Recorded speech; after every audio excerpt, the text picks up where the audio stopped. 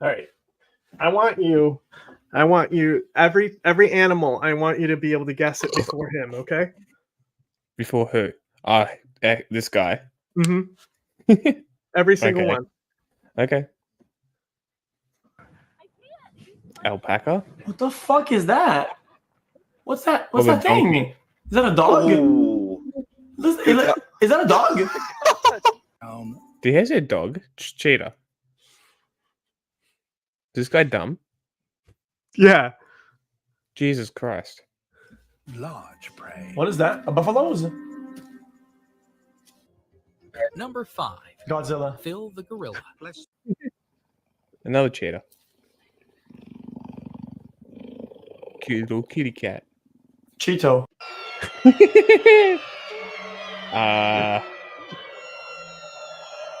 that a chicken? A wedge What the fuck is this? chicken. It's a Pomeranian. Kitty cat. Dude. At first, A fluff cake. I thought it was like a llama. Another bit. Is that a turtle? It's a llama. Guinea dude. pigs. Aren't those like little prairie dogs? Sorry, chinchillas. Oh, chill chipmunk. The fuck is that? Oh Oh, it's a fox. no! Little baby wolf, dude. Oh, there's my ultra, seal. dude. Oh, dude. It's a Like a small groundhog. lobster. Fairy dog. I mean, fucking beaver. Lobster, I mean beaver. Totally the same thing, right? Crocodiles. Is this Sekiro? Crocodiles. What a moron. Jesus fucking Christ. What a dipshit. He's one of the BuzzFeed streamers. How? Alright. That being said, Ninja was like the most popular streamer forever. He's not the most popular. He's one of the top ones, though. Kids watch him. He's like notorious. Okay, now I've told you some possum facts, right? Uh-huh. The American possum, right? Mhm, Or the fake opossum. possums. Mm-hmm. Now, you remember any of those facts I told you about him? They're super weird. They run away. They play dead. I didn't tell you any of those facts. These are facts No. you already knew. This is stuff I already knew. All right, so they're an essential creature for the American ecosystem. That's like, right. If they, Yes, you if did they tell don't me that. exist, our entire ecosystem will collapse. Mhm. Like in the Northwest, they're one of 3 essential animals to the ecosystem. They're You one said of it the was beaver, this, and No, it's opossums, polecats like skunks and weasels, that's okay. and then raccoons. We need all 3 of raccoons. those species. Yeah. They're the main decomposers of our Okay. ecosystem.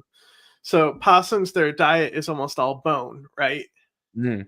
And so they poop bone meal, and so it's like really, really, really good for the vegetation.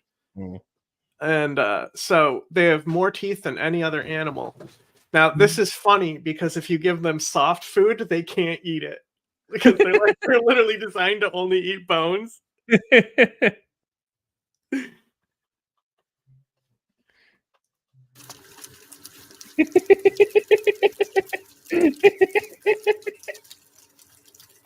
It's probably one of the funniest things. It's almost as funny as the turkeys. When you go up to like a group of turkeys and gobble at them and they all gobble back. I think that's probably the funniest. This might be close. Oh, it's almost done. It's almost done.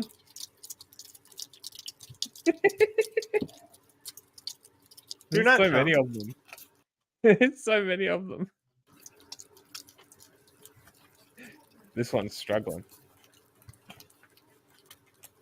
And this one's done. It's looking for more. Those are all really young too. They look so weird when they're like fully grown, especially domestic ones. Yeah. Oh, I didn't mean that. Do not jump. Do Chinchillas not touch come. me. All right. Do not come. Are you ready to know the 5 attraction switches that pickup exist in artist. every woman ubiquitously? Oh my gosh. Yes, I am so Okay, lame. let's see what this fascist So girl thanks has to that say. dating video Here we from go. like 10 years ago, I now know about the 5 ubiquitous buttons that exist within me. Based. So based. Now, Uh-huh. I can't actually tell you about the 5 attraction switches that exist ubiquitously Uh-huh. within every single woman. However, no one can. Instead, we're going to break out a couple things that seem to work with people for dating. This is Only literally dating because, like, series you have to I know think she's for so most right wing that, like, all those people are probably watching pickup artists anyway. So she's probably actually doing all of them a favor right now, being like, "Yeah, Yeah. don't listen to the pickup artists." So Yeah. let's see. You know, we're gonna jump to the Taylor Swift shit as soon as she gives bad advice. Okay, if the first thing out of her mouth is bad advice, we're out. Hope you enjoy. I hope it's entertaining, and if nothing Let's else, fucking go. maybe you learned a new word. Ubiquitously. Okay. So while I cannot tell you 5 ubiquitous tricks that exist within every woman, Then why to the fuck turn am I her watching this on, this 7 pathways This to is how pickup getting artists her talk. wet. They think What you I can hack women. can tell you is a little bit of information about how to broadly improve your chances of success in dating. Let's fucking And go. the best part is a lot of these tips and tricks, they'll just improve your interpersonal relationships in general. That's good. Uh-huh. They just work Stop it. on people. This motherfucker who is so close to jumping out. Mm-hmm. Come here, fucker. Lots of you might be shocked to hear this, but women are people. It's crazy. Wow.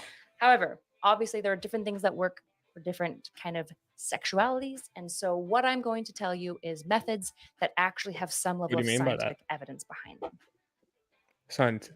You're probably potentially wondering, So there should be no bad advice here. what are you, a silly, small, estrogen-filled woman, doing telling me, a man full of testosterone, about dating?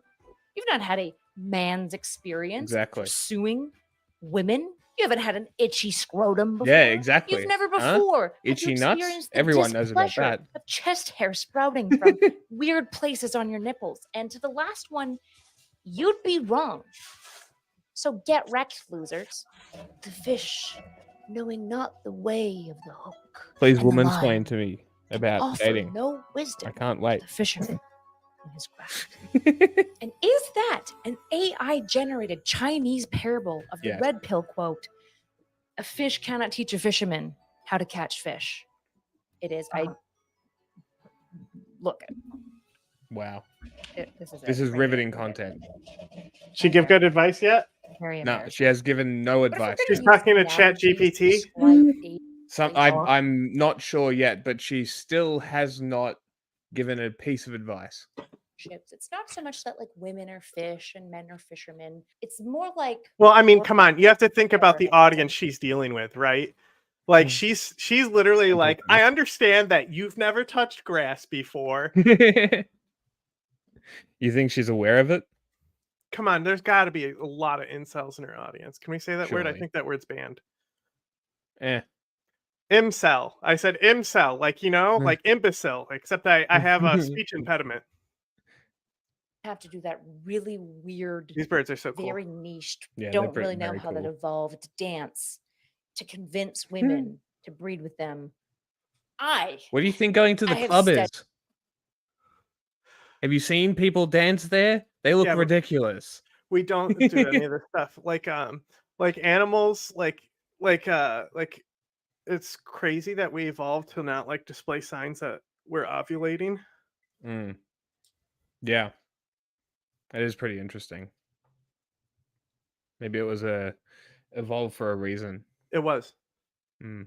There's also like if you look at monkeys and shit, none of their structures are like ours as far as like, you know, date structures and family structures.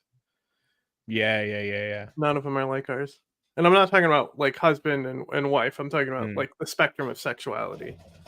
Yeah. studied the best dancers. I know the greatest choreographers. I have the best words. I know words. I have the best words. Cringe. She's as doing such, the Daily I'm gonna Wire show you the thing. best dance move. Okay, so tip 1 is a dance move. Is that's what we're getting? We're not at that yet. Okay. I don't think we're anywhere yet. And you got a lot of them. I love dogs. You love dogs. Let's power through it. AKA Riz, AKA you could be as rizzed up as me, the Riz Queen. Yep, that's me. Pre-selection, according This to is the still an intro? prestigious journal Urban Dictionary. It is says defined this as part was following. called ubiquitous, and nothing was explained. Epic. Pre-selection is a principle which dictates that women are more attracted to men that seem attractive to other women. So now because your girl selected you, you must be a good mating choice. So when a lot of dating coaches or red pill guys or different pickup artist What? gurus talk about pre-selection, they'll often kind of weave in tales of biological essentialism into this. Talking about how essentially if one woman selects you as a mate, I it think she's just explaining red pill philosophy. No, I think she's like de-radicalizing, like because she's specifically saying like what pickup artists tell people. Maybe. I mean, the titles of the sections are kind of interesting. Let's jump to her where she's actually talking about this. Okay, I don't think any of this is tips. this is I where the think term this is No. just explaining enter how to talk to people and touch grass to fucking I think, people. who yeah, I don't think that's what it specify. is. Yeah. That's so funny. I was Professor expecting Robert something so much worse. Mm. Aldine. He teaches at Stanford University both business and psychology courses. In terms of consensus, people follow the lead of many others and similar others. The asterisk said, this is one of our most popular. Congratulations, memetics. We get it. Okay. And immediately sales jumped 13. This is all terrible. Time for Taylor Swift. Okay.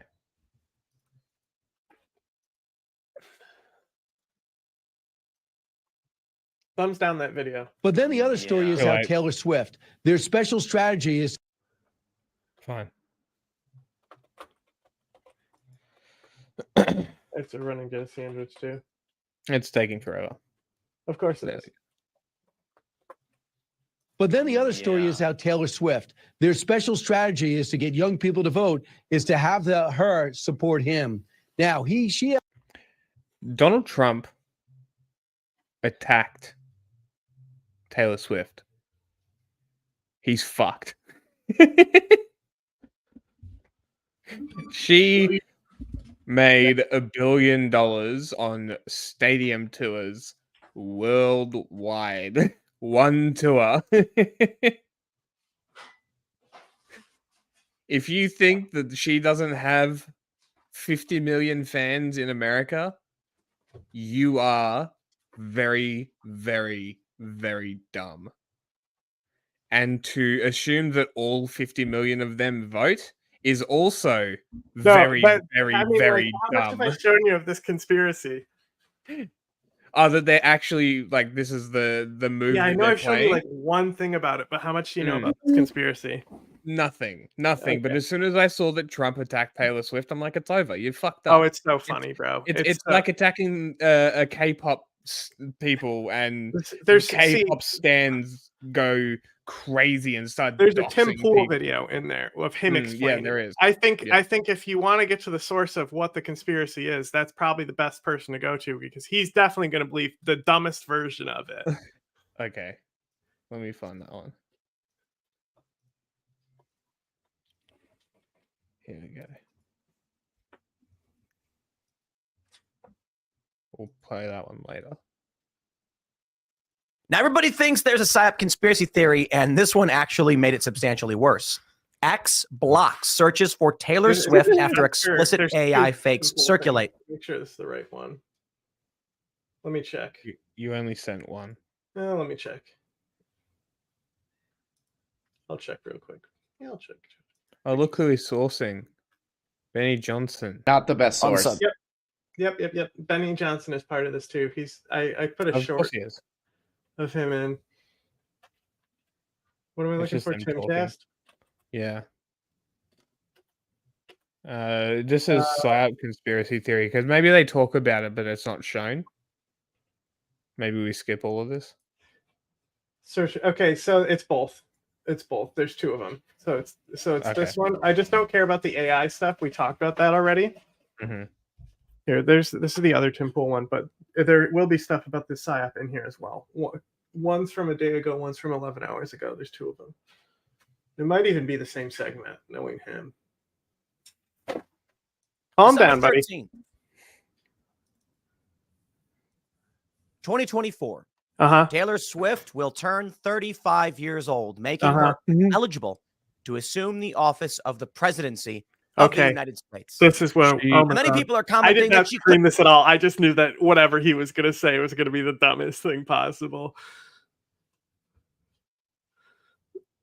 People can't really believe that this would I was actually. literally, as I was getting my sandwich, I was like, wouldn't it be so funny if like they started like saying that she's gonna run for president, and imagine she just like literally like as Trump gets disqualified, or she goes, I'm running for president for the Republican Party. I'm going back to my Just country roots. derails. She's always been country. That's the thing. She's literally a I Christian know. from Tennessee. Like you I guys know, are that's what's fucking so idiots. funny. Hi, everybody. Actual Nazi here. It's so funny. They have no clue. And like people are just I tell you what though, if there was a ticket that was The Rock and Taylor Swift, I want a ticket off Earth. Please. Please. I want a ticket off Earth. Elon, free, please. I don't care if the rocket explodes. I want a ticket off. Oh, I want gone. I thought you said The Rock. Like you were gonna vote for a ticket where it's The Rock and Taylor No. Swift running together. No, I'm saying that if they did run together and that was something that actually happened, Oh, okay. I want off this ride. Okay. I want thought off. it Something misheard fucked you, up. but you were just saying both. Okay, never mind. Yeah. Like let's turn it back to 2016. I think that's where the timeline split. Could not possibly be running this year. That's right, Taylor Swift, because you're only 34. In fact, you can run if you are 34, if by the time of inauguration, you would be 35. Now, of course, no, it's silly and absurd to think that Taylor Swift would actually run for the presidency. But maybe vice president. Ryan right? Gosling and Ryan Reynolds. I'd vote for that. Who gets the front spot though? Has to be Ryan Reynolds, right? He'd give an address in the Deadpool suit. I was wrong. Tim Pool might be so far off. He's on a different Taylor Swift conspiracy. Dude, imagine though. Imagine if it was Ryan Reynolds and Ryan Gosling, and he did the inauguration speech in the Deadpool uniform. That would be a moment to remember. Same standards apply. If you're going to be vice president, you got to be at least 35 for the same reason. You can't assume the office of the presidency if you are under 35. Now, it's not so clear on the, I'm not so clear on the legal qualification requirements, et cetera, for vice president, but I believe it is the same based on a report we had covered a couple of years ago. The Baltimore Sun writes, forget Kamala Harris, put Taylor Swift on Joe Biden's ticket. Yeah, I Very bet that. Now, those who follow that's gonna get them sports. clicks. Oh, what does this say? Click, click, click, click, click, click, Hold on. click, click, click, click, click, click, click. What's these last two words? Oh, reader commentary. Something about coming. What could reader commentary possibly mean? Last night, I think, the Chiefs beat the Ravens and are advancing to the Super Bowl. With many people questioning how Taylor Swift could actually be there to see her beau, Travis Kelce. Jesus She's Christ, going to be in bro. Japan singing a song. Of course, You've this never leads heard us to that was his first time testing that word out. Was that your Surely test? not. He said- Surely not. He said "bo," and then all people stared at him, and he goes, "Is it boo?" And then they're like, Jesus Christ. "Come on, Tim." of the wild claim that Taylor Swift is a PsyOp, Yeah. a government asset of some sort meant to manipulate people. And why is that? There's been conspiracies about Taylor Swift forever. Mm-hmm. Forever. Like, this is not new information. I don't know why people are acting like this is new.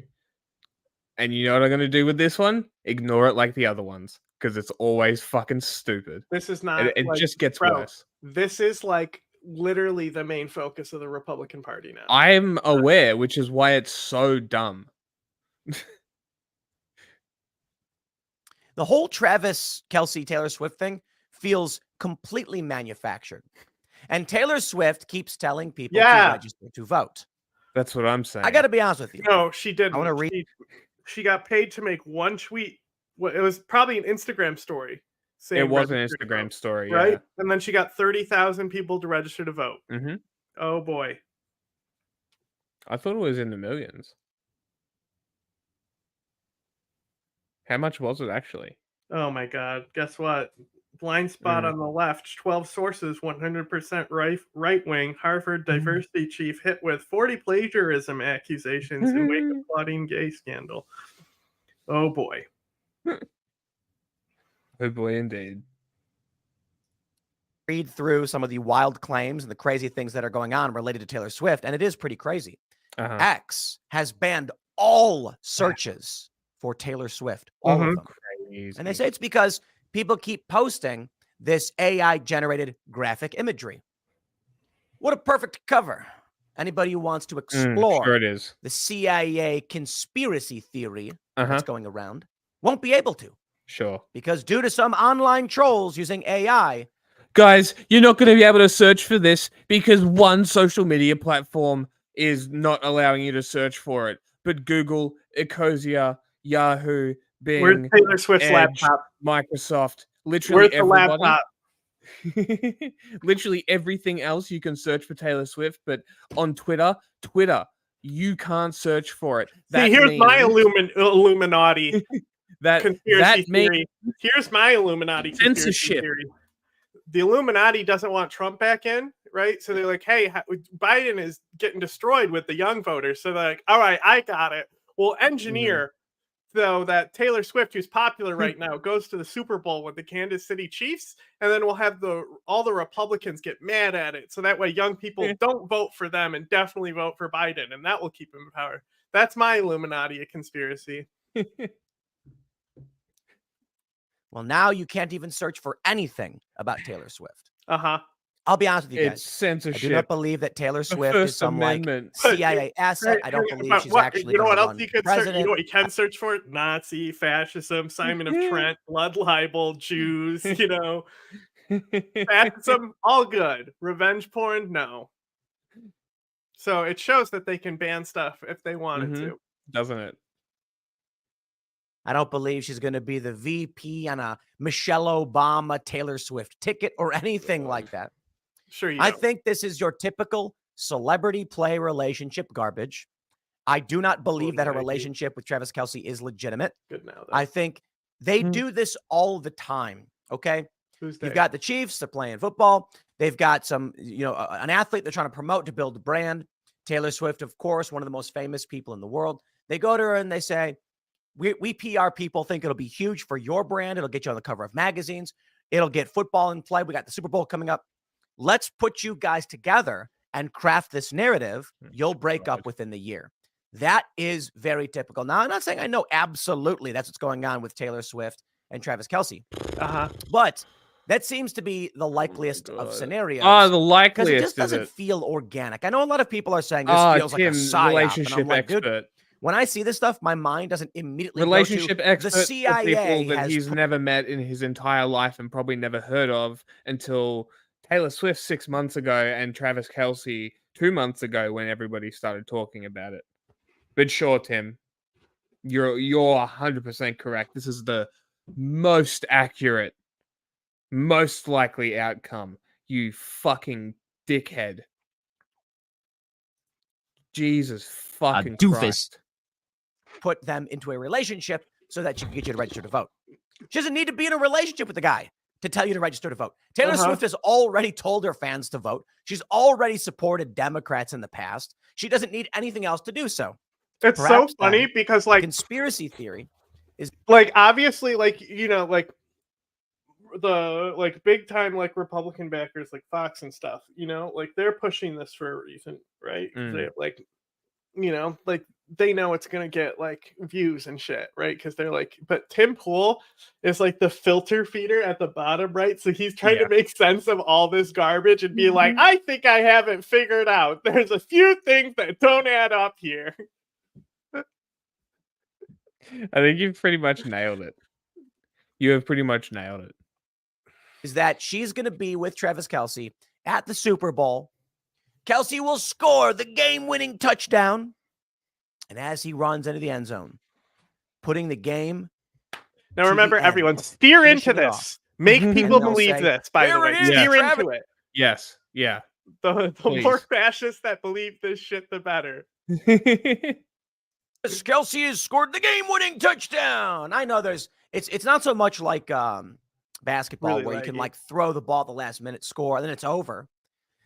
You know, wild game. Yeah, I kind with of LeBron this weekend. Was that yeah, that was Saturday. But with football, it's not just it could be definitive. That's it. With that touchdown, the Chiefs are going to win the Super Bowl. And then once he gets to the end zone, he drops down, puts the ball on the ground, looks up to where Taylor is sitting, and he pulls out a ring. And he opens up. And the crowd goes wild. What the fuck is Everyone's happening, screaming. bro? Oh my god. What are you talking Oh about? god.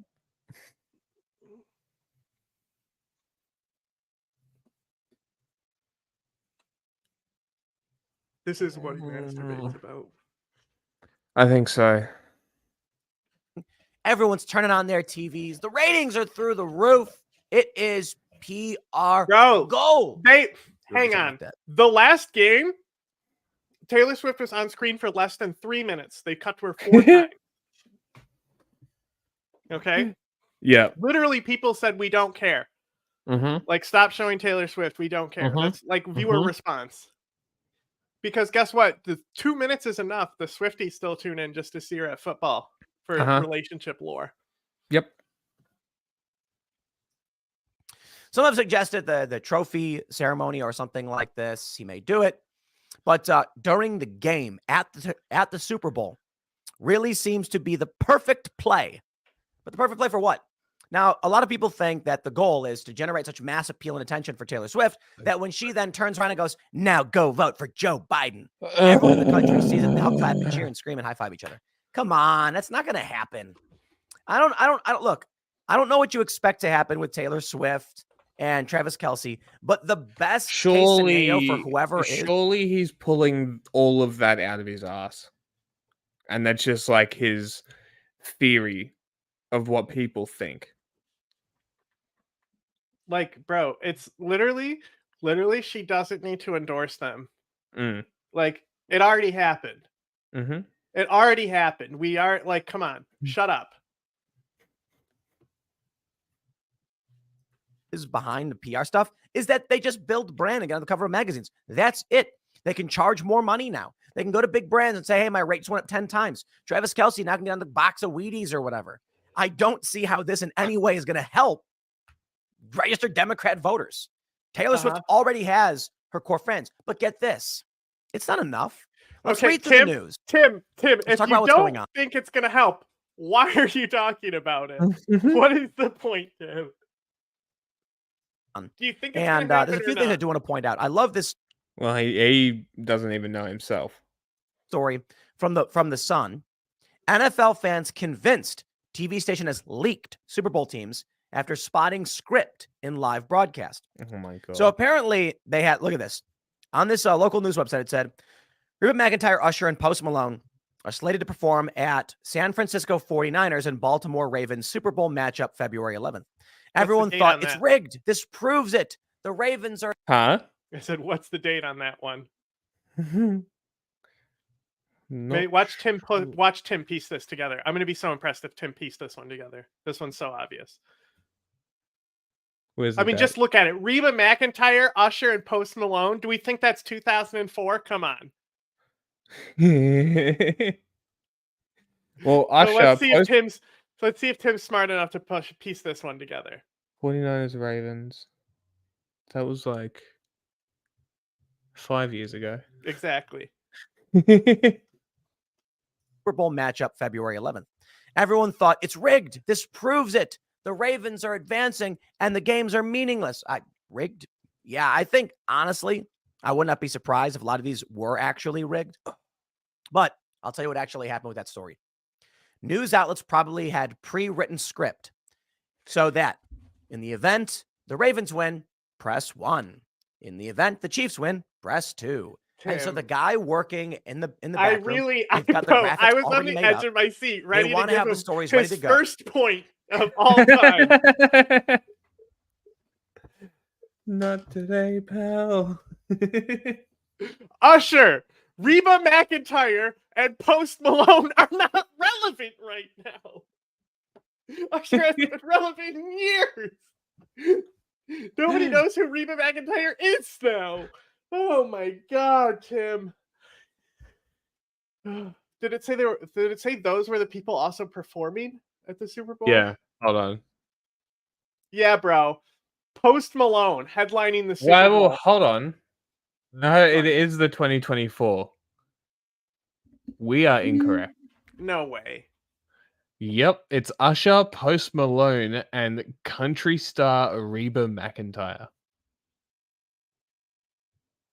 No way. It's Reba What? That's What the I can't believe actual that. fuck is going on? No way. Usher. Oh, wait, so Why you're would telling they me get- Tim Pool does get a point now? I think so. I think we have to concede the Okay, point. Tim Pool gets that means he's gonna come out of like F tier and into D tier with his first ever point. Because there's going to be only one of two outcomes.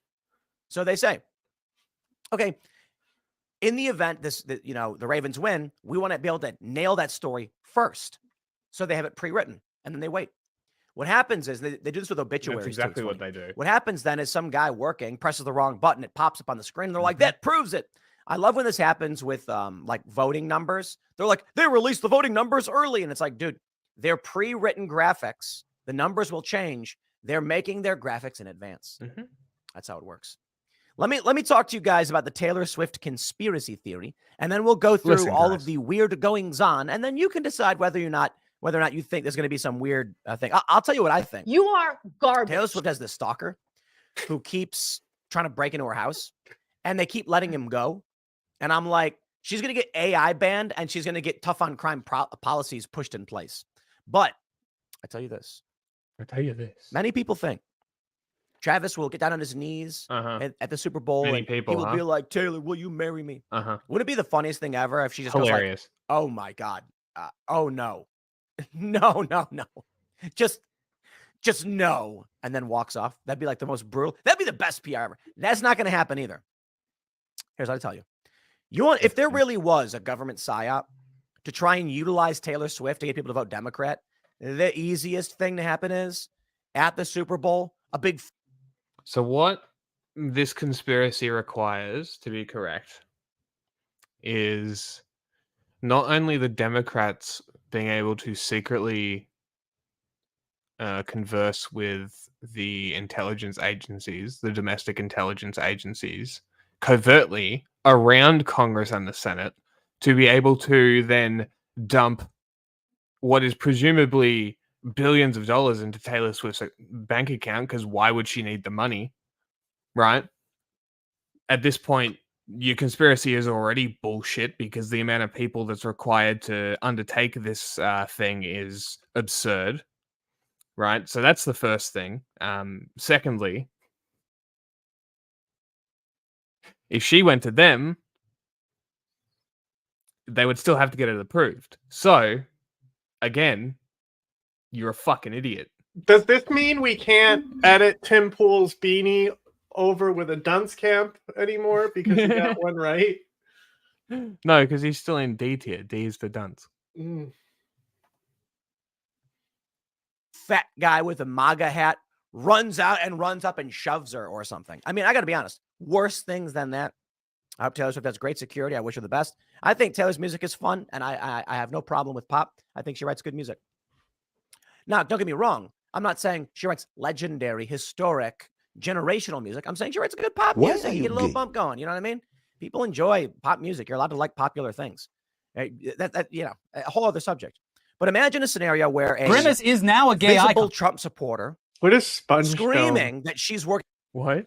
What is Sponge Dome? I have no idea what you're talking about.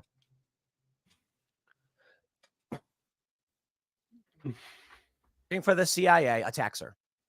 You want to know how to get you? I'll tell you what.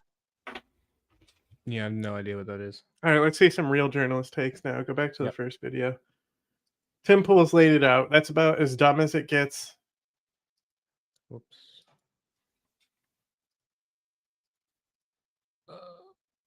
It didn't. Okay, good. It didn't go away. Good. Yeah. But then the other story is how Taylor Swift, their special strategy is to get young people to vote, is to have her support him. Now, she evidently tweeted out support for him, and I saw the full screen this morning. I don't remember that. 2018, she went for the candidate, Phil Bredesen, against Marsha Blackburn. Marsha Blackburn felt that. She does have power, but it would be the single dumbest thing a mega superstar could ever do. Wow. Why would you tell half the country that you don't agree with them in this highly polarized time? You stay out of it. Hey, listen, I'm Taylor Swift. I like this guy. He happens to play football for a living. I'm on the stage a lot, selling out. That's it. I think it would be the craziest thing ever for her to do it. And Joe Biden's not worth it.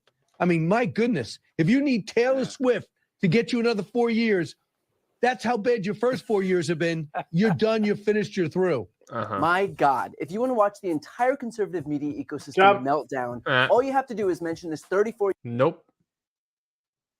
Brian's fine. I mean, this is fine commentary, but we're here to have had get enough. the collection.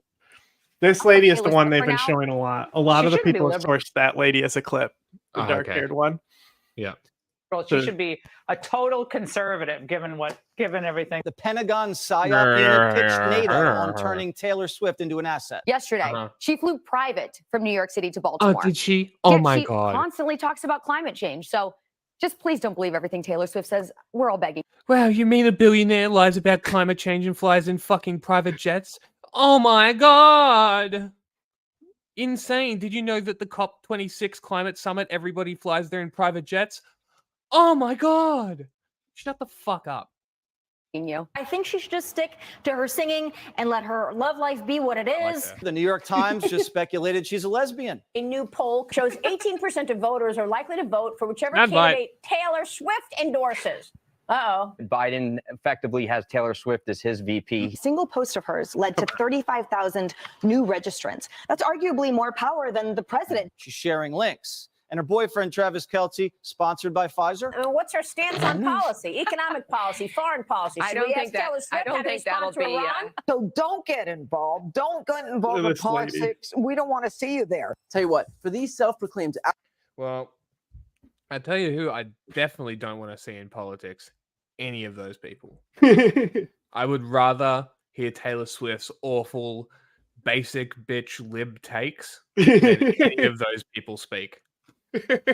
I would rather have my brain scooped out with Taylor Swift's basic lib takes than listen to those people speak. So if that says anything, then I don't know what to tell you. So you think Taylor Swift comes out against Trump? I don't care if they write that. I'm sad that I didn't 2 years ago, but I can't change that. Good for you, Taylor. I'm saying right now that this is something that I know is right, and you guys, I need to be on the right side of history. And if he doesn't win, then at least I tried.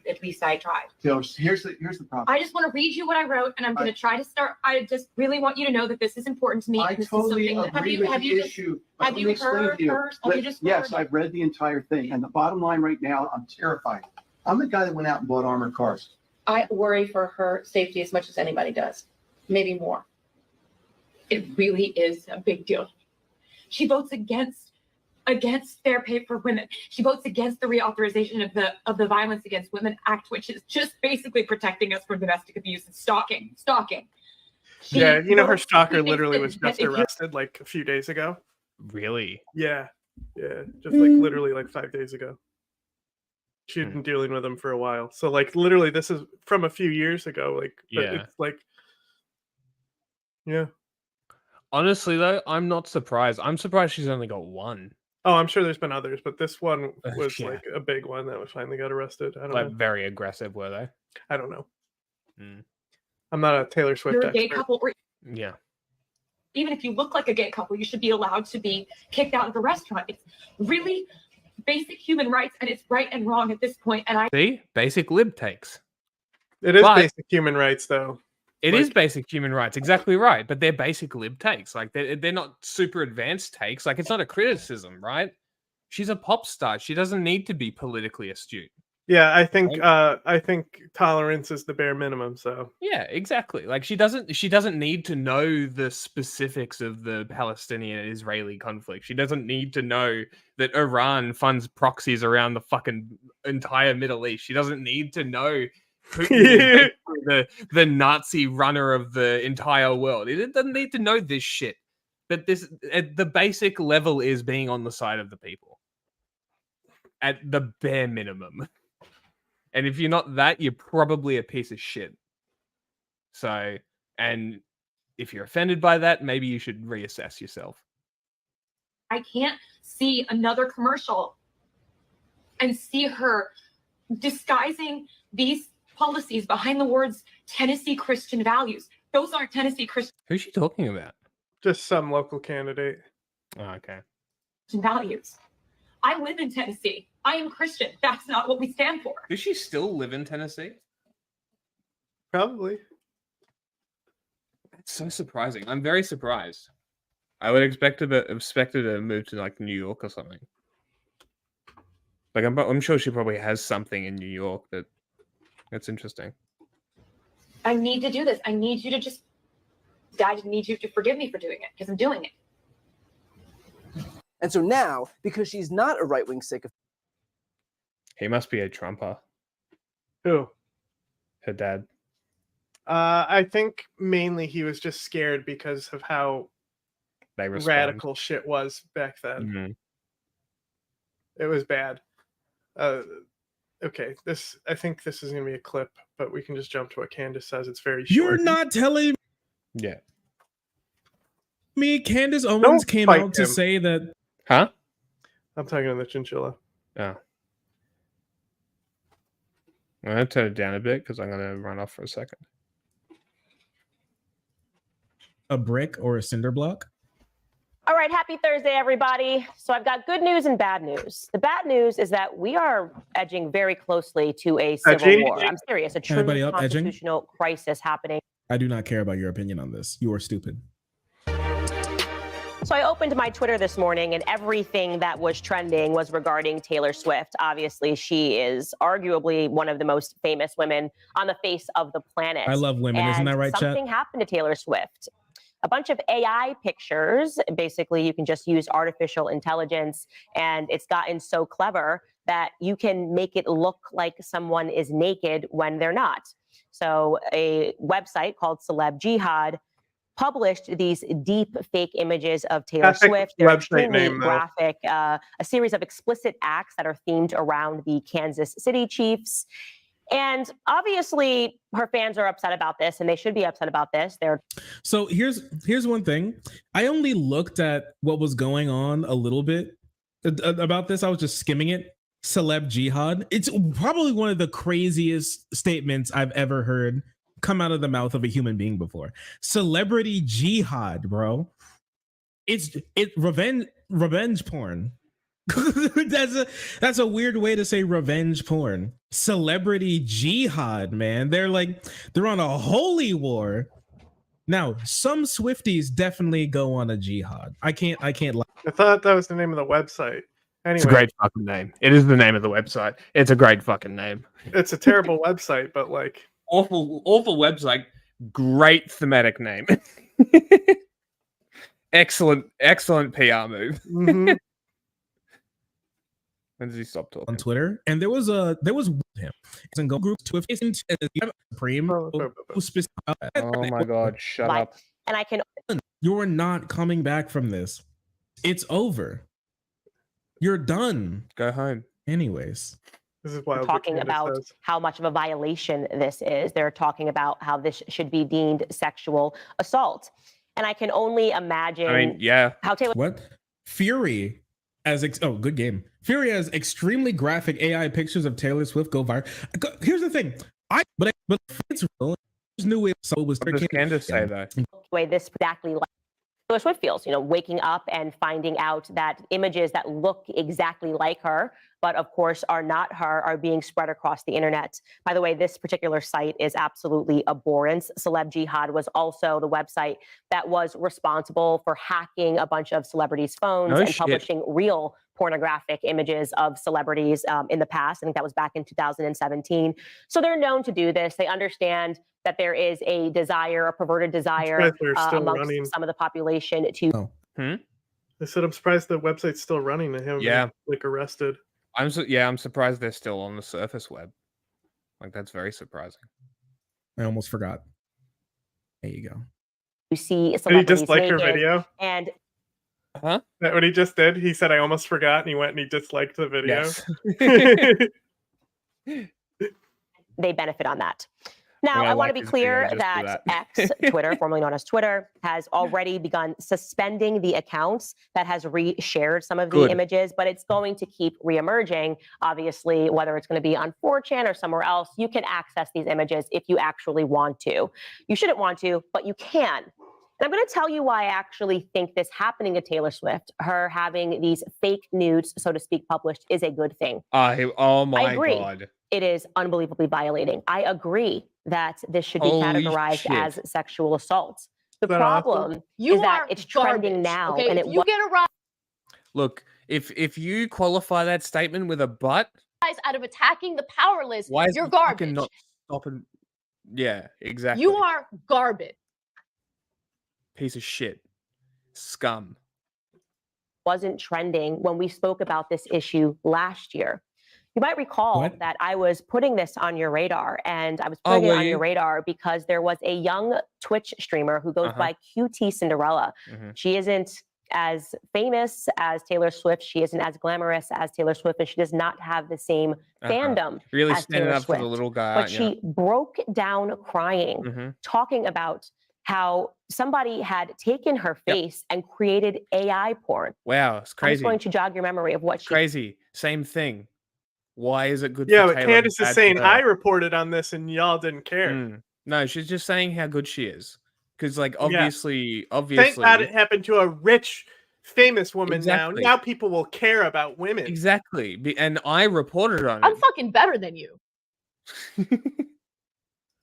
She said, take a listen. If you Oh yeah, I remember that. What was that guy's name? Okay, I actually next. watched some of his videos. Like I didn't watch. I mean, everyone's seen this. Very sad I moment. like skip Ethan it. Klein fucked up major in response to this, and it was Oh, like, really? yeah, it was like, he like, he was like getting really into a meme, and he got a little too goofy, and then went into the serious segment, and the goofiness didn't come out of there, No. and so he did like a joke that like sidelined the whole thing, so he had to do an apology. And there's a guy who like rates YouTuber apologies, and Ethan is the only perfect apology, I think. Oh, that's great. Nothing wrong. You know, she's I not. actually haven't seen it because I don't care. Like it's YouTube drama. Like, okay, look, it was AI porn. It's horrible. It shouldn't be happening. But at the end of the day, I don't know who this is. Internet person. I don't care. It's like a celebrity. Oh, a celebrity had their nudes leaked. I don't give a shit. Like, why do I care? This probably happens all the time to normal people. People get their shit stolen, and it's no big deal then because. Well, the news doesn't aren't you care. glad it happened to Taylor Swift then? Because now people No. will care. No. Yeah. Huh? No, I'm not happy that it happened to Taylor Swift. I'm No. not happy that it happens to anybody. Oh, so we're not on Candace Owens' side now. No, That weird. I'm not on Okay. her side. I'm just kidding. I'm just fucking around. I'm not on her side. I'm not on anybody's side because nobody has this. I'm on the side of like this, like, you know, it's like there's few things where I'm like pro policing of revenge porn, and like this type of shit is one of Yes. them. Yeah. But like We have a great let them eat cake episode about revenge porn in the military yes, we do. 29. and how I the think. military is disconnected to not bring justice to sex crimes, big and I think small. it's episode 29, yeah. But yeah, like it's definitely something that should be policed, but Like like even Candace here is like, oh, I reported on someone not as famous but still famous, right? You're not going to report on some nobody with 80 followers who had a nude stolen.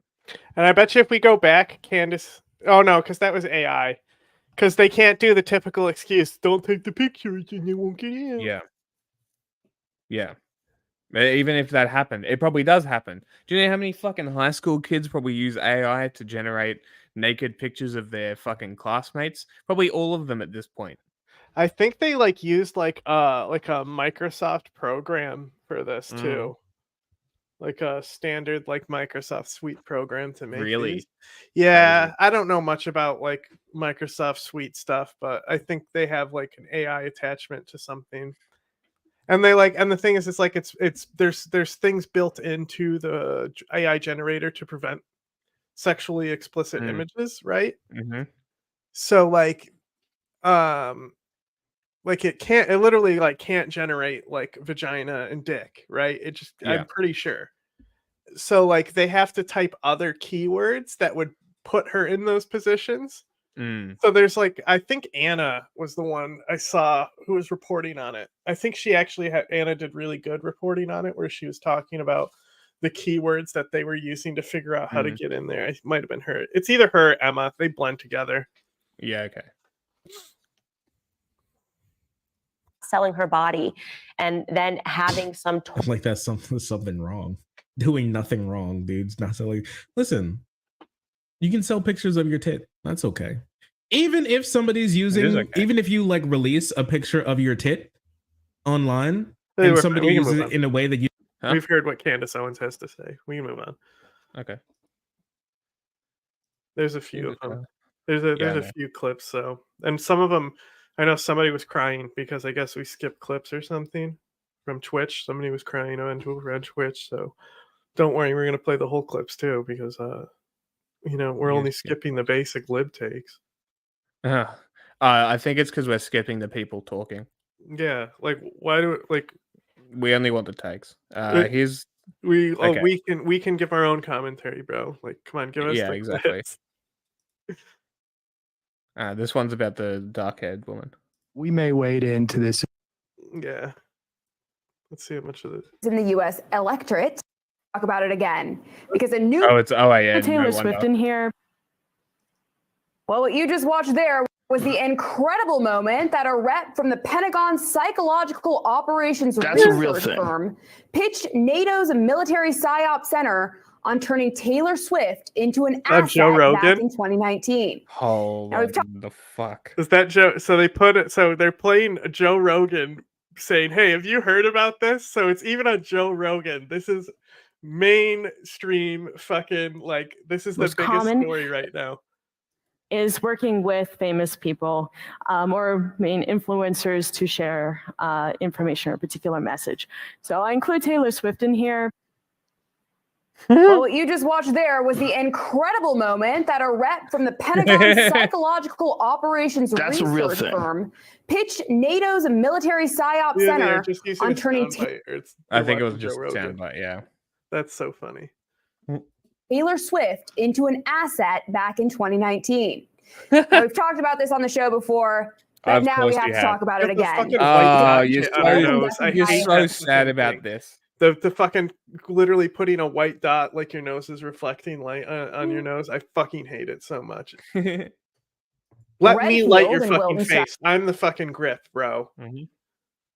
Strategies found that 18% of voters say they're significantly more likely to vote for a candidate endorsed by Taylor Swift. Was Haley Zuan mentioned in the Pentagon thing? Did they show her there? That's so funny.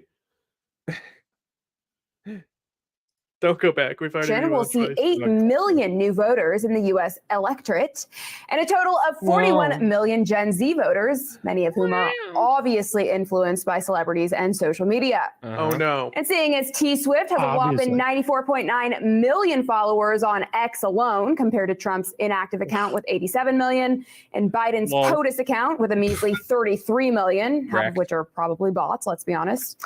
I'd say yeah. You think half of Trump's followers aren't bots, my Literally, guy? Trump's there. It's just deleted inactive accounts. Like it's just like if he logged Yeah. back in, the number would like snap in half. You know? Yeah, yeah. They It's so funny. Like the number. I is know on X. minuscule. I heard it. It's cringe. Yeah. Twitter. What do you expect? Yeah. They're literally Yeah. worse than Newsmax. Mm-hmm. I don't give a fuck because Twitter's not a real place. Correct. That's probably reason for concern. Of course it is. Especially when you take into account the fact that George Soros and the Carlyle Group own Taylor Swift. She's really trying too hard with her makeup, isn't she? She's also trying really hard to get over whatever accent she has, but Yeah. the O's are killing her. Swift and her music. Yep, George Soros. After I bought was Taylor denied the Swift, chance that's to right. What? George Soros bought Taylor Swift. George Soros Mhm. owns Taylor Swift. You heard it Of here course first. he does. Of course he does. Because didn't you know? We have Jews. Purchased my music outright. My entire catalog was sold to Scooter Braun's Ithaca Holdings in a deal that I'm told was funded by the Soros family, 23 Capital, and the Carlyle Group. Yet, to this day, none of these investors have ever bothered to contact me or my team directly to perform their due diligence on their investment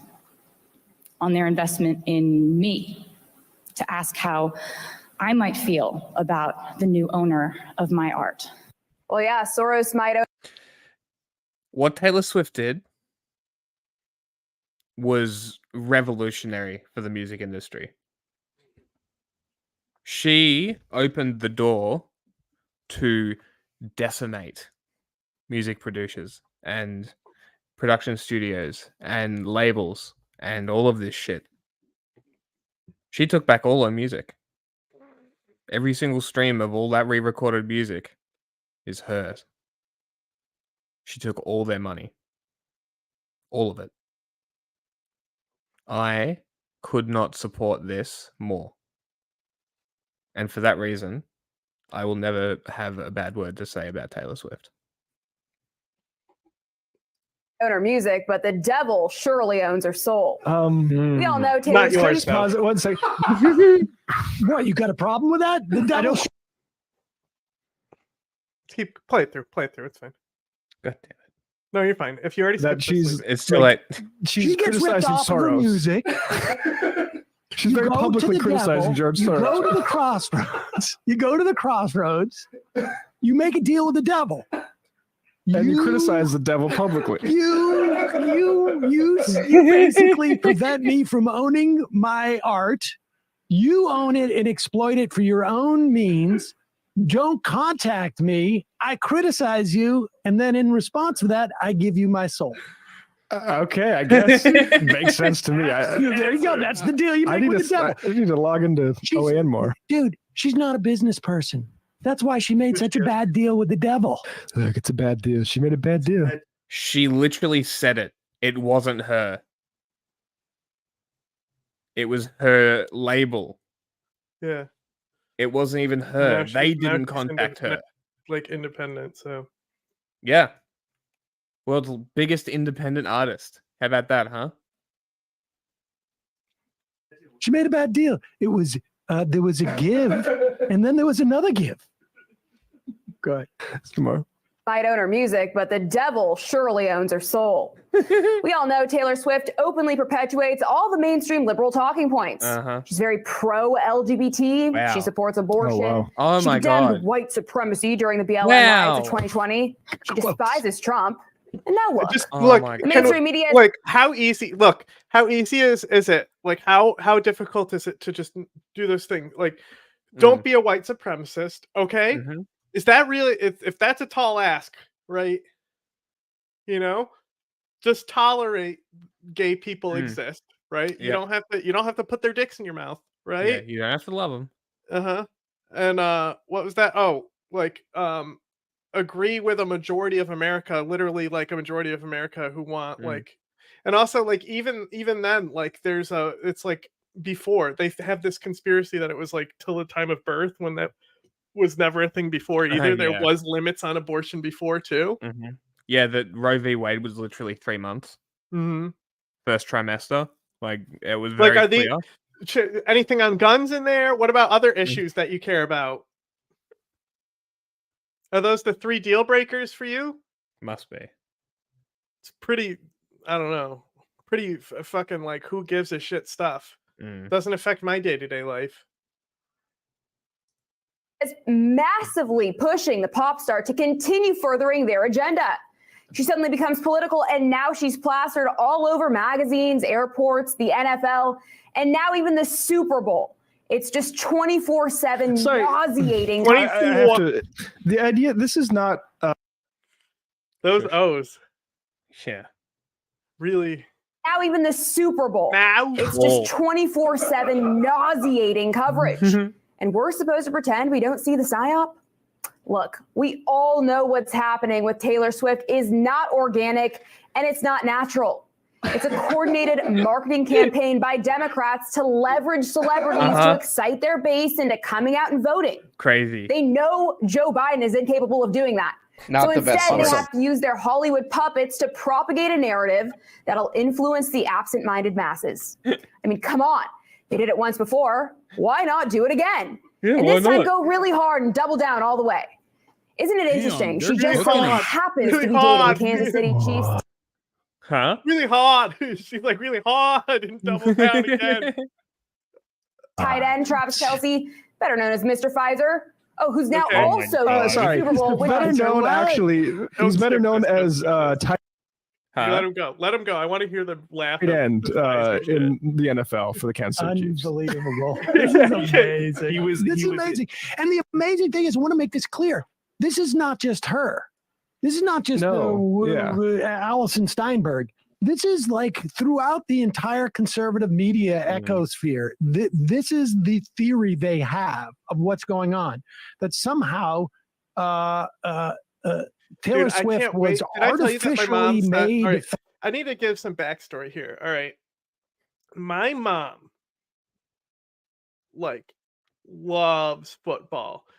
She said she used to cry as a little girl because she couldn't play football with boys. And she would write essays in elementary school about how it's not fair girls can't play football. All right. Yeah. She told me because of Colin Kaepernick, she almost stopped watching the NFL. Right?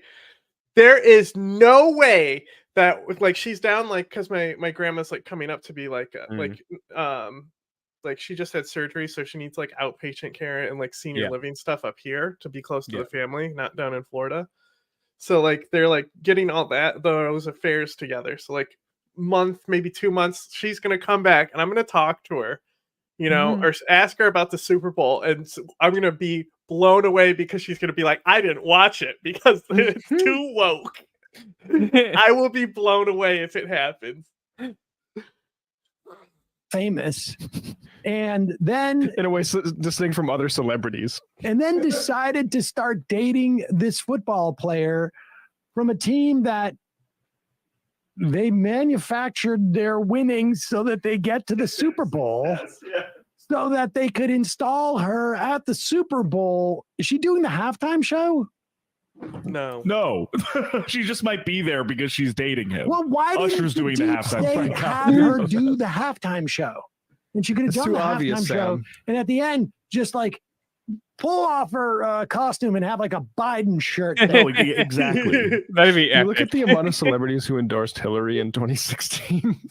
Remarkable, I would imagine. I don't know. But also, just to be clear about the Mr. Pfizer thing, if anyone doesn't know, Travis Kelce was in a Pfizer commercial encouraging people to get vaccinated, which is why New York Jets quarterback Aaron Rodgers called him Mr. Pfizer, which is where that comes from. Wait, He was Aaron mad Rodgers about is that, with the okay. Jets now? What a downgrade. Travis Kelce, better known as Mr. Pfizer. Oh, who's now also going to the Super Bowl, which is sponsored by, you guessed it, Pfizer. What a coincidence. Boy, how shameful is it? The New York Post further pushes the propaganda, putting this story first above the headline regarding the 3 U.S. servicemen who Remember, were it's killed always in the okay to make fun of racist news anchors' accents. drone strike in Jordan It's all yesterday. PsyOp. Amazing. Really goes to show where our priorities lie as a nation. It's rather disgusting, but I digress. America's pop star celebrity sweetheart joins forces with the top dog in the NFL. The playing way for the she team that's going to enunciates the is Super Bowl. just to I fight mean, her let's accent too. It's so funny. be real here. This is bread and circuses on steroids. Oh my God, Major bread League and Sports, circuses. in and of itself, is nothing but a psyop. Oh. Get kids plugged into the cycle of going to public indoctrination camps, playing sports for their school, and going to games. Many end up devoting their entire childhood to competing in various sports. Now only to it's be cut all from the against team at which- sports is a huge psyop. Is that what's going on? That's now? what's wild to me is like if you like take a breath and like try to forget where you are. It sounds. I've heard this come from like the liberals, like saying like sports is all just it's all a distraction. Like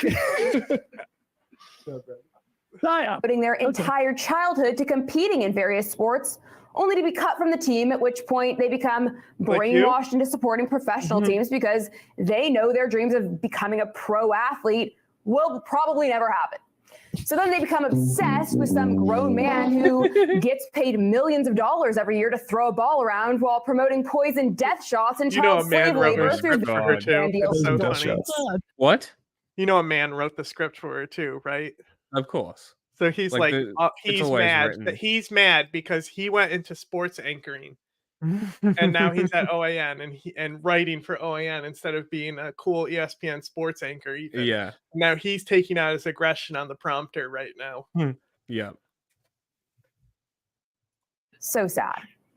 Imagine being so brainwashed by sports, you actually show up to your team stadium to shovel snow for free so you can watch a bunch of grown... Yeah, sorry. God forbid you do something communally. Like these people were also paid. They were paid by the hour to shovel out the Buffalo Bills stadium. This isn't even true. I mean, I had to sandbag for flooding in Fargo multiple times without pay. But wait a second. as a This cost. is not sandbagging. This is shoveling snow, and they're getting paid. Bro, our But also it's local because you wanna college enjoy it. team has a dome. Seriously? Yeah. That's wild. You can see it through because Probably it's built on the very top of the hill of the campus, right? So for throughout most of the city, you can actually see it because it's up on a high peak of the tallest hilly mountain. Yeah. Yeah, you can see it all over the place. Crazy. Also get access to a ticket for free ticket. And yeah, I mean, look at that brainwashed. It's like North Korea that they get to sit down and drink a beer and watch a football game. men who are overpaid tackle each other. Seriously, though, trudging through 3 feet of snow amid a massive blizzard just to watch a game? Yeah, sorry, you couldn't pay me to do that. Just imagine for a moment if people were as dedicated to Jesus as they are professional sports. I think the country might look pretty different if that Sorry, Oh, were we the missed case. that. You want to go back, Bradley? We missed the Jesus part. This is they are professional sports. Oh, yeah, sorry. Just imagine for a moment if people were as dedicated to Jesus as they are professional sports. I think the country might look pretty different if that were the case. But sadly, as we know, it's not. And perhaps that's why we're witnessing the crumbling and degradation of our once great nation. Instead, all we seem to care about are the celebrities and athletes propped up by the Hollywood elites and this ongoing theater. She's fake, definitely carefully might be the crafted worst show fucking that the anchor Yeah, it's out real of bad. everyone that we've watched live. It's not even bro. convincing. She's you can see in her eyes that she knows what she's reading is ridiculous. Yeah. Because she's too busy fighting her accent that she can't fight her inner emotion. the masses have been hypnotized by okay? and can't seem to turn off. The question is, with the wide open border and millions of illegals pouring in daily, the stealing at the ballot boxes and censoring conservative news and Republican incumbents being removed from the ballot and financing Nikki Haley and so on. Oh, God. Why do the powers that be need this dynamic duo to sway the vote? Maybe they don't. Do they have enough dirty tricks up their sleeves as it is? Think about it. If Taylor Swift is really owned by Soros, we might actually have a rare chance to unite against him, using Taylor Swift as the Trojan horse instead of pushing the alphabet mafia. What are you talking about? So yeah, I'm trying to. What the fuck is happening, bro? How have did they no find clue. this? How did they find this, bro? I mean, it's OAN. It's not that out of the way. I know, but a lot of these people don't upload their most ridiculous dumb stuff where people can True. just pull it easily. It is true. Like their I remember. producer had to find that. Like that was the worst one. That was the worst take so far. That was really that was like painful. Let's see what Fox Yeah, News. Taylor Swift derangement syndrome has now hit Fox News. This is absolutely delightful to see. Taylor Swift, who I could not have cared less about up until about a year ago when she started saying, hey, I'm going to register voters. Oh my God. Now she's dating, I don't even know the dude's name. It's one of the Kelseys who plays for the Kansas City Chiefs.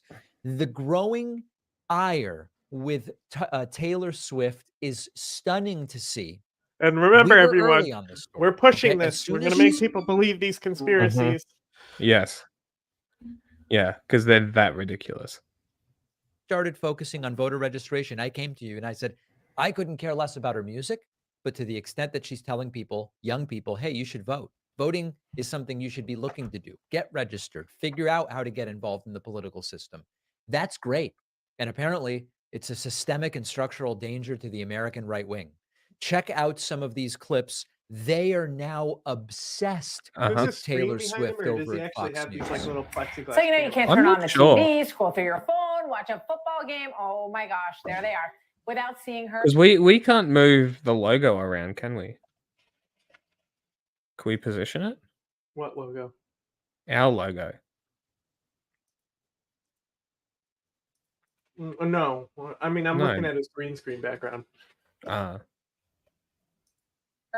Taylor Swift is only getting bigger, and now boyfriend Travis Kelce has gone to the Super Bowl. It is Wow. reaching such a fever pitch that she is reportedly at the top of the Biden campaign's wish list for 2024 surrogates. And There the you go. idea was even tossed around to send the president on to a stop on her Eras tour. Let's bring in Outkick.com host. I mean, that Charlie would be Arnold. great for PR. Charlie, thank you very much. You know, It would also be she has great to sent out feed tweets this fucking conspiracy if Biden really wanted to feed it. That would be hilarious. They would lose their fucking minds.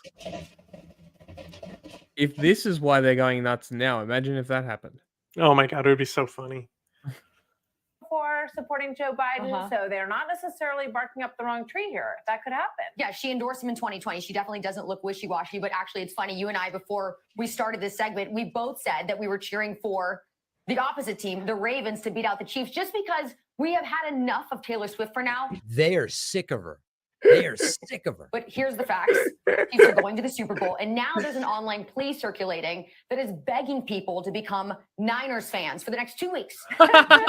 So it doesn't raise Travis Kelce, aka Mr. Pfizer's star power, along with, of course, Taylor Swift. They're all Mr. calling him Pfizer Mr. because Pfizer. Kelce That's is so vaccinated funny. and has said, hey, I think the vaccine's a good thing.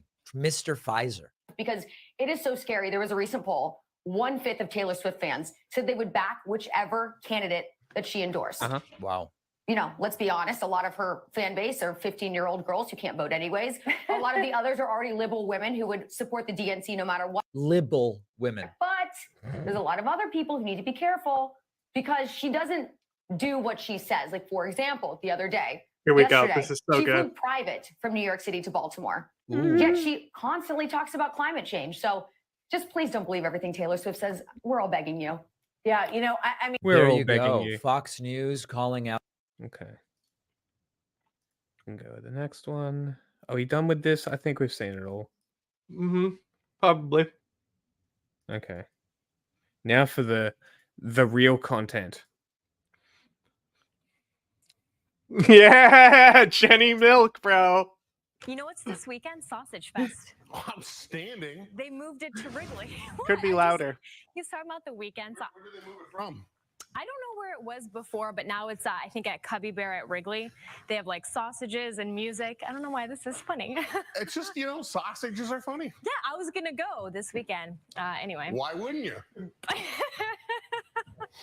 All right, moving on. Speaking of sausage, I do love sausage. When I was little, I was afraid of my grandfather, and the only way that they can get me to go like sit in his lap is if he had he brought Polish sausage and let me eat it. And so I would sit on his lap and eat it. That's how you bonded with and not be Papa. scared of him. Yeah, my grandpa. Sausage Fest this weekend. Be there. Nice. Do you bless your sausage along with your what do you eggs mean? like my family Jenny, does? we play Jenny Milk every stream. Pretty much recently, at least. She's the best. No, it's a very European thing. She's you bring daytime the sausage and the news' bad horseradish girl. and the eggs in the basket to church. You Anyone? do. You bring Yeah. the sausage to church. That's right. You put it in this a huge. good You're outfit. laughing, but it's yes. You bless Bless it, your then you eat sausage. it for Easter brunch. No, I've All never- right, I'm alone never done that. in this. My mom does it. Mom, it's not weird. Don't worry.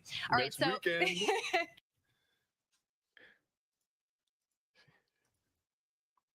How many And views that now- one get? How many views that one get? 360,000. That's not very much for Jenny Milk. It's not All as right, good as I next, thought. more sausage content. Let's More go. sausage. Have you ever Heck- wanted to drink escargot in a hurry? I got a solution for you. Technically, it's not a sausage, but Oh, it is good Mr. Lord. Sausage. 10 I saw seconds this into and I was this like, and I'm already I gotta show this to people. regretting the idea. For those of you keeping score at home, the Oh, answer is no. you can jam about 5 escargots in your espresso cup. Oh, there's already some juice coming out of there. Yuck. I think we got all the caffeine out of the escargot as we're gonna get. Well, there it is. Here's our hot escargot espresso. Let's give it a shot, shall we? Oh, If I had to see him drink it, I wouldn't be able to take it, you know? I'm so glad it happens off screen. That's gross. Water with a little bit of snail juice. I got an idea to increase the concentration. Oh, no. All right, so we're going to dehydrate these and come back and try again. Is it dehydrated escargot, or did I raid my cat's litter box?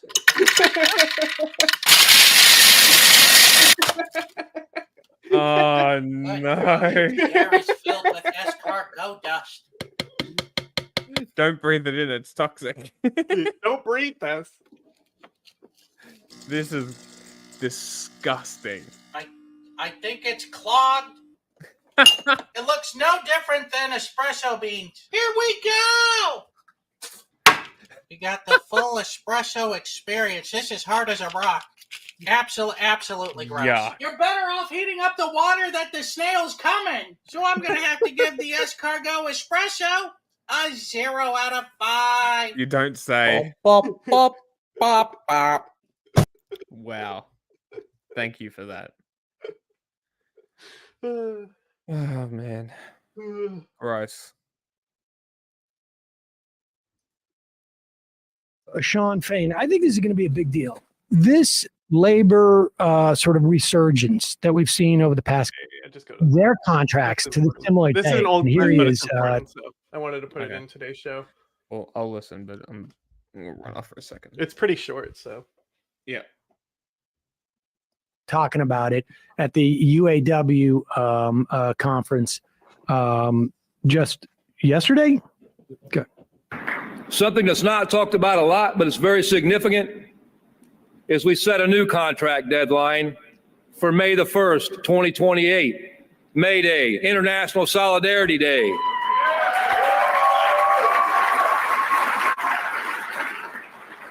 We did this for 2 reasons. I've always thought in my walk as a union rep that September was the worst time in the world to be going out on strike because sales start lagging when we get into the winter months. May made a hell of a lot more sense, but it also made sense to do it in a unified approach.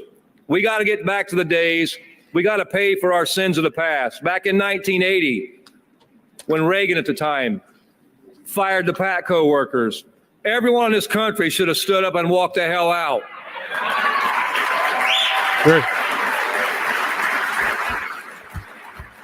We missed the opportunity then, but we're not going to miss it in 2028. That's the plan. We want a general strike. We want everybody walking out, just like they do in other countries. Oh, shit. This is illegal, by the way, technically. So Is it inciting a riot? Yeah, and Sam does talk about it after this. No, but it's you can't organize across companies like that, across industries. That's ridiculous. But Sam says after this, it's like, but if your contract is expiring and you can make pressure. Interesting.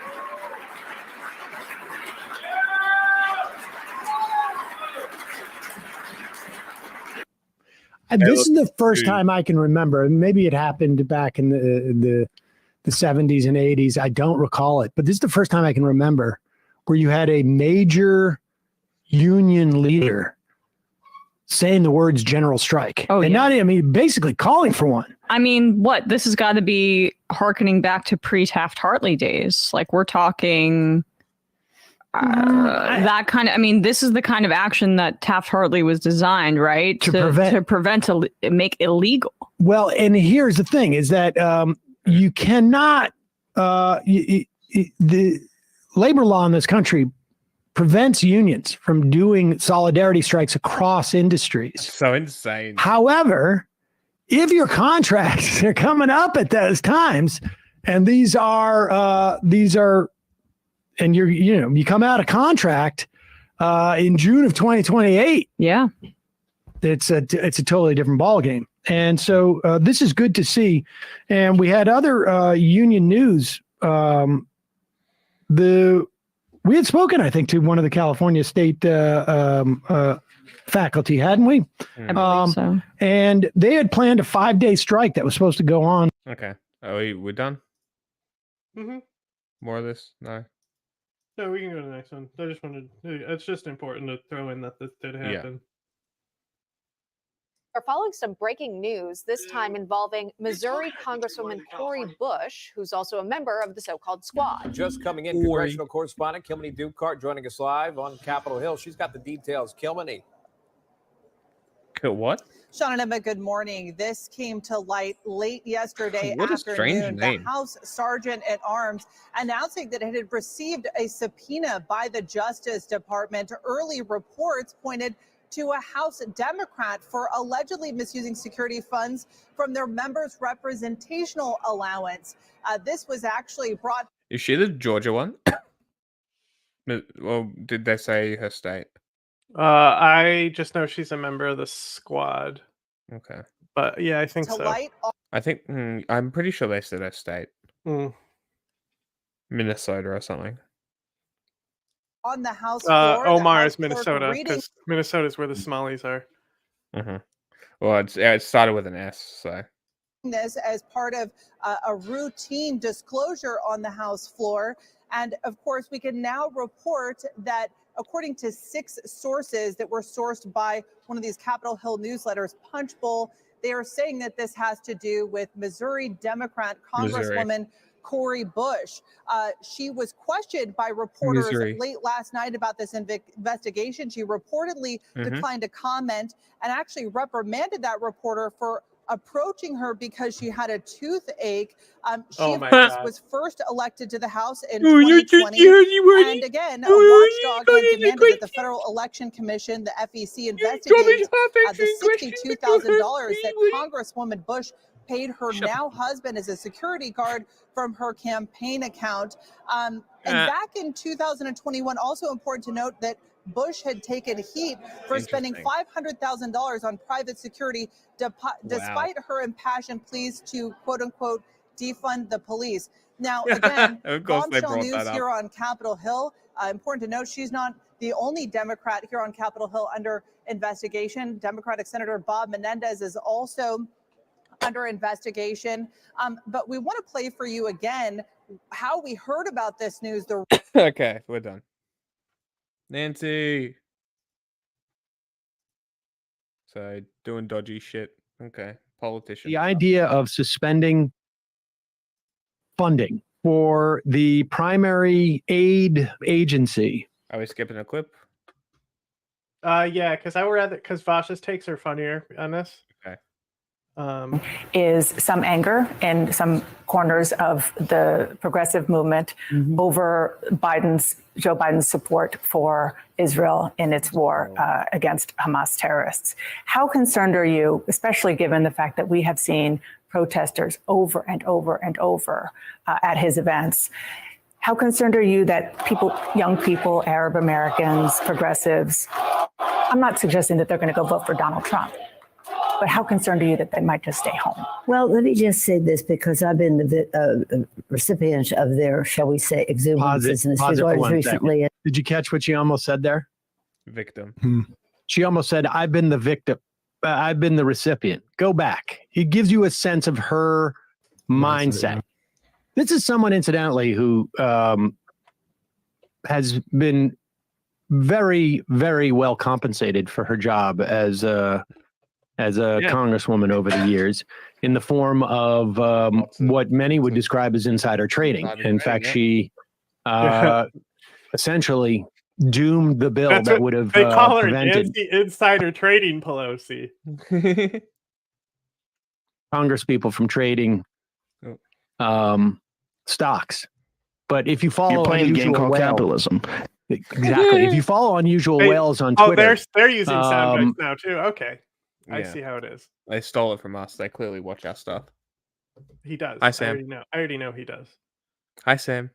Biggest fans. Have us on. You won't. We know you watch. We know you're scared of us. Yeah, everyone's scared of us. Even you. Yeah, especially the Vanguard. They wouldn't even read the YouTube comments. You would find that you, if you wanted to engage in some form of day trading, if you just shadowed her trades, you would do quite well. Index. Yeah, there was literally a thing. But just go back just a sec, so you can hear her say victim, recipient. Over and over at his events. How concerned are you that people, young people, Arab Americans, progressives, I'm not suggesting that they're going to go vote for Donald Trump, but how concerned are you that they might just stay home? Well, let me just say this, because I've been the recipient of their, shall we say, exuberances in this regard as recently as in Seattle on Thursday. Unfortunately, wanted to disrupt our very exciting democratic meeting there. They're in front of my house all the time. I bet it was just the most ecstatic thing you could go to ever. You know, not only just a political thing, but a democratic political meeting. No. I have a feeling for what feelings they have, but we have to think about what we're doing, and what we have to do is try to stop Sunday the morning suffering and gossip. This is women and children, people who don't have a place to go. So let's address that. But for them to call for a ceasefire is Mr. Putin's message. Mr. No mention of genocide. She's not even in fucking politics. Just call her genocide. Fucking bag of dust. Fucking Isn't she? Stupid. I think she's still in. No, she's just not speaker anymore. She still has a position. Oh, is she? Yeah, I thought she think she's retired. still. I don't know. I think she still has a position. God, I hope she retired. Putin's message. Make no mistake, this is directly connected to what he would like to see. That's a joke that George Santos was making. Gold bars, Menendez. Yeah, she's still a House rep. San Francisco, I think. Her and Feinstein were basically San Francisco sisters. Same thing with Ukraine. It's about Putin's message. I think some of these protesters are spontaneous and organic and sincere. Some, I think, are connected to Russia. And I say that having looked at this for a long time now. As you know, think some of these protests are Russian plants? I think we should look at what Bosch has to say about this before I give you my take on it. Okay. Well, it's coming. We'll get there. Yeah. I'm just saying. I'm going to hold off for now.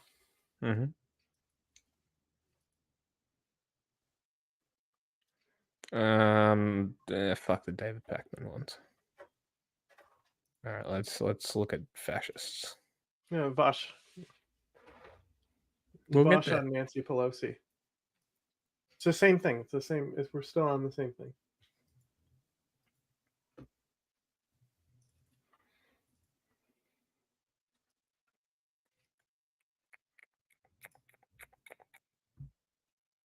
Yeah. I think he has a great take on this in the beginning here. I love it so much. You guys have no idea. Skip to his Pelosi commentary wants behind FBI to her thing. investigate pro-Palestine. So there's the clip. So we're skip to what he says behind this, or when he's paused there. It looks like he may be talking. I don't know. Address that, but for them to call for a ceasefire is Mr. Putin's message. Ah, I see. There we go. Mr. Putin. See, we want the death to stop. However, actually stopping the death, that's Russia shit. You know, that's Russian interference.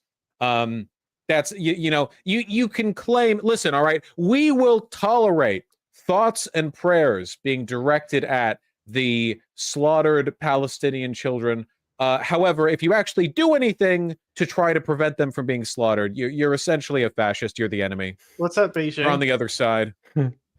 Mr. Putin's message. Make no mistake, this is directly connected to what he would like to see. Same thing with Ukraine. That's it, guys. Yeah, you can't. You see, Putin also wants an end to Israel's genocide of Palestinians. So we have to do it. You know, you don't want to agree with Putin, do you? Come on. Yeah, she's completely overlooking the fact that they're on Palestine's side for a reason, and it's not because they want a ceasefire.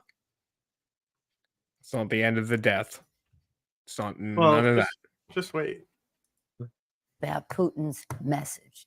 I think some of these bang the table harder. You'll make a point. Spontaneous and organic and sincere. Some I think are. So I know it sounds like she's just being a clown, but what she's doing here is incredibly sinister. She's essentially trying to turn the pro-Ukraine liberals against the pro-Palestinian liberals and leftists. Exactly her right. goal here is to drive a wedge, and you know essentially to say, what like, he misses here, what he doesn't know is what Nancy knows, right? You and I know it. Nancy knows it. Yeah. This is organized by Iranian assets, not Russian assets, right? So the fact that she's putting Russia in the crosshair, because obviously there's going to be Russian funding in some of these groups, right? Like, oh my God. And we're going to act like, fuck, like it's like one or the other. Was Euromaidan a coup because we gave them some money, you know? Like, you can't have it both ways, right? It's okay when we do it. Like, no. Come on. Right? Because of course there's going to be Russian funding when the FBI investigates, but they're not going to investigate the actual funding coming from Iran to these groups, right? Yeah. Because they want to, he's right. They want to fucking turn the pro-Ukraine against the pro-Palestine to break off support with Palestine. The solidarity across those lines. Evil fuck. Very. Conflict. Well, here's where people settle, like on this side of things, you know. Now obviously that's a complete lie, and she knows it's a lie, but it's a cynical effort to do so. Connected to Russia, and I say that having looked at this for a long time now. As you know, think if she's looked at it for a long time, she knows Iran is connected. Plans, I think. Yeah, exactly. Right now, also, I think Vosh will show. There's if you skip ahead, there's going to be a second clip of her getting into a car. Let's skip to him watching that. He's just gonna talk about voter age there or something. John Feder. Oh, there it was. So October 7th. Okay. Would you like to elaborate on that? Yeah, so did I. This is very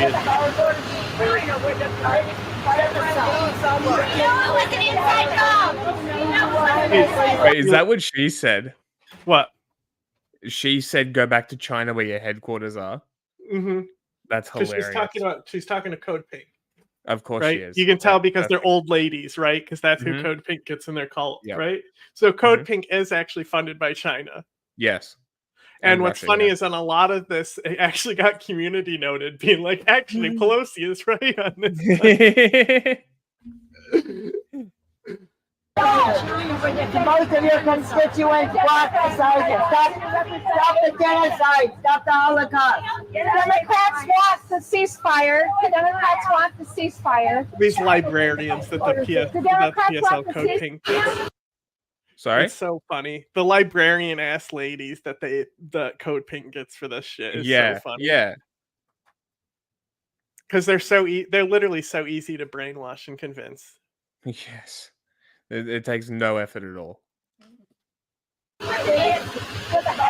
Go back to China where your headquarters is. Let's see if he gets Did you see Fetterman on top of the building? Yeah, I saw No, Fetterman he's gonna on move top on of the from that. building. This is funny. Do you I'm know? not logged in. I'm logged No. in. Off. Do you know about? Okay, so I mean, I'm sure you know that Fetterman did this whole like switch, and he's a super Zionist, right? Oh, seriously? Yeah. So he came out and he said, "I was never progressive," and there was notes on it Oh being my like he God. definitely ran as a progressive, right? So Did he now he's jump? been wearing If the only. flag as a Did you see cape, right? And him and Manchin are the ones that keep vetoing like Democrat stuff Oh to my God. like help Palestine. He's the Fuck's new sake. Kristen Cinema, bro. That's Isn't that awful. wild? There's That's always not who one I of them. expected. Yeah, always. Fetterman's wife deactivated her Twitter. She might be leaving him. I mean, maybe, you know, as scandalous as that Hey, would be. Hamas, my wife left me. He has the high ground. Well, if he did jump too with his weight, like it'd be a guaranteed death too, Isn't that right? funny? Like He's there'd be getting a no divorce, ambiguity. too. With him, Who is? like a guy of his size, Fetterman. like that's a safe bet. Oh, that's Anything. funny. I guess the Isn't that brain epic? damage actually affected him. Isn't that epic? That's why he's like extra unhinged, I guess. Yeah. More than like 4 feet of a fall. Why are folks like Pelosi and Fetterman so damn determined to die on this hill? You know, the broader strategic reason is wedge against Iran because Iran has a nuclear weapons program that they're working on and probably will have a nuclear weapon soon. Doubt. The other main reason is that you got to understand these ancient Democrats are arrogant motherfuckers, you know? They have been like the responsible stewards of American democracy for ages, and they've only gotten more arrogant since Trump. Like they were plenty arrogant under when George Bush was in power, but now, Okay, you know, the divorce. y- Look, we with, don't have the confirmed fact that there is a divorce. There's rumors that they're getting a divorce, I should say, Mhm. which is funny because we can say things like, "Hey, Hamas, my wife left me," because we used to post that about the fucking Graham, that weird Graham guy, Graham Hancock or something. The Who's fuck like is a Graham? He's the fucking English guy who hates trans people. You and saying loves Graham? Russia. Yeah, Graham. Graham. Graham. Graham Fucking hell. Herbie Hancock, that guy. You know what I'm saying? Cheeto Dorito Yeah, man. I gotcha. Being their primary opposition, they have only gotten more complacent, more arrogant in the idea that only they have the brains and the knowledge to Do we still have that soundbite? You know what I'm saying? Yeah. No. To rule over the American people. They're all petty tyrants, but they're petty tyrants who believe in institutional power and proceduralism. They're petty tyrants, but they're Yeah, weak that petty Graham tyrants. They're not Hancock- even like the Hancock petty is tyrants of the good GOP. archaeologist. People knew what I was talking about. The weird guy. The weird guy who looks like a painting that got rained on. They understand how power works and what you need to do to acquire it. Instead, they're bleeding away their power and goodwill with insanely irrational decisions. Look, if Biden loses the election, He won't. then everyone donate to me because I told you so. I don't know if he's going to or not. A lot can still happen, but Jesus Christ, man, the Dems are doing. Here's a better idea. Give the money to us. We'll make documentaries with it. You want a Hey, Cop City do you want to documentary? make? You want to make No. stream? Like you guys want a Cop City documentary? Pay it. Like subscribe to the Patreon. Tell Vosh's fans to come pay us instead of him. He's just gonna spend it on fucking shit lighting and Cheeto. garbage on his on his shelf. Eat We'll hot put it chips. into a non-profit. He's that'll gonna help buy. people. He's gonna buy Warhammer figurines. And we'll also go to Mexico. We'll interview the migrants. We'll find out what's actually going on down there. Yeah, that's easy. And blow up the GOP's narrative. Well, let's subscribe to careful saying the Patreon. words "blow up GOP." Let's be careful with that. Also, do you want to make a stream like us? Yeah, we've got a referral code If down in the you link. use a referral code in the description of every video, if you're on Twitter or Twitch, go to the YouTube. There'll be a referral code in the description for StreamYard. And if you use that referral code to sign up for StreamYard, the first stream is free. And then if you upgrade after that, you'll get a $10 credit with our referral code, which basically pays for, if you get the Essentials plan, which is hidden, you'll get a free month. But the standard plan, it's half the price. It will be taken off for the first month for you. Yeah. Look, if we get enough money, sure. I'll go Yeah, there. yeah. I have people down there. There you go. Yeah, like we had somebody on who's been researching it and talking about going there. I could easily, yeah. We would actually we got partner with, Backeteers on our Patreon. we would probably partner with Militant Wire Yes. and co-fund it with Militant Wire if we wanted to send somebody to the Gap. But yeah, totally possible. Easy. So yeah, Patreon link is right there. Everything they can to make sure the Republicans put you in a death camp by next year. Remember what IRI said about Israel Palestine not matter. Also, tell rich people and companies about us that we're going to be a non-profit because they can give us money as a tax write-off, and then they can say that they're funding good journalism as well. Soon as we instead of giving it qualify to- for a 501c3. instead of giving it to News Corp and all that other shit, give it to us, and then they can say that they're funding real journalism. Yeah, it was a good plan. Spread the word, guys. Yeah, then we can stop doing YouTube. Could stop doing this type of YouTube. Yeah, we'll start uploading actual content. Yeah, this is all fun and games.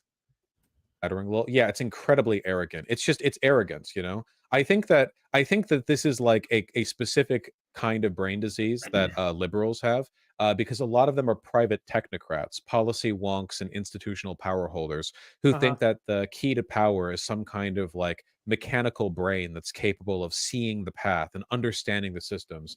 And as a consequence of that, you know, they get really arrogant when other people have contrary opinions. To an extent, that elitism is present in all political leaders, including It's also present in most political streamers, including Republicans. But you know that I don't know. I've never seen a Trump supporter say something like that. I've never seen a Trump supporter say like, if Trump did something electorally unpopular, them going like, nah, no one will remember. You know, they don't, because that indicates, I guess, such like a callous disregard for the people, you know? Does that make any sense? Like, No. you know, very arrogant, like, you know, the peasants won't even remember. Well, so next, he got a clip here. Yes. It's coming. Nothing makes sense right now. It all makes sense. I mean, all of this follows, I think, fairly predictable material patterns. It doesn't mean you can see the future, but you can understand how the past led us to where we are now. It's not good. Did I see this? I saw this. Why isn't the Squad or someone similar calling out this behavior? Arm twisting, I imagine. Do you, some of your colleagues, and we this talked is so about what's good. happened at You gotta see the this protests this week, have This is called why the the commies are president mad at Genocide AOC now. Joe. So Oh, really? Yeah. Some of She your gives colleagues the have most accused typical, the president of typical supporting. I'm a fucking politician for the United States House answer. That's hilarious. Like, oh my god, AOC isn't going to destroy her future shot at the fucking presidency. Shocker. She's a For the sellout. United States of America, for God's sake. Genocide, including Rashida Tlaib. Do you agree with that word, genocide, that the president's been supporting a genocide, or does that go too far? This is an Olympic dodge. I think what we are seeing. What? I said this is an Olympic level dodge she's about to do. Right now throughout the country She's is using her that I'm young sad voice. people are appalled at the violence and the indiscriminate other loss lady of life. shifting her We are papers. not just seeing 25,000 people that have died in Gaza. Notice how all of her language is completely neutral. People who have died, loss of life, so on. We are seeing the starvation of millions of people, the displacement of over 2 million Gazans.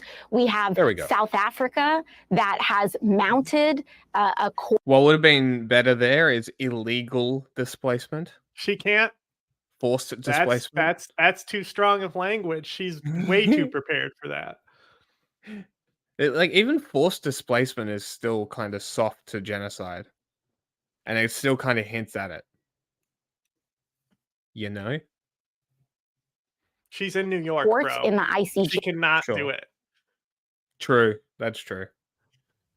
It's true. New York, fucking New York, be like, We have Jews. The ICJ ruled this week that Israel has a grave responsibility to prevent genocide. But they're still determining whether it's a genocide. She said the word. Because I just made a tweet, right? Mm. So there's 3 aid workers with the UN relief organization to Gaza. It's the Okay. main aid organization in Gaza. It's like the only Mm. one, right? It's organized by the UN. 3 of those people were involved with October 6th or to October 7th attacks, right? Oh. And there's like 30,000 people that work there, right? So 3 were Mhm. involved. The Biden admin immediately pulled funding after these 3 were fired. Yes, And I was yeah, like, I heard- if I saw Biden is that. pulling funding, I imagine they're going to reinstate it silently under the table, right? Yes. Now I think that they knew for a while, and there's been a discussion on how to fuck over Netanyahu with this because everyone pulled out, and Netanyahu is like, stop, don't pull out of this, because the ICJ literally was like, told Israel they have to make sure that twice the amount of aid is getting through, right? Yes. So now that there's no UN aid, Israel is 100% responsible to do what the For UN was aid, already yeah. doing, and then Hilarious. more, or else they're going to be Hilarious. taken for That's be proven hilarious. to be using crimes of genocide, right? So it was a play the entire time. I'm That's not so saying funny. that. I'm just I saying, mean, wouldn't look, that be great it if all certainly the, looks like all the that. governments came together being like, how do we fuck over Israel and get away with it? We can't be going along with this. It's bad for democracy. A lot of elections Imagine. this year. Can you imagine? They all in their UN back room. They're all just Yeah, plotting. I was thinking with a phone. Joe's on there on the phone, calling up It's Georgia like Maloney and shit. It's 150 screens in front of him. And he's on the call. What'd you say? You know how Joe Biden has What? the door underneath his desk? He literally he crawls under the desk, gets in the door, and there's a secret lair in there. It's a multi-dimensional door. If you open it from the outside, it doesn't work. If you open it from the inside, it's a multi-dimensional. So it's a secret door. That's why it's still the same desk. Genocide. Do you This think is what they that found. still This is what they got from the aliens in Roswell. determining Determining that it. it's still under investigation? I believe that they're still determining it, but in the interim ruling, the fact that they said there's a responsibility to prevent it, the fact that this word is even in play, the fact that this word is even in our discourse, I think demonstrates the mass inhumanity that Gazans are facing. Correct. And so whether you are an individual that believes this is a genocide, which by the way, in our polling, we are seeing large amounts of Americans concerned specifically with that word. So I don't think that it is Interesting. something. She looks like threatened or something. There is a gun to her head right out of frame there. You notice how her language. She is such a politician. No. Read between. That's some anti-Semitism. Who's got the gun to her head? The lines, okay? The way she's talking is very careful. She's been talked to a lot behind the scenes. I do think she's doing a relatively good job here, but notice how Yeah, she's she not is. making any The statements that she is making do not make sense if she doesn't believe there's a genocide. Think, okay, Yeah. imagine Yeah. what she's saying, except framed through the disingenuous lying of an internet Nazi. The interviewer asks, do you think there's a genocide? And AOC goes, no, I don't know. I don't know if there's a genocide. I don't know. But many people are asking questions. Take a look at the polling. Polling says a lot of people are concerned. A lot of people with that word on the tip of their tongue. I don't know. Is there a genocide? I mean, I don't know if there's a genocide. I mean, there's an investigation, and a lot of people are bringing it up. That's how she's talking. And the reason she's talking that way is because the sniper with the bead trained in her forehead will fire if she says herself directly I mean, bro, that there is a genocide going on. how are you To not completely- copy or fucking content strikes for saying those things? Yeah. He's got too many subscribers. I Mm. guess we need 150,000 subscribers. Watch we get content striked because of what Yeah. Vosh just said. Mm-hmm. Okay. Any more? No. We're on to fascists.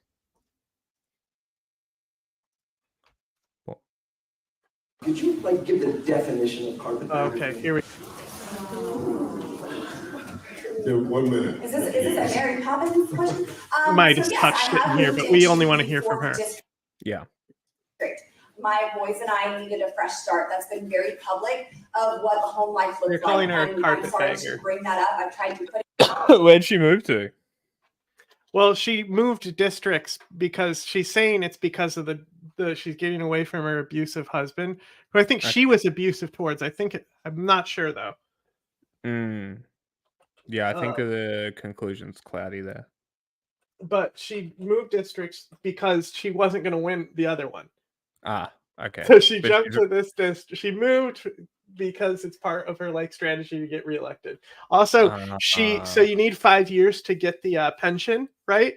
So she has nothing after this. Her restaurant's gone. She literally needs this. She needs that last year to get the pension, or she's fucked. it into a very pretty package and bring my ex-husband lots of honor. Hey everyone, I'm Gabe Sanchez and welcome back to I don't care. Okay, Lauren Bobart cleared an altercation with her ex. She did not punch her husband. Uh-oh, things are falling apart. Responsible with Okay, the husband claimed that she punched him, and she has been cleared of those allegations. Right. The Biden's Mr. Biden of last January. I took a Their stand. fucking posters falling down, dude. Yeah, that's what I said. I said everything's going wrong. 20 colleagues and myself took a stand against the Speaker of the House and said this is not a coronation. And there she goes again with coronation. We will change the House rules. We will represent our constituents. And my friend Matt Gaetz and I did not back down until we had those rules signed. Ooh, maybe not the best time to say Hi, everybody. Actual. He's gonna be like, Nazi "Hey, here. don't forget Matt Gaetz. He's being investigated for banging kids." Literal sex trafficking by definition. Fantastic. What a great dude. Look at how many people she's up against, bro.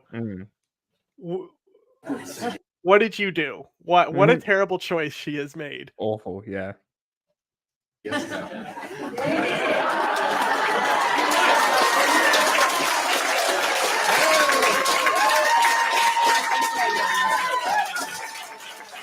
this is the best.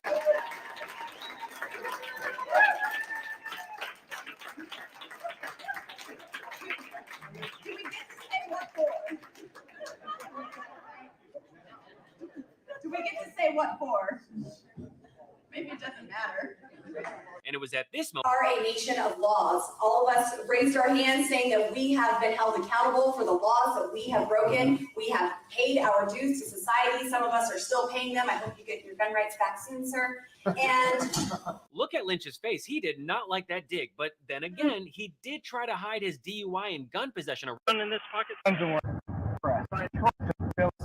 Mike makes that. Fuck off. Since the young lady at the Coronation. I had a very polite question for Jerry Sonnenberg, but since the young lady at the end of the table decided to talk about my gun rights, I'd like to ask her just a really simple question, and that is, could you like give the definition of carpetbagger to me? So many times. Shut up with you. My boys and I needed a fresh start. That's been very public of what the home life looked like. And I'm sorry to bring that up. I've tried Don't to put skip it into anymore. a very pretty package and bring my It's ex-husband not on the lots of content. honor. But since there is nothing private about my personal life, it is out Is what? I said, don't skip anymore because now he's just going to set up why the clips jump. Right. there. This And is the my part we boys wanted. need some freedom from what has been going on. And this move is the right move for me and for them.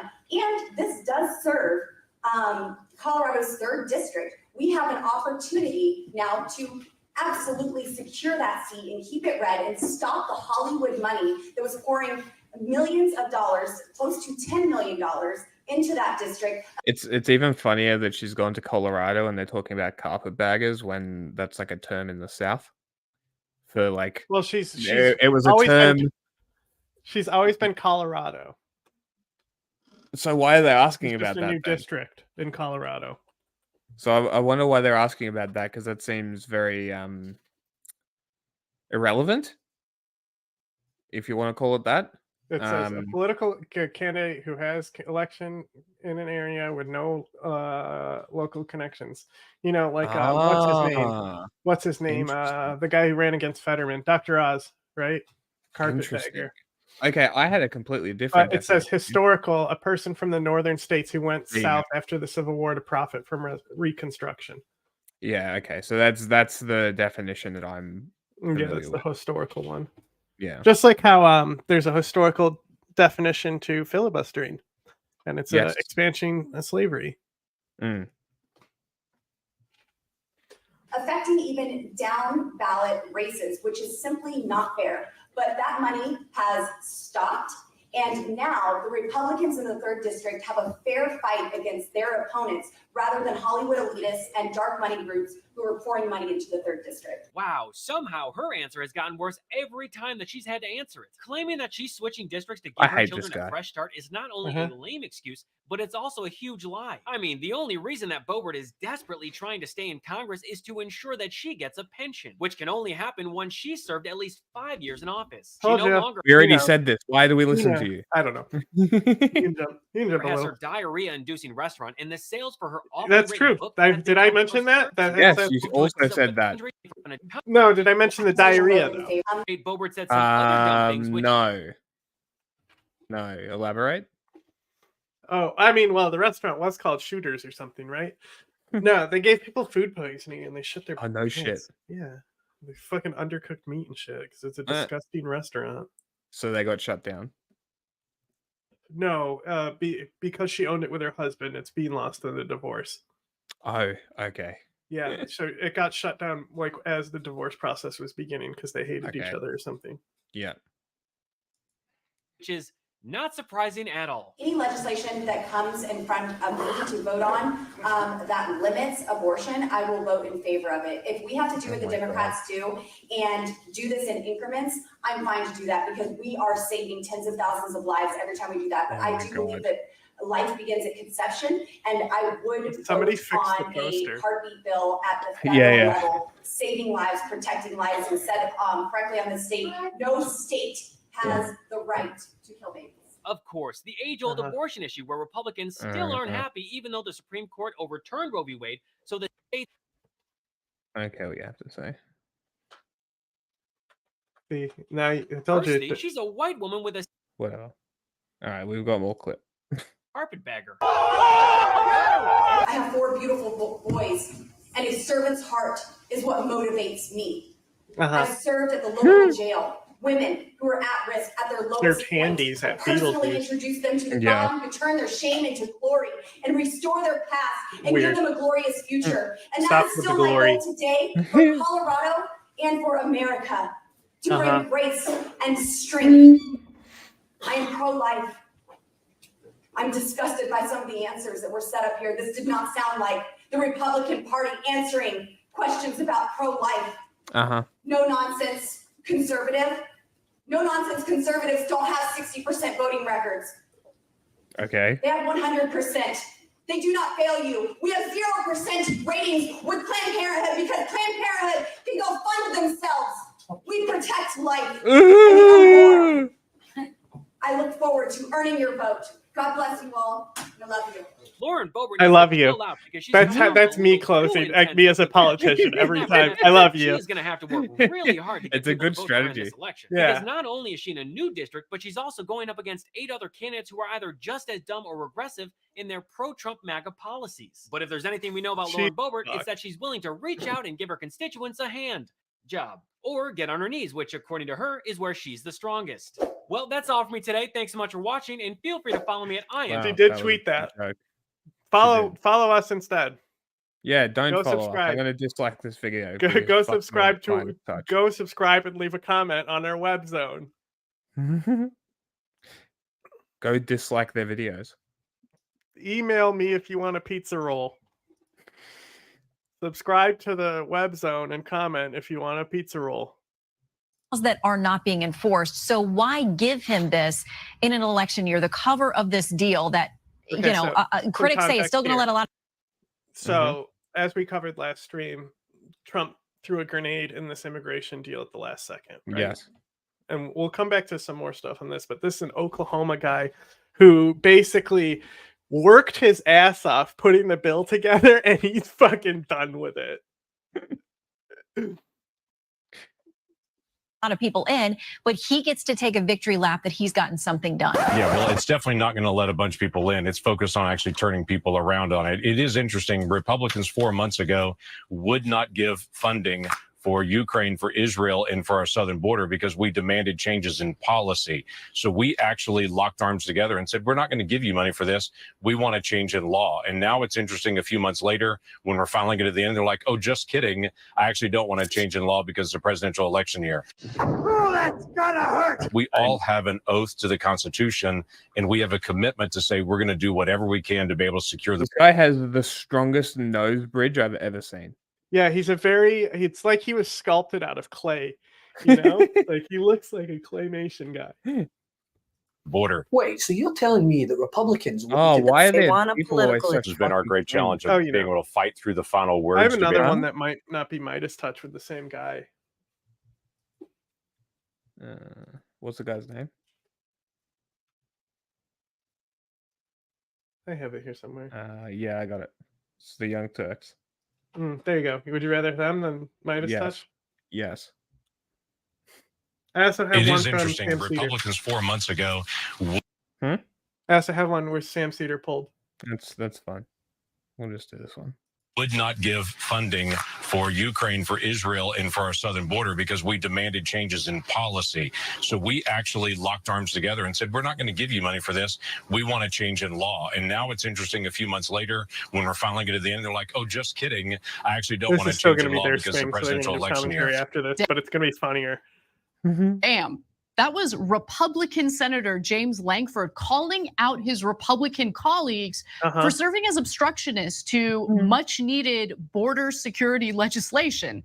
The same border security legislation that they claim to have wanted, but are holding out on in order to give Donald Trump something to campaign.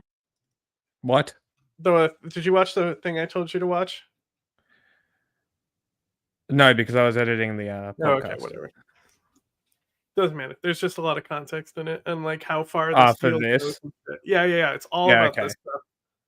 Okay, I'll watch it when we stop, just so I get. Well, it's too late now because we're not going to cover this again. Campaign on for the 2024 presidential election. Now, Lankford has even gone so far as to say that his Republican colleagues are sabotaging these bipartisan efforts at passing immigration legislation to help Trump and his chances at winning the presidential election. Trump, who is running for re-election and who decisively won the GOP's first two nominating contests this month, blasted the would-be bipartisan deal as a potential political gift to Democrats during an election year. On Saturday, Trump bragged about inserting himself into the debate and stymieing efforts to get the bill passed, even though he is not in office. So let me be clear. You Just have got sued for doing that. Biden. Wait, what? I said inserting himself. I think he just got sued for that. I think he got $90 million. Had to pay $90 million for that.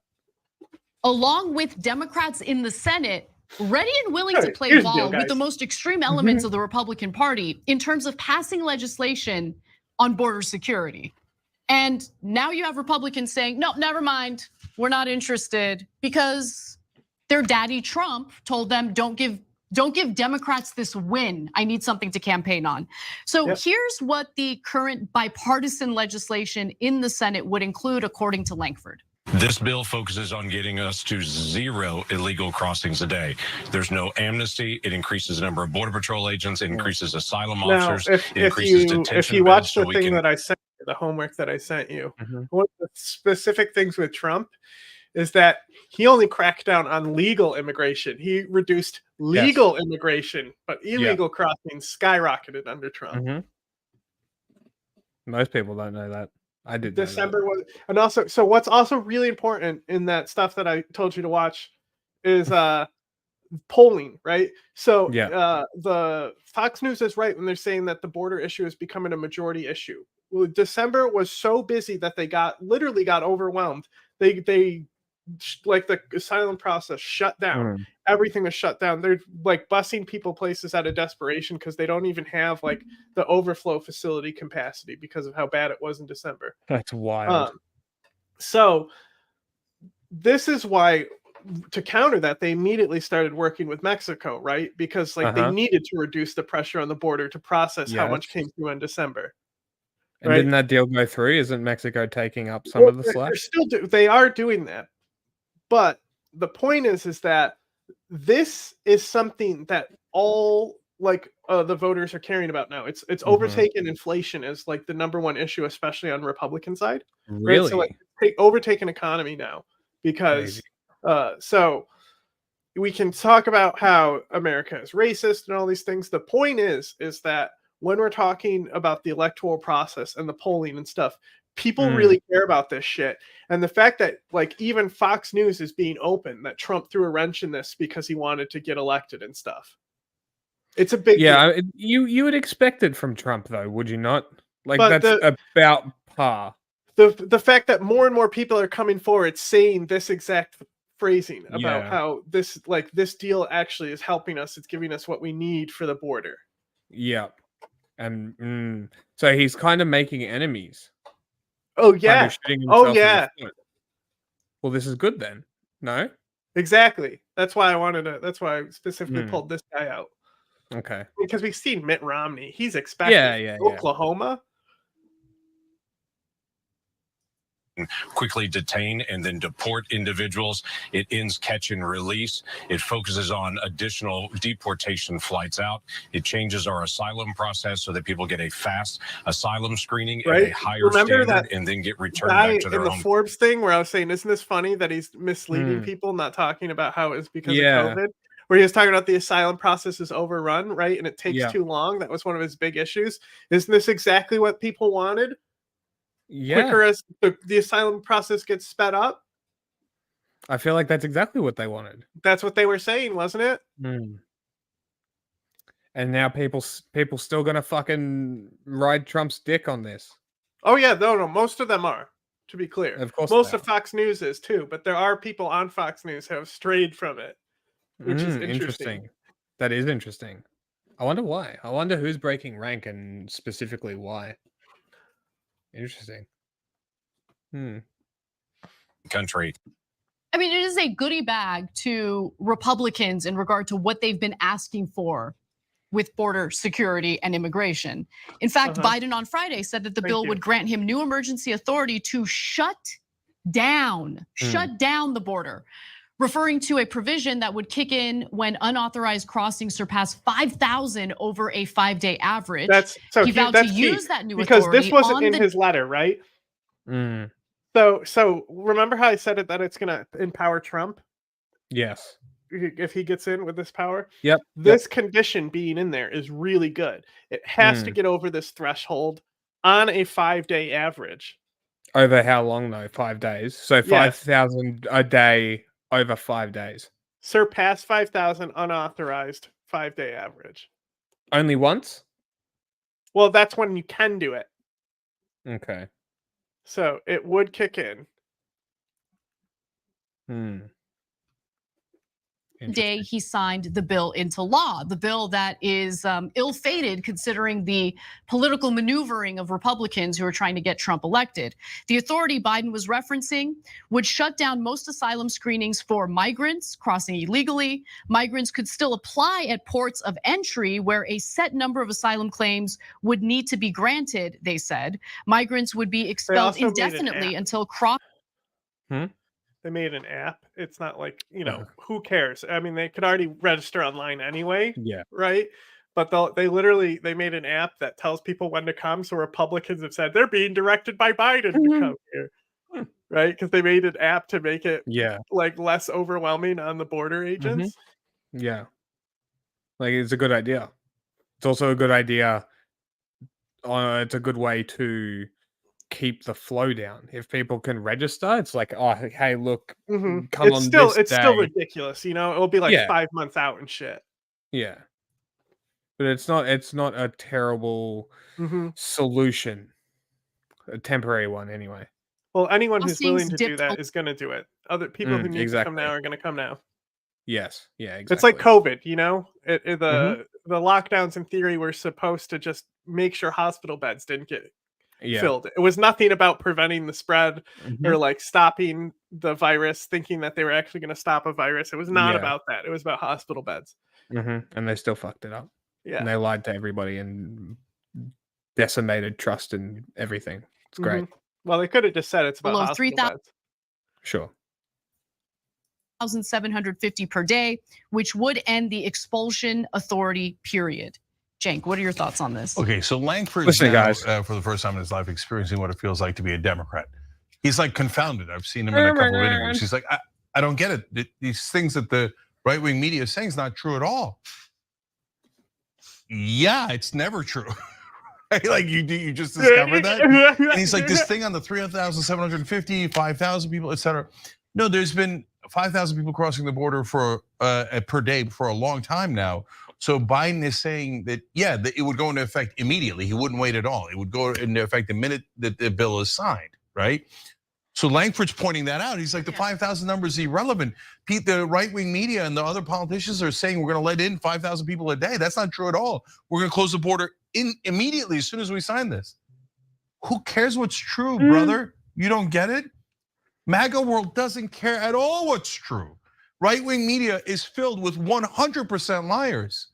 So they brainwash them, like the voters themselves.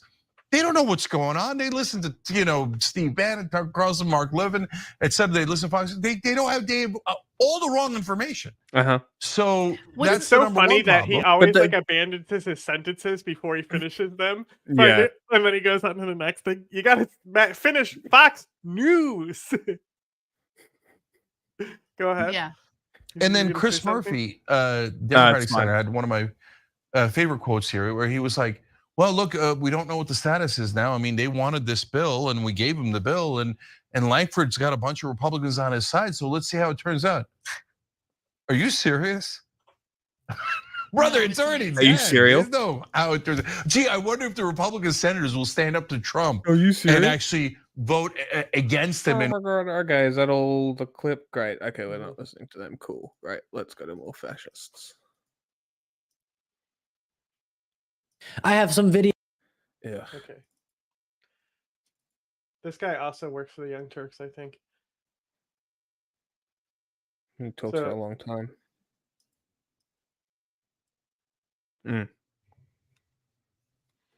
Go on.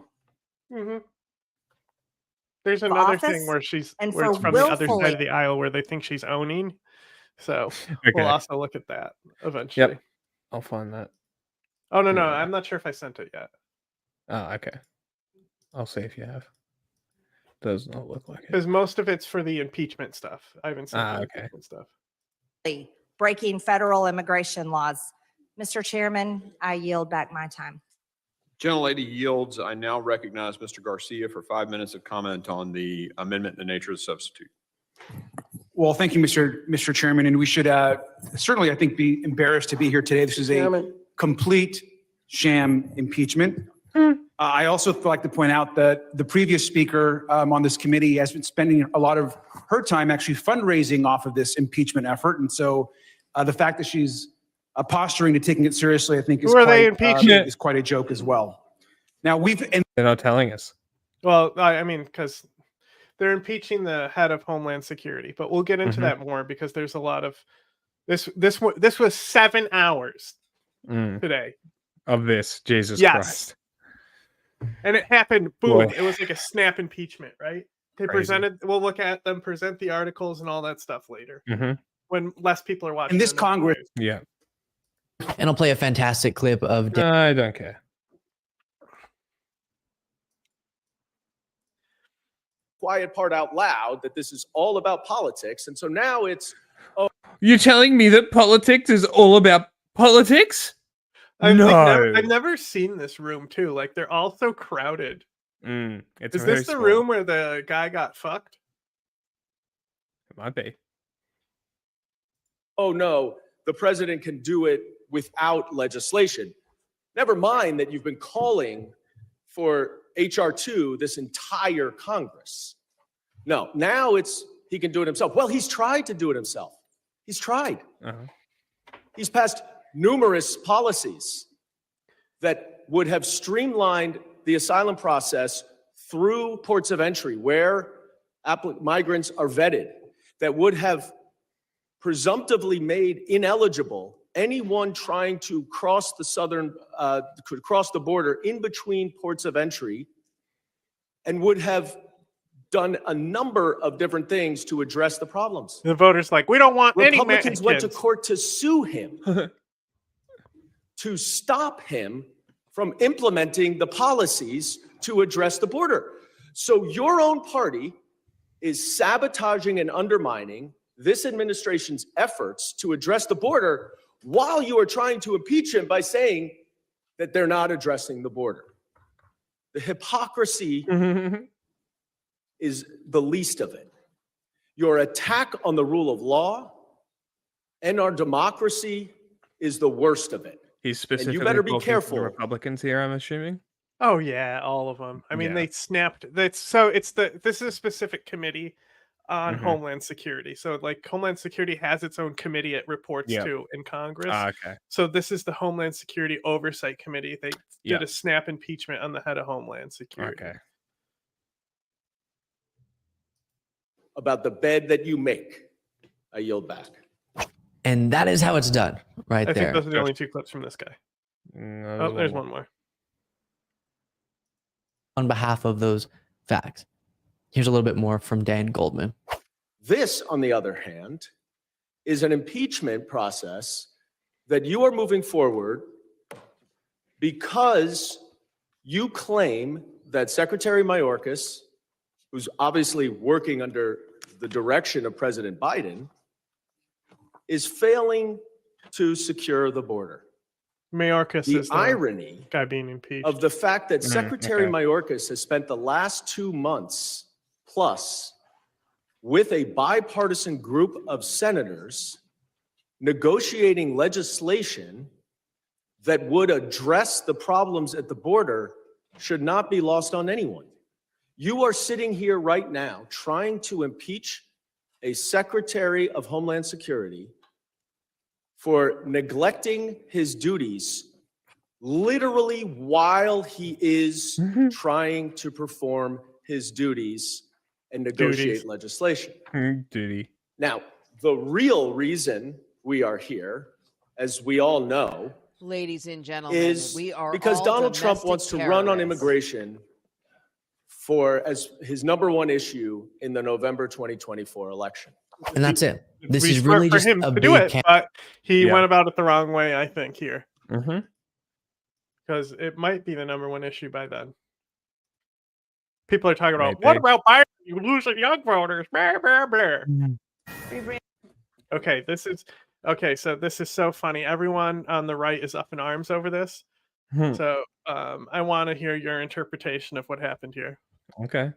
Americans killed, the horrifying attack conducted by Iran-backed militants at a time when Americans need leadership.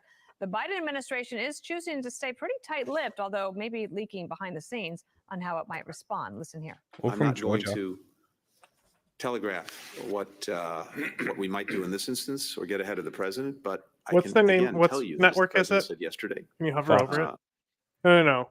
Who Uh, did the hot mic? MSNBC. MSNBC. Thank you. We will respond. And that response could be multi-leveled, come in stages, and be sustained over time. Here to respond, former Marine bomb tech Joey Jones, of course, a Fox News contributor and one of our dearest friends. John Kirby, White House spokesperson, said this yesterday. We are not looking for a war with Iran. We are not looking to escalate the tensions any more than they already Quite a have been. pair he is on In that fact, guy. everything we've done has been designed to try to de-escalate those tensions. And then please just Look for at a them moment is. more, listen to God Corinne damn. Jean-Pierre, the press secretary, on what she You thought could the hear troops the were doing bombs. We listen how they're Yeah, setting deepest it up. Like, what are you condolences, guys go setting out, up you know. here? Missed it all. They're saying, look, And they keep please- saying that they don't want war with Iran. All the Biden admin, look at what they're doing. Just for a moment more, listen to Corinne Jean-Pierre, the press secretary, on what she thought the troops were doing there. Our deepest condolences go out, and our heartfelt condolences go out to the families who lost three folks who are Jesus military Christ. folks who are brave, who are Oh my God, what an awful statement. of this administration, of the American people. Obviously, more importantly, we lost those souls. Joey Jones, your reaction to What a terrible statement. all this as we get your take, and we appreciate it very much. Yeah, on maybe a less serious note, I think my 4-year-old daughter could describe three heroes more easily than Kareem Jean-Pierre there. I don't know how you struggle to simply say these are three heroes that shouldn't have died, and the fact they died means they died defending our country. Did they? I think no. what troubles me most about this is that precedent does matter. Yeah, we're not As there much as defending people our may country, want to idiot. say, or maybe the administration may want to say that all the criticism going back to Afghanistan and withdrawal was partisan in some way.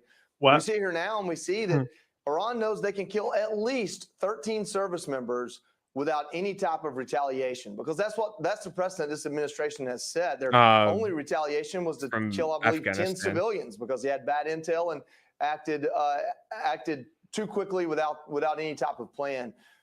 We're talking about the drone I strike in hear John Kirby Afghanistan now. say we don't want to escalate. In fact, we want to de-escalate. And I don't know what part of sitting and waiting for 160 strikes since last October is a de-escalation. I don't know what part of doing the same thing over and over again and not getting the return you're looking for doesn't change your we did strategy. And then you respond have 10% of hawks like Lindsey Graham or Tom Cotton who say, hey, bomb Iran right now. Well, I look back at the last 6 or 7, 8 presidents who haven't been able to solve the Iran problem, and I feel like there must be more there than simply dropping a couple My of bombs resolution? Airstrikes. Bomb them. Bomb them. Keep bombing them. Bomb them again and again. And really what I do is I hope that we can just get through this current president's administration and get someone new in office that can have a coherent strategy. Right now, my honest to God opinion is that our military is entirely too discombobulated to feel Former like they Marine can Corps mount bomb a strike tech that would de-escalate. Yeah, And that's a so he's terrible place EOD. to have be. legs? Sergeant Kennedy Sanders was one of those who was I don't killed think it's him. in this attack, and her parents were on Fox and Friends this morning. Listen here. However, the President of the United States decides to respond, it won't change our situation at all. So we just choose to move forward and continue to pray for those who are still there. Whatever is decided, I trust that it'll be a good decision that keeps everyone in the safest position possible. In the best interest of the United States. Okay, One guys, of the things that happened you think that was yesterday a as well good is that one Joy to Reid play? over at- You think that was a good one to play to push the narrative here? No, that was definitely counter to the narrative. at MSNBC had Oh, a we're little gonna bit of list a all hot of them, mic huh? moment. Here we go. This is what she said.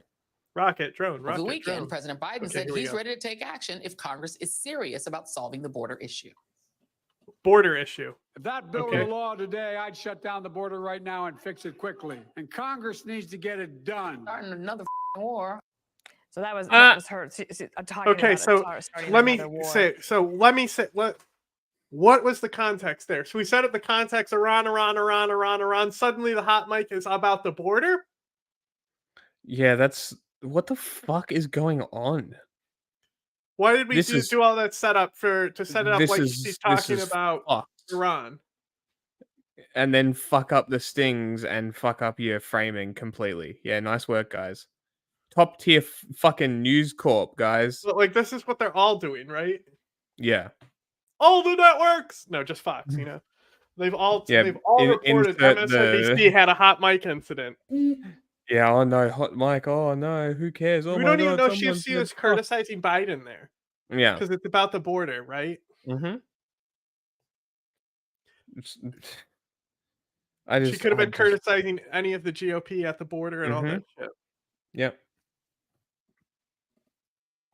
One of the things Mike Pompeo said yesterday is that Oh, God. however we want to think about this, Iran is at war with us. Do you agree? Are they? No, they How are specifically we want to starting kill a him. war if we've been They just want to take his legs. Not the best source. Oh no! They 160 times. hate Mike Pompeo. They consider him personally responsible for costing. Oh, really? Yeah. Hilarious. They hate him. They want him dead so bad.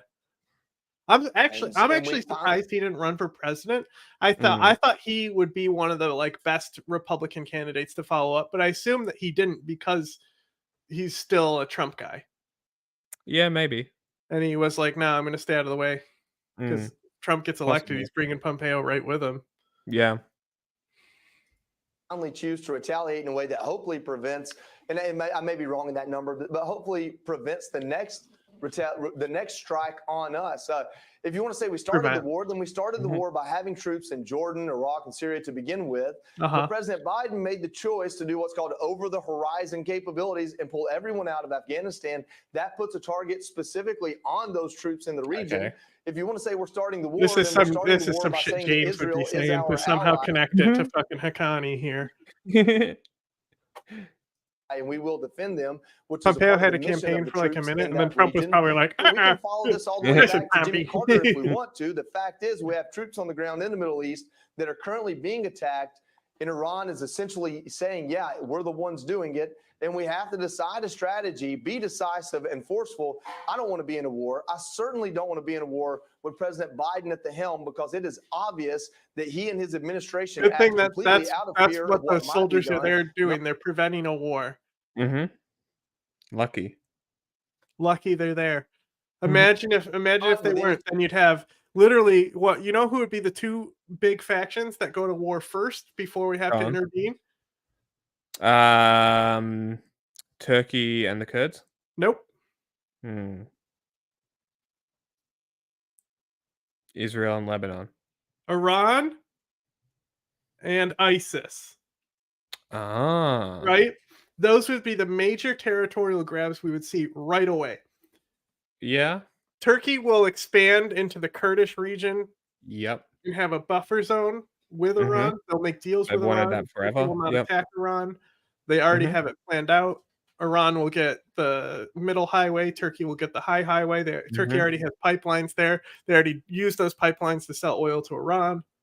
I mean, they're shut down, but Yeah.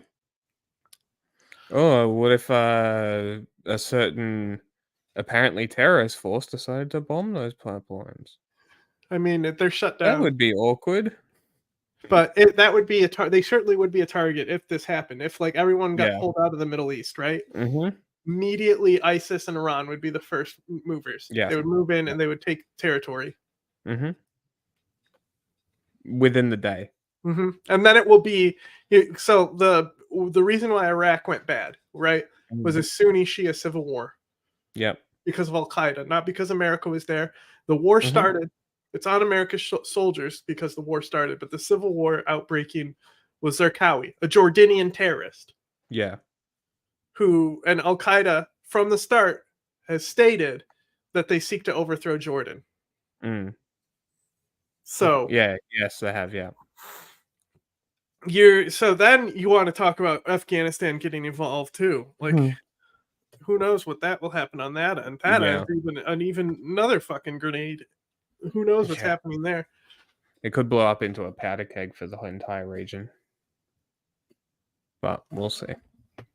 Next one. Are we done with news? Do we want funny stuff? Oh, wow. Funny. War crimes? I mean, we should talk about it. I mean, everyone knows at this point. Yeah. About this shit, like. Undercover Israeli forces infiltrate a hospital in the West Bank and kill 3 militants. More on that coming up. Hamas. Were they being treated in the hospital?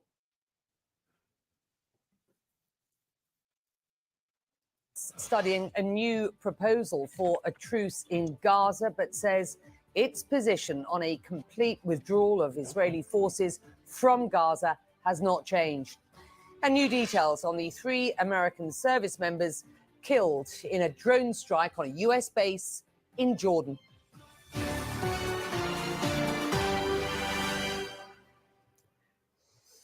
Well, we start with what the official Palestinian news agency calls an assassination inside a hospital in the occupied West Bank.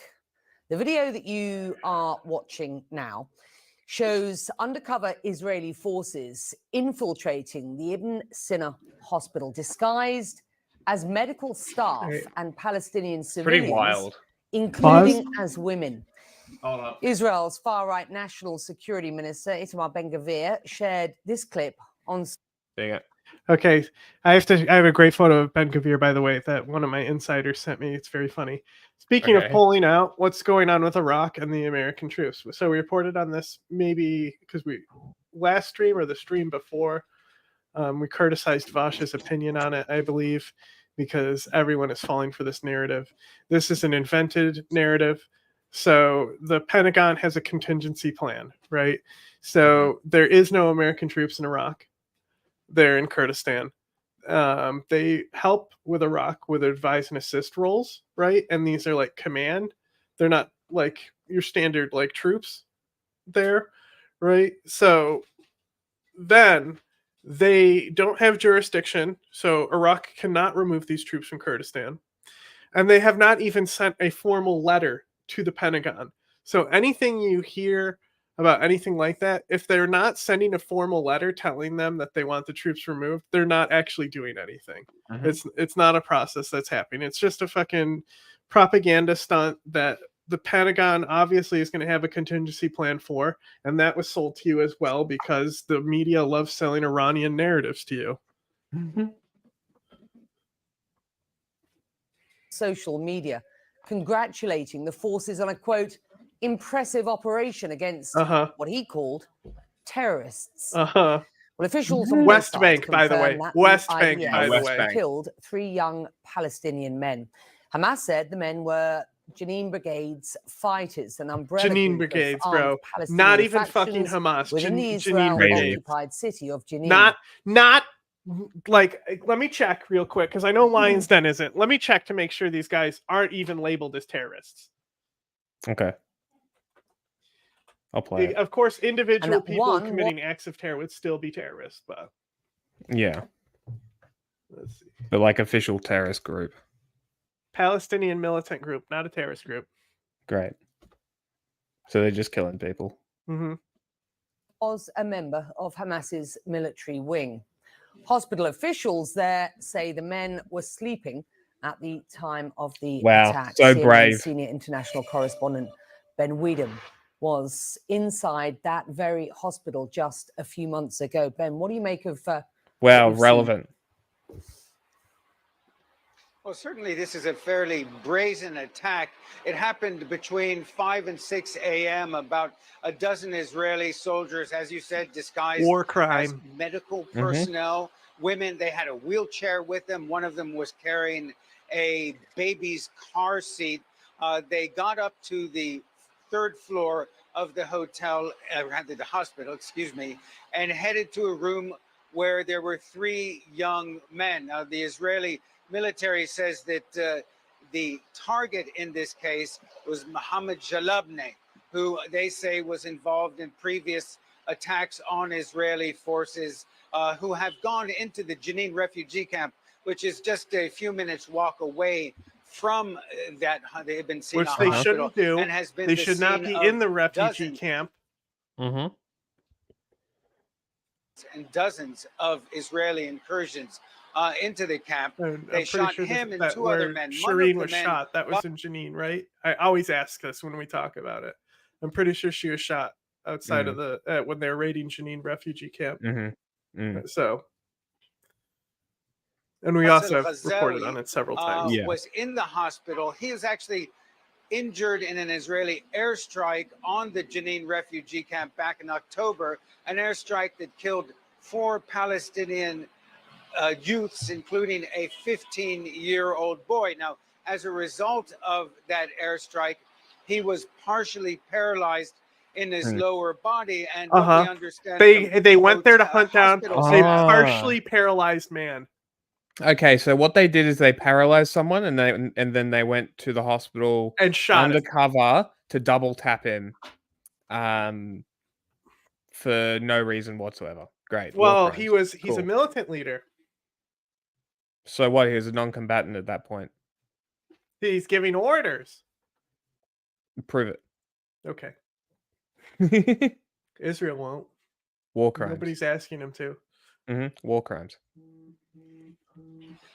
Is that he was lying in his bed with his head on the pillow when the Israeli hit squad came in, shot him at point blank range while his head was still on the pillow. Now, this isn't the first time Israeli special forces have used disguises to go into Palestinian towns and institutions. Just a few years ago, an Israeli squad went into the Birzeit University outside of Ramallah, disguised as Palestinian crew of journalists, and grabbed a Palestinian student leader. Now, since the beginning of the war in Gaza on the 7th of October, the Israelis have dramatically escalated their operations in the West Bank, killing, I think, more than 200 people at this point. Now, In the West Hamas Bank. itself did acknowledge that the 3 men were members of the Jenin Brigades, which is an umbrella group operating mostly in the Jenin refugee camp that They have includes every right members to. of Hamas, Islamic Jihad, and other Israeli factions who have been very active trying to resist Israeli forces as they have made, Technically, were any civilians hurt in this raids on- incident? Technically, this guy was a civilian. Yes, he was a civilian. He was not a combatant at the time. He was not armed. It was a combatant. They executed a civilian in a hospital. War crimes. on the camp. Like there is no other way to argue it. That is what happened. He was unarmed in a hospital, clearly It's like being treated. fucking Breaking Bad shit, you know? Yeah. In Jenin. Becky? Ben Wiedemann out of Beirut in Lebanon today. Ben, good to have you. Thank you. Well, Hamas says it is, and I quote them here, studying a new proposal for a truce with Israel. But in a new statement, the group makes clear its position has not changed. It wants nothing less than a complete withdrawal of Israeli forces from Gaza. Now, this new framework for a Would it have been possible, legal to arrest or truce, capture along him? with freeing more hostages. I mean, it's when these types of missions almost never run for capture when you're doing these types Yeah. of like missions. Yeah. They There's can't- no way if he had intelligence, they wanted maybe, but they were he wasn't the only target. So there's 2 other targets as well. Yeah. Are we ever going to know, you know, like the evidence that they had behind this, why they went for this, what was linked to what? No. No. So, but it's so the thing is Israel controls the courts and everything. So if they wanted to arrest him and put him in prison without charge, they could. They do it already. So, yeah, they could have arrested him. They could have captured him.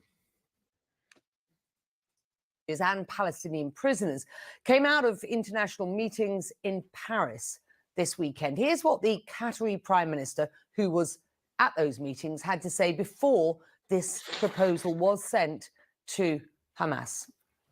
We have, I think yesterday was good progress made to get things back in shape and to at least to lay a foundation for the way forward.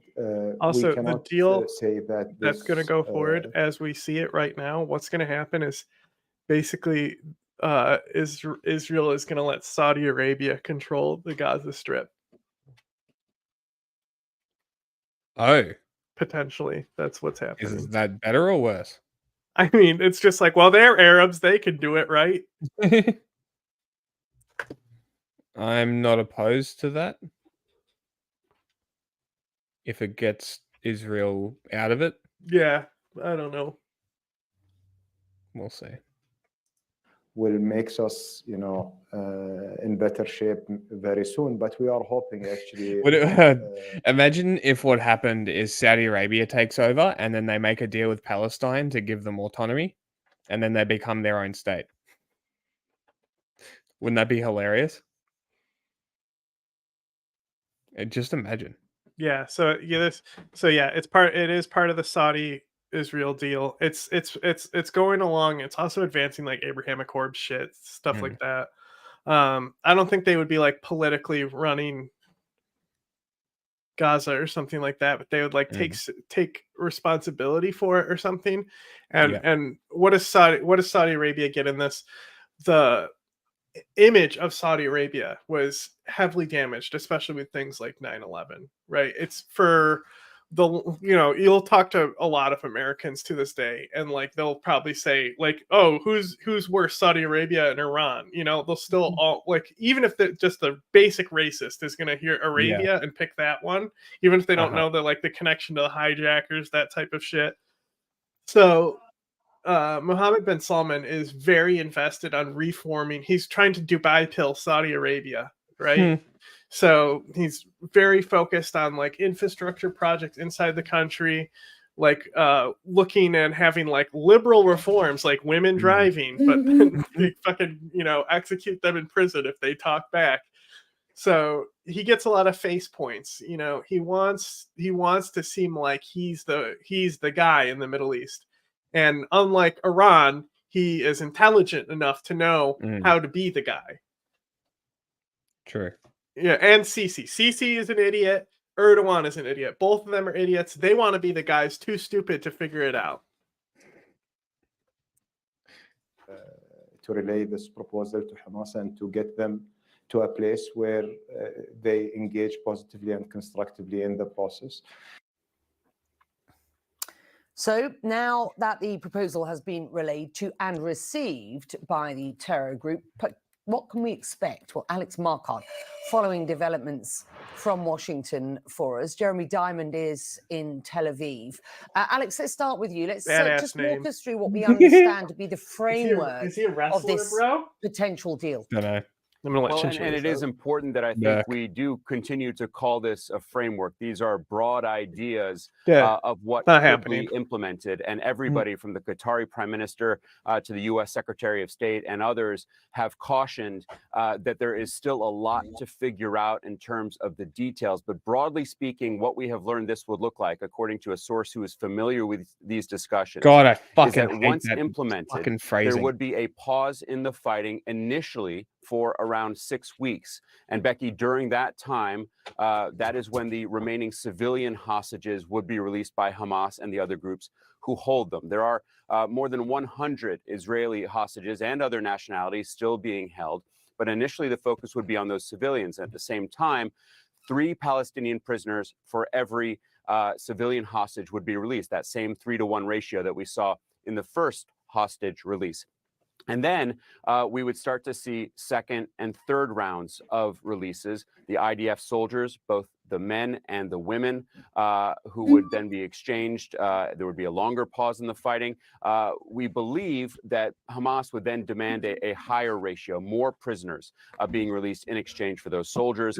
Israel also looking to get back the... Because because I only watched like 30 seconds or so when I screen stuff. Out of all the Jordan stuff I pulled, when we get into it, the Young Turks look to have the best take on it. Okay. Out of all the web reporters, isn't that nuts? Yeah. Okay, we've got Iran and Jordan, which comes after all the Democrat shit. Do we want to skip the debate shit and just go into Jordan? Well, I mean, let's. We can come back to the Katie Porter stuff. If we want to go to Jordan. And then I'll send you some more stuff there. How long is this? Make sure you don't skip any of this so I can pull all the clips.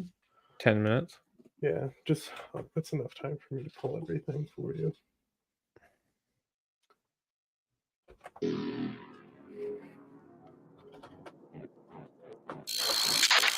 Three U.S. troops killed in drone attack in Jordan, more than 30 injured. Just now? Yeah, just now. This is the first time anyone has died in the Middle East. It took a little while, but we did finally get there. Yeah, it's more than 30 injured, too. My goodness. U.S. outpost in Jordan, U.S. officials told CNN, marking the first time U.S. troops have been killed by enemy fire in the Middle East since the beginning of the Gaza war. Joe Biden has already pledged that he will respond. It's 40 now. Well, 40 is a larger number than 30, I think. I have to get one of those eggheads to, look that over. Let me see if I can... Where specifically? Do they say where the base is? at Tower 22 in Jordan near the border with Syria. Okay, near the border with Syria. So just I'm very anything in this curious to see ballpark, what his probably here, conclusion comes maybe to. here. Who knows? Oh, it's so Somewhere in this funny. ballpark. Just wait. Officials said the drone was fired by Iran-backed militants and appeared to come from Syria. It is still being determined which militia group specifically is responsible, as if it matters. Yeah. It's At least 30 invisible. injured one-way drone attack. Iran on Sunday denied any involvement in the attack. Of course. Tehran sought to distance itself from the attack, calling accusations of Iranian involvement baseless. Dude, Iran loves to Pepe post. They love to Pepe post more than anyone. It's crazy. So World War III going to happen? No. Yes. Tehran's denial came after the Happening. Islamic resistance in Iraq. An umbrella It's group over. of a number of Iran-backed militias in the country said in a statement Sunday it attacked a number of targets along What are the you doing? Jordan-Syria border, including Al-Rukban camp. The camp is in close proximity to the U.S. outpost Tower 22. Okay, maybe them. Oh, there, it says right there. That's nice. Oh, that's all the way up in the corner. Look at that. Unclear why air defenses failed to intercept the drone. Well, you can't get them all the time. Love those borders. Yeah, very rationally laid out. This is also not going to look good for Biden's numbers.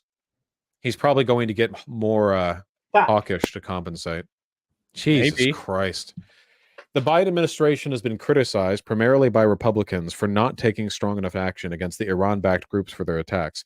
In a statement on Sunday following the news of the 3 Americans killed, Senator Lindsey Graham said the Biden's administration policy of deterrence against Iran has failed miserably. The Biden administration can take out all the Iranian proxies they like, but it will not deter Iranian aggression. I am calling on the Biden administration to strike targets of significance inside Iran, not only as reprisal for the killing of our forces, but as deterrence against future. What a psychopath! Not only as revenge for our dead, but also for like other reasons. You know? Oh my God! Biden's approval rating with Republicans is 2%. Why even bother? Hey, listen, okay? Democrats have never turned down a good opportunity to appeal to people who aren't going to vote for them anyway. Also true. Senator Roger Wicker, the highest-ranking Republican on the Senate Armed Services Committee, also called Sunday for a response, quote, directly against Iranian targets and its leadership. And House Armed Services Chairman Mike Rogers said it is, quote, long past time for President Biden to finally hold the terrorist Iranian regime and their extremist proxies accountable. Cool. Here's Tower 22. What do you think That's not a killing tower. Soleimani was? It's a whole base. You fucks. You really think I'm going to read your Reddit post right now, Philomath20? Enemy drone that killed U.S. troops was mistaken for a U.S. drone, preliminary report suggests. That could be a reason. Interesting. How reliable is like anti-drone missile tech anyway? Like, why would they be let attacking through inside 1 in Jordan, 10, 1 in Vosh? Why would 100? they? I don't know what the ratio is. Just, sure, it's complicated. Aside from the soldiers killed, the Pentagon said more than 40 troops were wounded in the attacks. 8 were medically evacuated, including 3 who were going to the Landstuhl Regional Medical Center in Germany. The other 5, who suffered minor brain injuries, immediately returned back I to told VGB you, concussy share their opinions on wussies. my takes. It's very Called it. reliable. They don't usually use missiles. They use radar-guided minigun in a pod called a CIWS. I think I've seen those. Yeah. Please explain what the are these things? Well, they're Gatling guns that have radar. I wonder what more hawkish behavior in the Middle East would look like at the moment. I don't really know what direction that would take. I would be very surprised if the Biden administration actually does strike targets within Iran, because that would be insane. But then again, it's the Biden administration, and I don't trust them for shit, so who knows? I don't know if this would necessarily influence anything that we're doing down in Yemen right now with Operation Prosperity Guardian. So probably nothing there. We make like pretty reliable drone and missile attacks against a variety of Iran-backed militias in the region. Maybe we scale those up. I doubt we're going to attack Iran itself, though. If we did attack Iran itself, that would be wacky. Continue doing work as That'd usual. be pretty gosh darn wacky.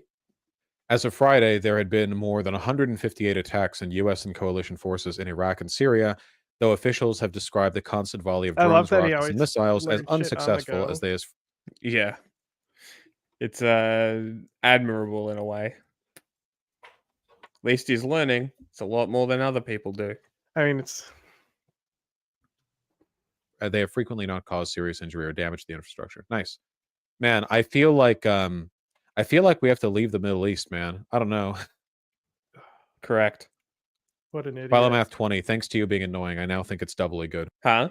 They said, what an idiot. Pro-ISIS. They've seen that it's the meme of the myth of the consensual deployment. Like No. America, it's like, I consent, I don't, and it's Jesus. Ah. But it's like Jordan and America. It's like I Uh-huh. consent, and then it's like online left. I don't. It was literally Army Reserve who got killed. Seriously? Yeah, like Fucking hell. they literally were just there On a trip. to help with ISIS. Yeah. That's all they were doing. Like they have nothing to do with Iran. Jordan doesn't want anything to do with Iran. Like I am confident they fucked up and didn't know they were attacking inside Jordan at this point. It's very possible. Like, it's very possible. The fact that literally Kataib Hezbollah was literally like, we don't exist anymore. We're retiring. Oopsie. And like James was comparing it to when the cartel killed 3 Americans or 2 Americans and kidnapped others, and then the cartel and they literally backed down hard. threw them on a street with an apology letter. Yeah. I remember that, yeah. I don't know, Pimp God Caligula. Stuff like this usually takes time. We'll have to see. But oil? We're not getting oil from the guys. That's not the nature of our position in the Middle East anymore. Okay, we're not like it's not Never like was. we're supplementing our domestic, shortfalls by pumping 1970? oil out of the ground in eastern Syria. It's like that's like making the whole empire or whatever. We make a lot of our own oil. We get a lot of it from Saudi Arabia. The reason we No, have we so many people don't. look, the only God. reason we have people down You here is because fucking of Iran. moron, You know bro. that, right? We're literally That's it. energy independent. It's just Yeah, Iran. I don't understand Without what American you presence in the can't Middle figure It's East, out. not fucking Iran would 1970, right? Like, how do you still think it's 1970? It's so confusing. Fucking, like, it's the oil crisis. Uh-oh, the Shah of Iran is here. He's rising the prices. Oh, no, CIA, you better kill him. I'm sorry for raising my voice, Zapata, and scaring you. would control a lot. A lot. Given enough time, Iran would probably oversee either a coup in Iraq or Why? they would exert enough Hang on, cultural and hang on, military stop. control over Why? Iraq. Why would they need to coup Iraq? They already control it, Vosh. Are they Why going to not? coup Syria next after that? And then Lebanon?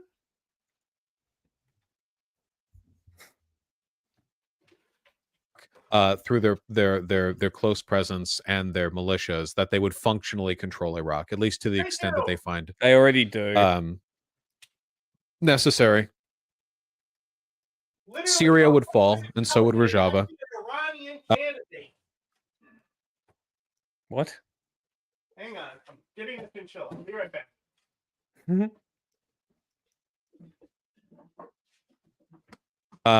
Presumably Jordan would, at the very least, influence would increase. The reason we have so much military presence here is because we're trying to prevent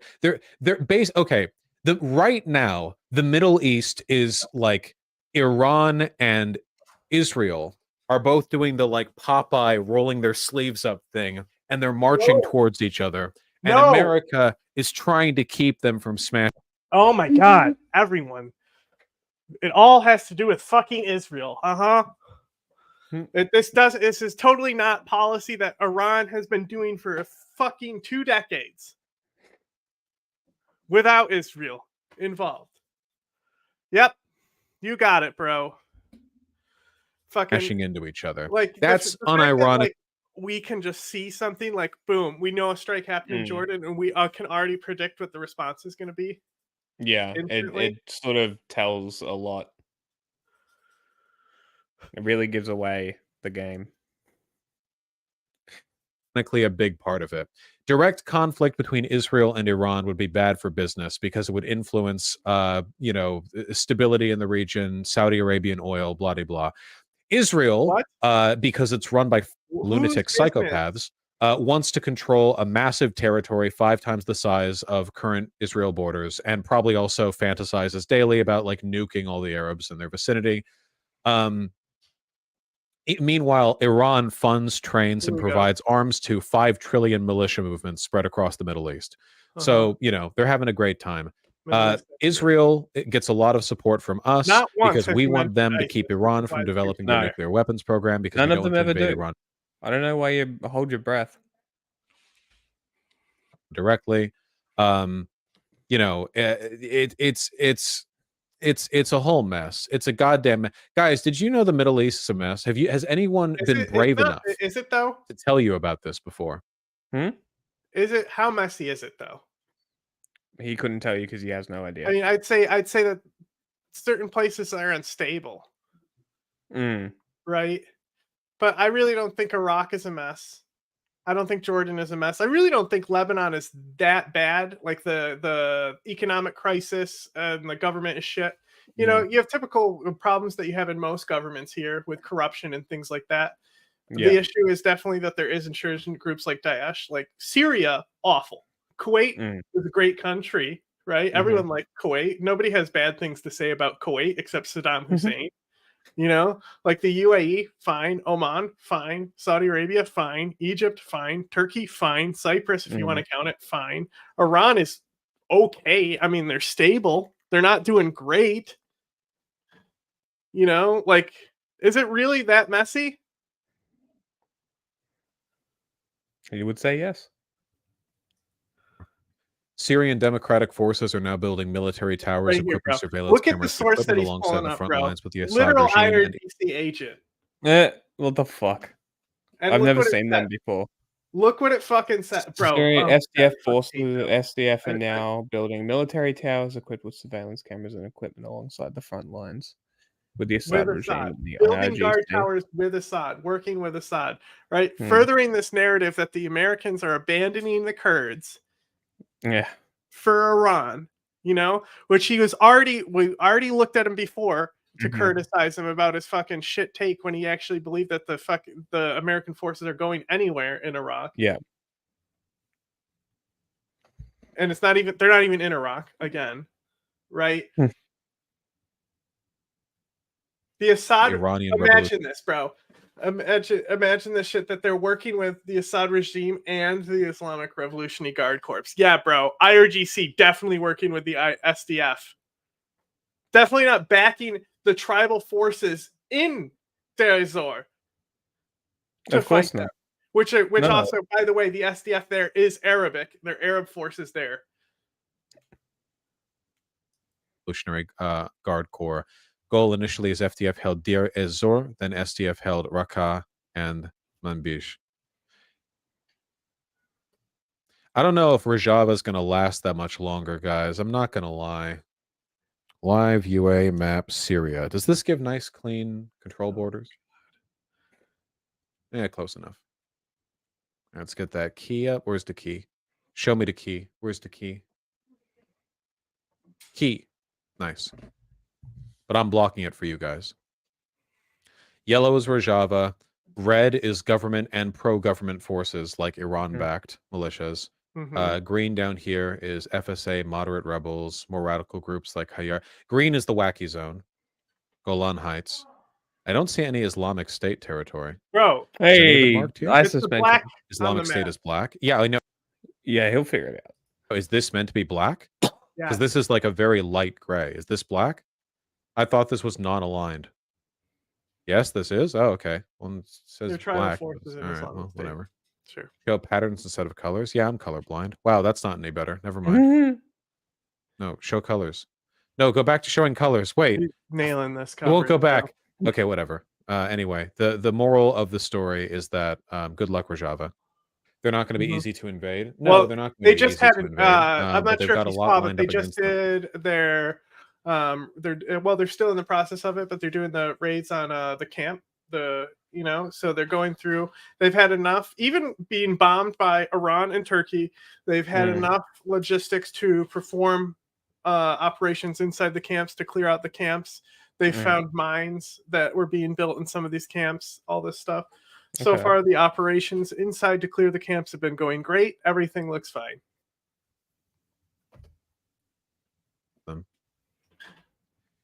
It wouldn't be So, pitch maybe we black. should You couldn't see stop the them map from behind it. being Dude. bombed. That would be nice. Fist, then don't choose black as a shade color and also make it a darker gray. Jesus. Look, it's bad over there, okay? Leave it at that. No, it's not. It won't strike Iran or Hezbollah, but any other Iranian asset in the region could be going down soon. Yeah. But if we could just get rid of them, we would. We can't. We haven't because we can't, you know? Who? We could probably get rid of Hezbollah if we wanted to. Yeah. All right, what's next? I sent the next The stuff you Jordan sent? links. Yeah, Jordan links after that. And then we'll go back to the Katie Porter debate and look at some highlights from that, and I'll pull up the impeachment hearings for the final. All right. And we'll end with that, yeah.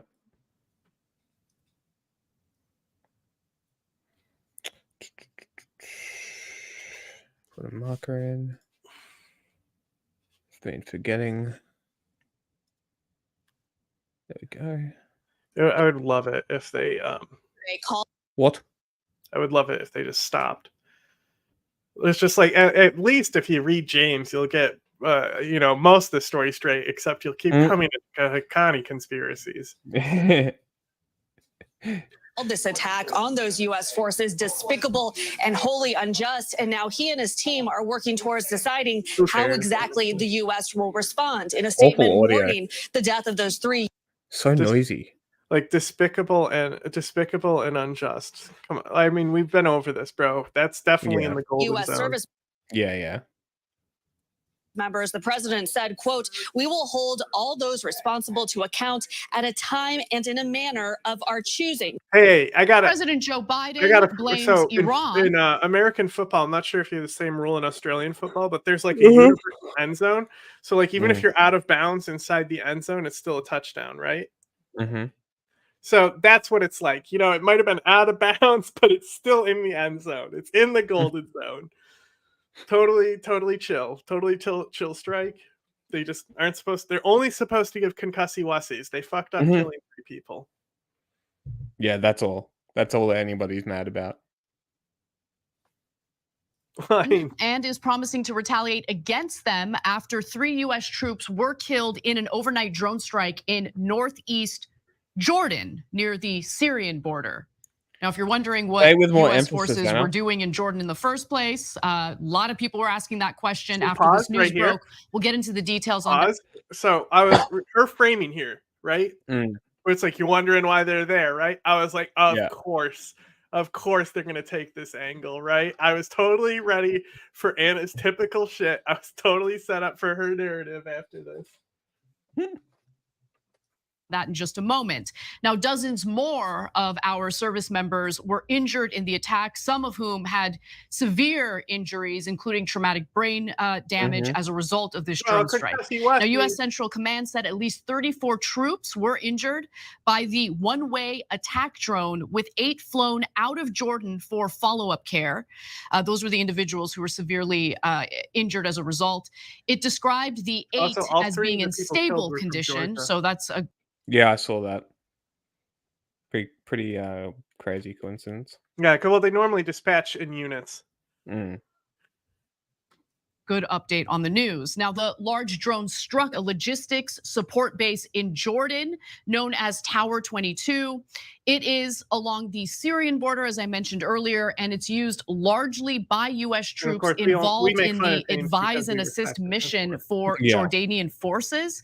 Now, Central Command said approximately 350 U.S. Army and Air Force personnel were deployed at this particular base in Jordan.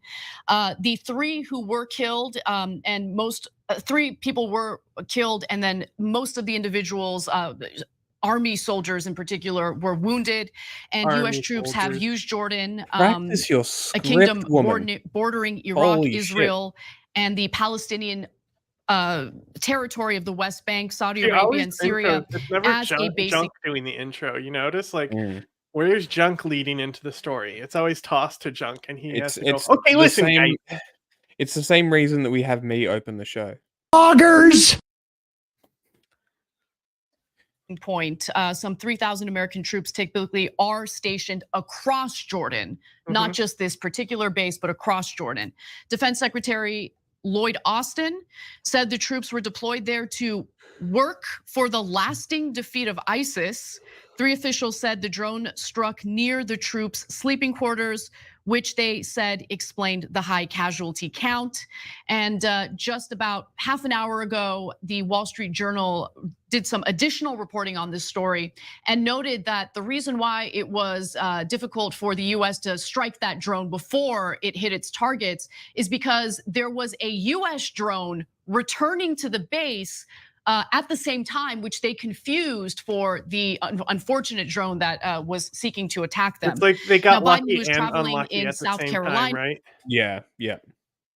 Pretty much. The militants, I mean. Yeah. Yeah, Because it's like they definitely because the thing is it's like you're supposed to shoot at you're supposed to miss, you know? Just like Yeah. how like they did a survey and it especially goes up with conscripts, but like a majority of shots that are shot in war are not shot for kills. And Mhm. it's not even suppressing fire. You know, we're talking about directly shooting at enemies. Yeah, they're not shooting at them, yeah. So like They're, like, 70% specifically like missing. end up like not wanting to take a life or Mhm. something Yeah. like that. Yep. I heard the same thing, yeah. Asked for a moment of silence during an appearance at a Baptist church's banquet hall. He then basically made clear that he plans to retaliate. Let's watch. We had a tough day last night in the Middle East. We lost 3 brave souls in an attack on one of our bases. Yes. And asking for public silence for all 3 of those falls. Hey, Columbia, South Carolina, that's where I was. Yeah, he's there to because that's the primaries.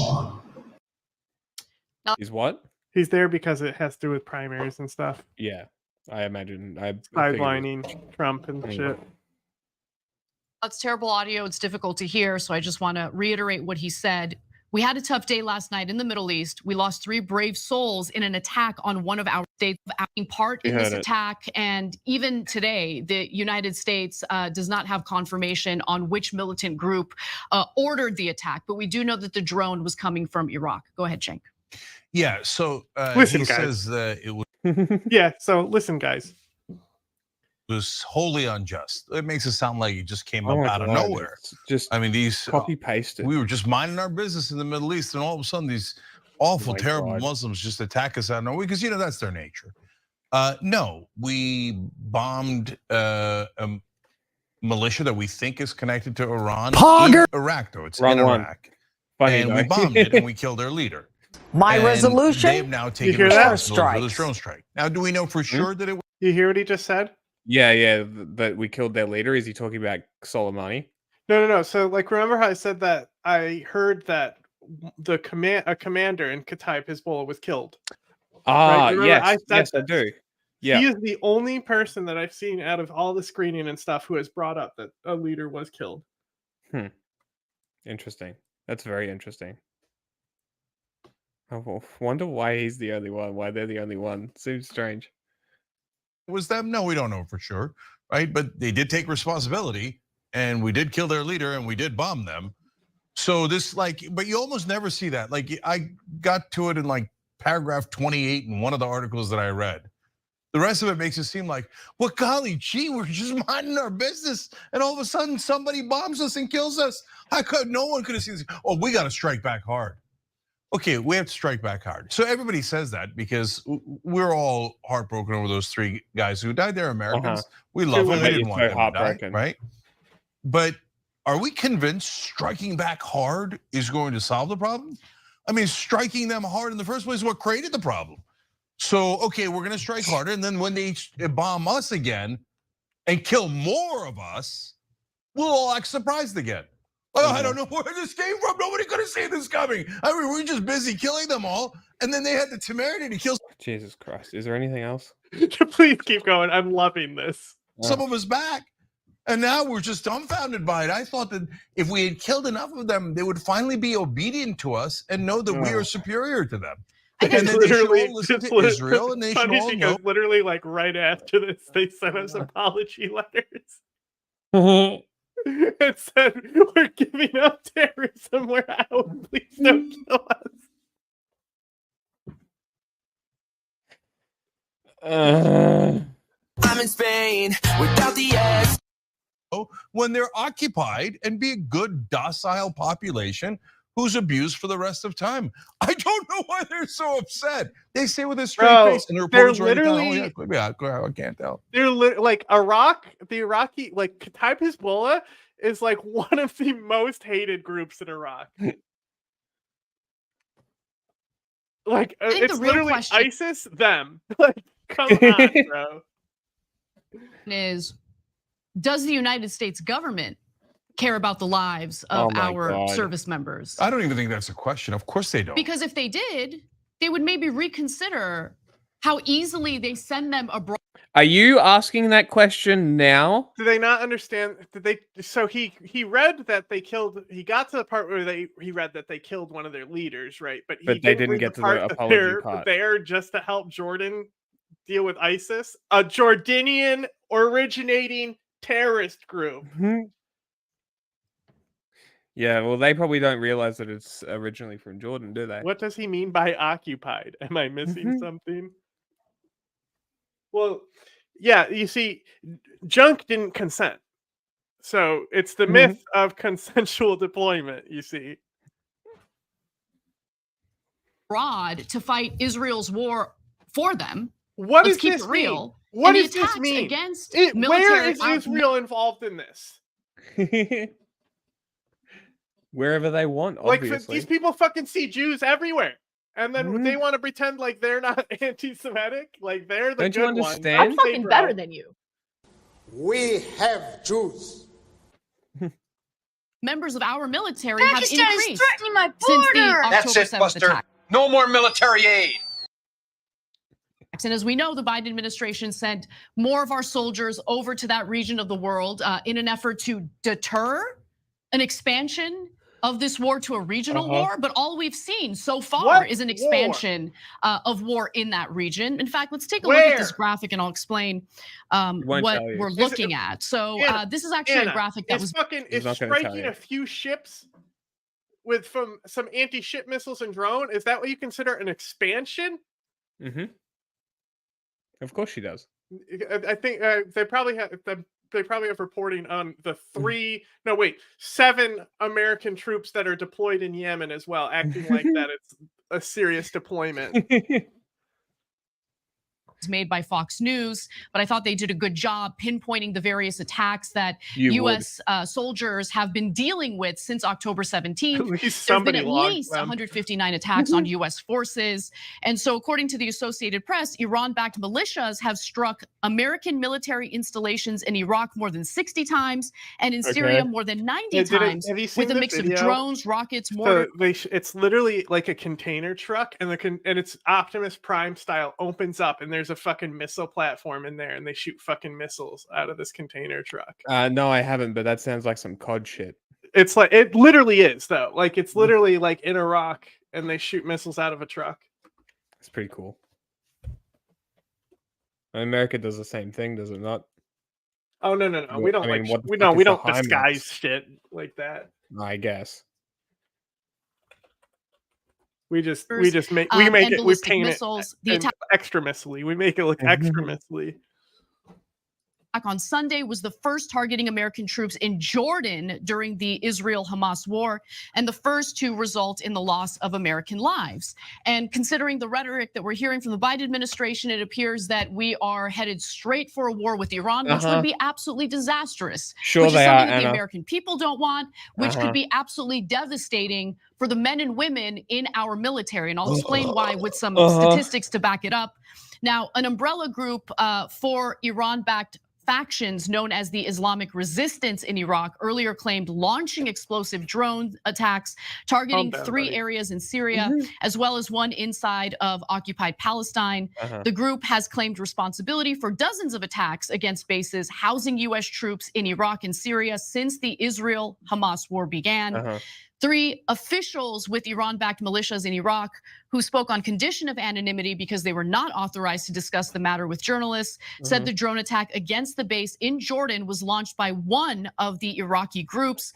No faction at that point had officially claimed responsibility. And I want to reiterate, while it appears that the United States wants to pin this on Iran, and Iran does back these militant groups with weapons and things like that, there is still no evidence that Iran ordered this attack. It's very similar to what happened in the aftermath of the October 7th Hamas atrocities in Israel. The Wall Street Journal fell over itself to report that Iran had ordered those attacks. There was no evidence of that, and Wall Street Journal ended up with egg on its face. So if you want to criticize Iran for providing weaponry to these militant groups, that's fine. But you can't just automatically assume that Iran has ordered these very specific attacks against US military in Jordan.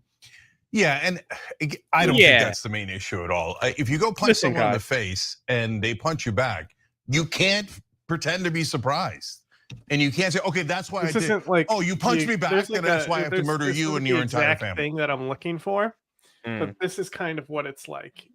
From my knowledge, it like flipped out the other side, so it lifted up and shot out the back of the truck. But you see, it's like this. It's like disguised as a regular truck. But these look like this looks like an anti-ship missile, so it's similar to that. But like it's a video of people like they're in a car. It's like a dash cam video, and all of a sudden the truck that is like right in front of them starts blasting missiles, and everyone immediately whips it and turns around to get the fuck out of there. Of course they would. No, that's not self-defense. So, okay, why am I saying what we're doing in the Middle East is not self-defense? First of all, Israel's been occupying the Palestinians for 75 years. What does Israel have to do with this? Nothing. They've got a point to make and a point to harp on, and they continue going. They've got a point to make. It's just... That's okay. They get to do that. So open air prison for 5 million people. I'm fucking better than you. An open sore in the middle of the Middle East. Every Muslim hates that the Palestinians are occupied. But no, that's got nothing to do with anything. I mean, look at the absurdities in American media. So if you're an American and you've never heard people like us telling you the truth, it turns out occupying people, they don't love it. And keeping them in open air prisons and then humiliating them on a daily basis, arresting them, murdering them, etc. Turns out they're not fans of it. Wow, what a big thing. In American media, that's like a big revelation. Okay, and so then we go on top of that. Now, oh my God. Are we done with this? I'm so over this. I love him. He's so funny. Awful.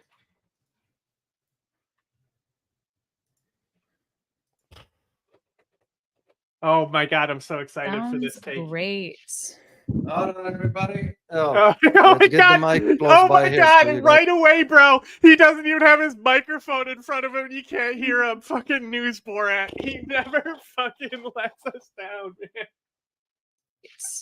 Hold on, everybody. Oh, let's get the mic close by here so you guys can hear me. How are you? I hope all is well. Very excited to be with you here. Geopolitics in Conflict show. So, how are you? I'm actually doing really well. Yeah, I'm not sitting correctly because I feel I'm out of balance. Yeah. I don't know why, but I don't know why. Anyway, we don't care. You guys can see us and you can hear us. That's what matters the most. So, all right, very excited to be with you guys on this January 30th. You believe the month is over? First month of the year is over. So we got an exciting topic, guys, to talk to you about. And this one has to do, of course, with the drums of war against Iran are beating loudly and vociferously, especially in Washington. So I'm going to provide you some analysis to the best of our ability. I can't wait, Borat. I'm very excited. Here. And of course, we're going to be detailing an additional information on Rambo when we get there right after this one here. So I'm assuming we do have a link. Absolutely. Let me put that link up for you guys, and I'll keep it up sort of the entire time. We're going to go live immediately. Fantastic. Do you know what I do? I usually put the links. This is what you do before the show, so do we, guys. Really? I never paid. Guys, come on. This is what you do before the show. Come on. You don't do this on the fucking show. Attention. So. Oh my God, it's 50 fucking minutes long. Oh, we're not watching the whole thing. It's news Borat. Oh my God. How do they have 16,000 views? I Because don't understand. their subscribers are bots. We know this. That's insane. I found Yes, exactly. An actual expert. News Borat. I found like the terrorist Anyway. material, which I'm not going to get strike for. But here is like a still image from it. So it's like it's showing the truck. This is not the video that I'm thinking of. This is a different video that they provided. So you can see the missiles coming out of the truck. It's disguised as a fuel truck, right? And then like this is like a one of those mill blogs, right? And it's showing different types of trucks. This is the truck right here. This is what it looks like on the inside. Just have these rocket tubes in there. That's cool. I want a missile truck. This is the video where the guy is turning around. Hey, fuck this. We're out of here. That's why you don't respond to every strike though, because they use things like that. All right. Anyway, News Borat. So this is what we're gonna be talking And Crystal about Mommy. today, and of course we'll take a question or two from you. Okay. Hello, Boycott. Good to see you as well. So if you guys, can you please, as you know, we always like to know what part of the world you are joining us from. So if you will be kind and just type in where you are joining us from. If this is your first time here to our channel, welcome to our community. Let's see. Remember to subscribe if you feel like it. Moving like the quickly. content. We'll be very grateful to have There you. you go. We got bots from Malaysia, All right. Sri Lanka, Let Nigeria, me Minnesota. see. Oh, we got already people here already. So Yes. it's kind of. Am I late? Oh, or he what? pulled a I Hassan. mean, a couple minutes. Oh. I think it's okay. I think it's okay. That's all right. So, all right, guys. So here's what, as I said, this is what we're gonna be talking about, addressing this issue of what took place in our 10th base. Our 10th base, as you know, is on the. Did you look at the border actual between chat or Syria just and the Jordan. comments? A lot I of looked at the chat. Okay. And where were the locations? I was letting and out the chinchilla. New Zealand, Zimbabwe, Minnesota, Nigeria, Sri Lanka, Malaysia, South Africa. And then can we look at the comments and see how many people are name 4 numbers? Name for number, name for number, name for number, name for number, name for number, name for numbers, name for numbers, 3 numbers, 4 numbers, 5 numbers. But it's all the default like thing. Yeah, pretty much. That's weird. Oh, look, even bots are replying to bots. That's fun. Fucking hell. I am sure I'll agree with them too. Hurry up. That is on the Syrian territory more so than it is on the Jordan. Now, You there hear- is a you hear what he reason as just to said? why Washington is. I missed it because he mumbled as he usually does. Yeah, it could be louder. Could be. Is firmly staying by or holding up to its statements as far as the attack on the U.S. base took place on Jordan territory. Yeah. Well, why is that? Tell us why. Why do you think that is? We need to know. So We are not they're playing experts. a very interesting and precarious they? game right now. Yeah. Are they playing Because with I think the crystals? United States Some jade? knows that That took war place with Iran is not Some a gold? Oh, it's the Middle East. territory. There must be gold. good idea. And I think it's partially because Iran, unlike many of the other countries, doesn't necessarily bluff. Yeah, but why the They U.S. don't is saying the attack took No, place on Jordan? of course. Iran never bluffs. No, never. They what they say? They put out a international hit for Donald Trump. Did they bluff? Oh no, that's Saudi Arabia that doesn't bluff, going and chopping cunts up in fucking embassies. What are you talking about? Shut up. Fucking hell. Expert. What's her fucking qualification again? I'm pretty sure he puts it Crystal in the Mommy. description. She has a degree in like communications or something. Global business. No, she's like a healer. She's like a spiritual Degree healer. in global business. It's Ulalalalu that has fucking the crazy resume. Yeah, I know. But she's only there because her dad also had like a resume. She visited corporations in China, India, and South Korea. Red flag. Jordan, in your opinion? Well, because of that territory, I think is less inflammatory than if they said the other. Okay. Then It's what is also it? because it will give justification for the American presence in Jordan than it is in Syria, which means what? Being on Syrian territory, Yeah. it's illegal. Well, and I think it's interesting because I think there really is a Aren't there fundamental American troops question in about Syria? that. Yeah. And that is, why are they there at all?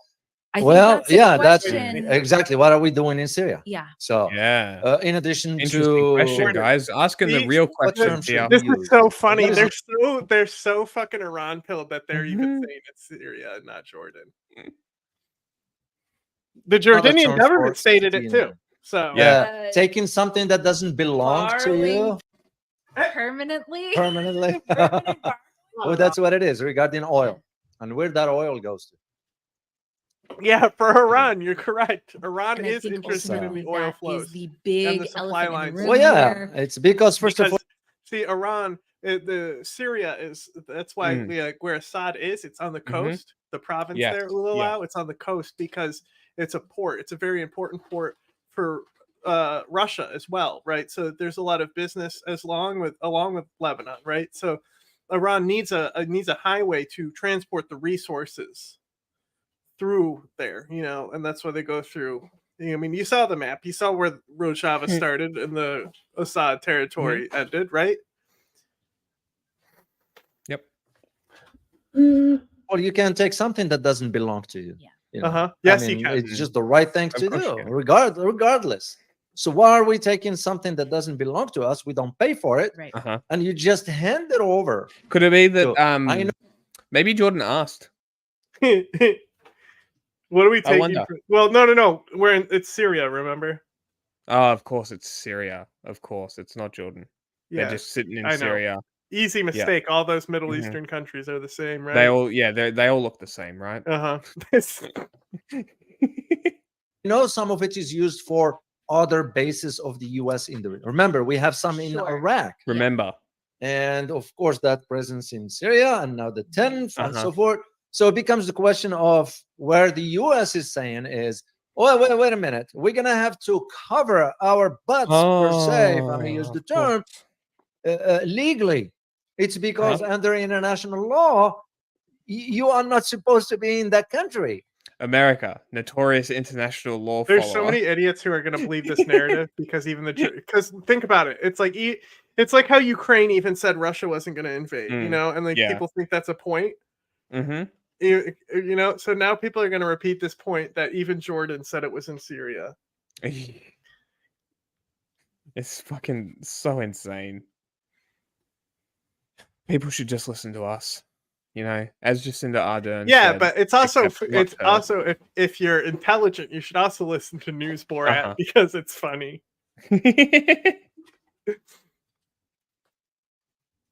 So what are you doing there? Well, and now Iraq is trying to push the U.S. out completely, which is a very, very interesting turn of events. Yeah, they did ask the Pentagon said they're going to sit down and have a conversation. This guy of all people now repeating that same talking point Vosh said, huh?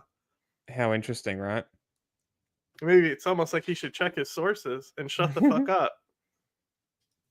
Conversation about what? About what? Yeah, Absolutely. if we don't want you here, we don't want you here. End of story.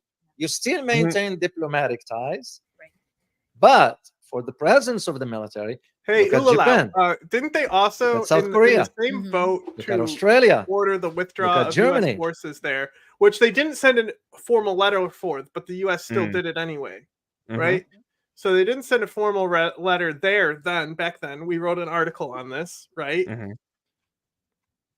But Iran also was told to leave. The Sunni opposition also said, all right, if you're kicking out the U.S., Iran, all those foreign forces have to leave too. And they're like, okay. Iran only increased their presence in the wake of the U.S. pulling out. Funny how that works, isn't it? So, yes, we do have some sort of an agreement, but come on. 30,000 plus? Right. That's not an agreement. That's taking over a country, in my opinion. So this is where the issue We why did. the U.S. is We saying, did definitely it take took place over on the- Iraq. It happened. Yeah. And then Iran did, and now they own it. Thanks, Bush. Literally, like, what's so crazy?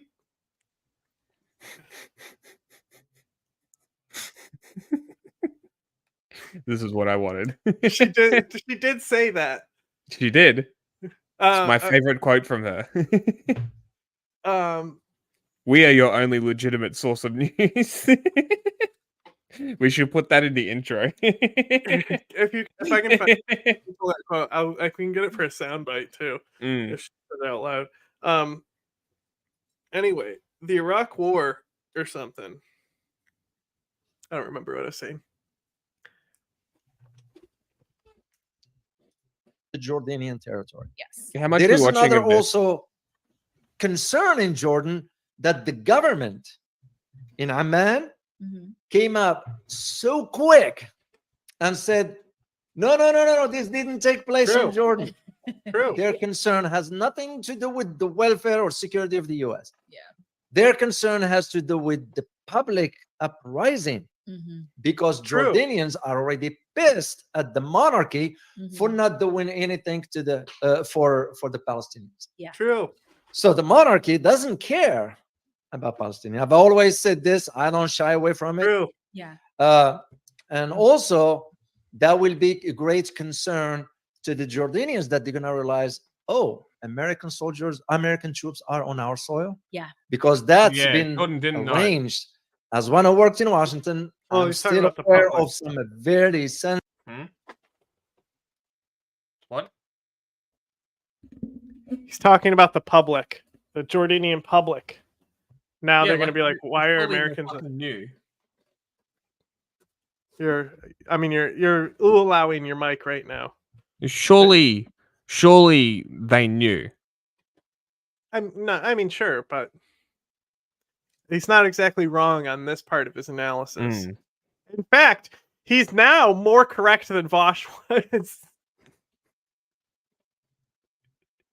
That's embarrassing. Sensitive stuff that's going on between Jordan and the U.S. Yeah. I'm just not And at you know how, liberty to because like talk about this both because I'm Vosh still and bound Junk by were the trying law. to connect it to Israel, right? Mhm. Ulalau successfully brought out why it is connected to Israel. It's because of the Jordanian public and why the Jordanian government lied about it being on their soil. Congratulations. He was able to connect it to Israel instead of just saying things. This guy, News Borat, bro. Embarrassing. Truly embarrassing. This dude interviews Scott Ritter Yeah. and said he's a good No, I'm source. not He also said he went to the same school as him and Yeah, fanboyed he over ran him. track and field. Uh-huh. in DC, but still. And now the Jordanian people is going to find out what are Americans doing in the base over if it is on our territory. That's No, why that's the a great Jordanian government question. went Yeah. ahead so fast and said Uh-huh. it's not on our soil. Yeah. That puts the U.S. on an awkward position. If you are not on a on the Jordanian territory, which is a country that we do have diplomatic ties and so forth, It doesn't though. then what are you doing with a country that It doesn't put them in an What? awkward position at all. No. Because to the U.S., it's still Jordan. So guess what's going to happen? It's going to be a response like they killed 3 people in Jordan. Yeah. we don't have ties with? Diplomatic one. Yeah. And second, you have Scott never been Ritter, the twice invited. arrested pedophile? Sure. That's the one. Yep, that one. And that Third, was like what a are you doing big there? guest for No, that's- Ulalau. Yeah. And I'm he pretty still sure he'll showed do up. anything. And he shows up and he's talking into his mic like this. And I'm pretty sure he was late too. Well, Scott Ritter was, yeah. Yeah, that's what I mean. Like he was late to Uh-oh, the interview, mic and cable instead thing of was for you. no, I think I was just pushing on it. Mm. Instead of just waiting for him to arrive, he goes live by himself and just like filling time, and it's the worst like 4 minutes I've ever watched. It's so funny. It's insane. This is the first time we haven't like secretly shown people at because we only showed a few people News Borat and told them Yeah. they can't tell anyone about our secret. It's a great question. And interestingly enough, in the conversation of all this, so I want to back up really quickly. And a lot of this blew up because for sort of the first time in this sort of the first time in this conflict, US troops were killed. And that is, and the administration has handled that extremely poorly. I'm going to show a video a little bit later. David, I think you are going to lose your mind watching this video. If it's coming from DC, I already lost my mind. Well, it's Karine Jean-Pierre. She's talking about, oh my gosh. I'll show you guys this video. It is, you know, if you guys wonder what the administration really thinks about our people, about the troops here, because I know a lot of you guys are not from the United States. And so if you ever wondered what the US feels about our people, you got it right here in this video. But for the first time, we're actually seeing American troops. And I think it's very interesting, this location, David, because it is a big question that the US really hasn't answered. And that is, what are they doing in this particular location? They have, no. What are they actually doing there? So they literally, they answered right away when they said, hey, we just got hit. The people were here to defend against ISIS as part of like Operation like Enduring Freedom or Inherent Resolve. Whatever the fucking name is. Yeah, one of those stupid operation names. The operation to stop Daesh.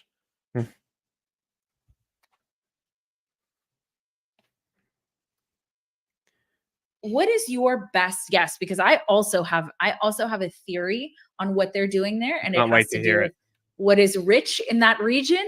But what is your take on? Is it oil like every other basic idiot? Well, usually when you have a forward, what we call them a FOB, a forward base. Usually when you have that, that's for you're not confused with fresh off the and I meant forward operating base. We call him a FOB. Who's we? This guy, like Jamison, also was in the military, remember? Was he? I think he did say that he was, yeah. But he was not even in, like, he was in, like, not the U.S. military, right? Wasn't he in, like... I'm pretty sure it was the U.S. military. I'm pretty sure he said this. Okay, hang on. If I'm remembering correctly. I know. We've watched so many nights spent watching this guy laughing our ass off. We spent so 3 hours. We had a 3.5 hour, maybe 4 hour recording of us laughing at this guy, and we had no idea what to do with it.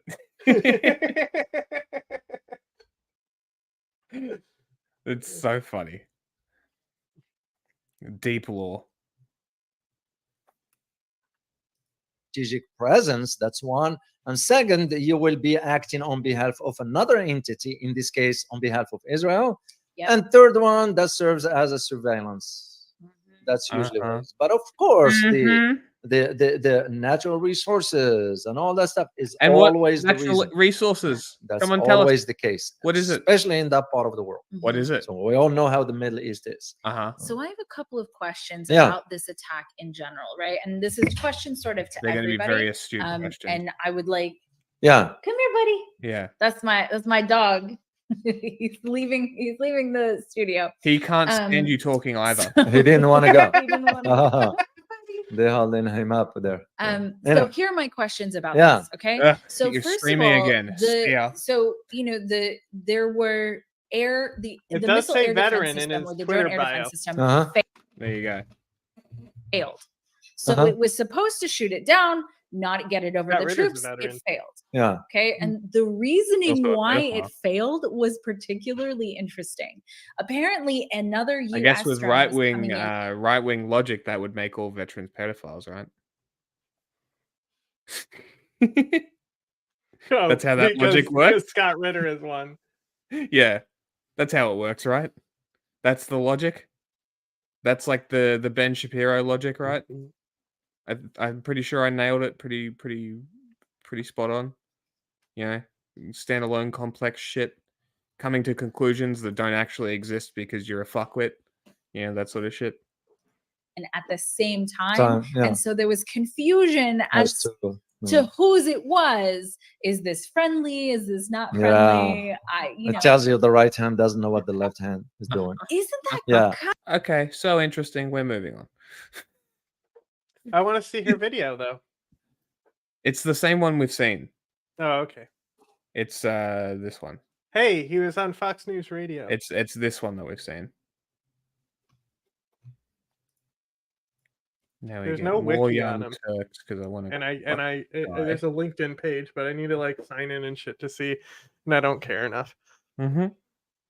Only way we will get that done. Wow, noisy. None of us want new wars. None of us want new wars.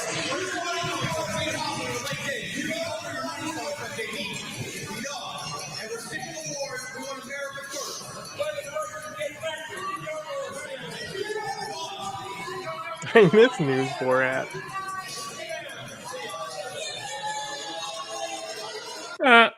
Increasingly, conservative voters are rejecting more war and an expanding war in the Middle East. And that's what you just witnessed during one of Nikki Haley's campaign events. It's going to be awkward when Trump gets into office and instantaneously goes to war. Because that's what fascists do when they're trying to rally support. Now, what's interesting is that there is this growing divide among the neocon wing of the Republican Party and the more... Huh? I said, how do we get back on these videos? Because you sent this. It's true. This was in the 4 links that you sent. Mm-hmm. Yeah, I know. Isolationist wing of the Republican Party. And what you just witnessed was a representative of the growing isolationist mood among Republican voters. In fact, Tucker Carlson... They're just doing Twitter reporting. Do we... Oh, yeah, I want to see Tucker Carlson, what he said. Recently weighed in on the neocons in the United States Senate following a drone strike that killed 3 of our service members in Jordan. And I want to give you the statements by 2 senators in particular following that drone strike, and then I'll tell you what Tucker Carlson had to say about it. To deploy armed So drones at first you over U.S. soil, and the deaths of 3 other Americans in drone strikes. 3, see? 3. In drone strikes. Predator drones. Lindsey Graham, who in response to that drone strike had tweeted, Secretary Lloyd Austin's efforts to deter aggression against our forces in the region has failed miserably. I've long since lost confidence in the Biden national security team to deter Iran. If they do not change their policies now, more American service members in the region will pay the price. And then he follows that up with, hit Iran now, hit them hard. So he is itching and has been itching with a hot war with Iran for some time now. I mean, Lindsey Graham is the biggest war hawk and loves, I mean, I don't think he's ever seen a war he didn't love. Then you I mean, look, it's the easiest target. He's already revved up his base on the wall and making Mexico pay for it and all that shit. If he was going to go anywhere, that's the easiest target. It also doesn't require massive logistical support to actually mobilize. So, how do you spell fifis? Like feelings? Is it 2 E's? I just do 2 E's. Okay, fifis. So F-E-E-F-E-E? Yeah. Okay. You have Republican Senator John Cornyn jumping in to simply say target Tehran, also calling for war with Iran. And Tucker Carlson had a very simple response to both of them, one that I particularly enjoyed. Yeah, let's turn the Iranian public against us as we kill them. Yeah, that's such a great idea. You know, you could totally overthrow Iran, you know, with your idea by just giving them guns, but you know, what would that do? Might be the first time I've agreed with Tucker Carlson. Couldn't agree more. So look, Lindsey Graham is a senator from defense contractors. And so he gets funded by them. He's pushed for every single war. Anytime there's any kind of conflict, he encourages Republican and Democratic presidents to bomb, bomb, bomb. And then once we bomb and then they bomb back, he always feigns surprise and says, you see that? We can't even murder them in peace. These savages fight back a little bit. It's just the same and then he shit. asks They just for say a the much same wider, shit over and over and over again. It's literally just the same shit. I don't understand how people watch this. The next link is and so Nikki he's Haley one of the actually going after Trump morons who were. Okay, we'll put that on because that's for the more first entertaining. time. One thing that Donald Trump doesn't like It's only 4 minutes. is a room full of people laughing at him. And that's what's happening at every single Nikki Haley event now. Oppressor mindset. Nikki Haley has taken the gloves off. It's too little too like late. the but IRGC that's is not okay oppressed. because it's The Americans are not oppressed. You know, you could frame them both as oppressors in a way, but like it depends on who you ask, because it's not like there's people who aren't pro-Iran in Iraq, you know, like that's what I was going to say earlier, right? When I said I forgot what I had to say. We have literal intercepted documents from Al-Qaeda that shows that their number one goal was to make sure that the elections in Iraq took place, right? So if you go back and you look at Iraq's first elections, they have like troops deployed to defend people who are voting, right? Who do you think were the people attacking to try and prevent the votes? No. Iraq? Yeah, this is like 2004, where Noor Maliki gets elected. Saddam. No, he's dead. No? This is the first 2004 first election. Al-Qaeda says, Al-Qaeda says we want the elections to take place, right? Do everything to make sure the Americans bring democracy to Iraq and these elections take place. Iran is the one who benefits because Noor Maliki is going to win because of how America sets up the elections. So who do you think was trying to stop the elections? Are we talking big players or regional? Regional, just regular people. That's what it is. The citizens of Iraq themselves were trying to stop it. Yeah, it's just militia groups trying to stop it because they know.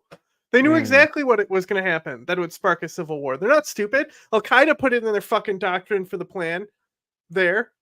America couldn't figure it out, though. They got played by Iran, and they saw Noor Maliki came in and be like, hey, I'm the guy. Put me in there. And they basically set it up to give him the success to put him in there. And then he fucking creates the PMF and all this shit and like takes over the entire fucking country. And you wonder why it falls to civil war and then why people join Daesh, you know? And like Daesh. So one of the things that the Sunni side of the civil war, they would say that trying to build Sunnistan, right? Because right?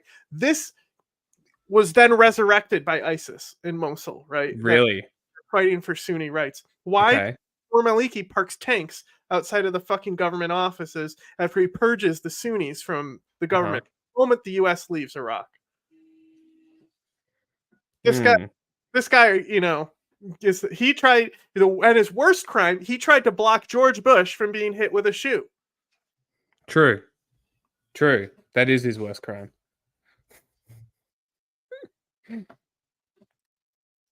still wildly triggering Donald Trump. She is going after Trump for the cognitive decline. She's going after Trump for the childish, petulant behavior. Way, cognitive decline. Here is Nikki Haley. So he meant to say Nancy Pelosi was responsible for not deploying people on Jan 6, but he said Nikki Haley, and Nikki Haley wasn't even in government at the time. So now she's been running with this, saying that he thinks I'm Nancy Pelosi and that I'm in charge of stopping January 6th. That's awesome. What a W for her. Could you have asked for a better funny fucking setup? This whole speech that she gives here is so funny. I couldn't find a clip besides like this. Newsmax has it. Should search Newsmax, of course. Anyway, speaking to a crowd in Malden, South Carolina, her home state, this is Trump's worst nightmare for his ego, for his narcissism. The entire crowd just laughs.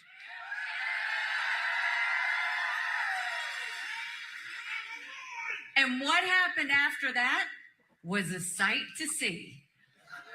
Because on election night, we were super excited. We had moved 25 points in the 3 weeks leading up to the election.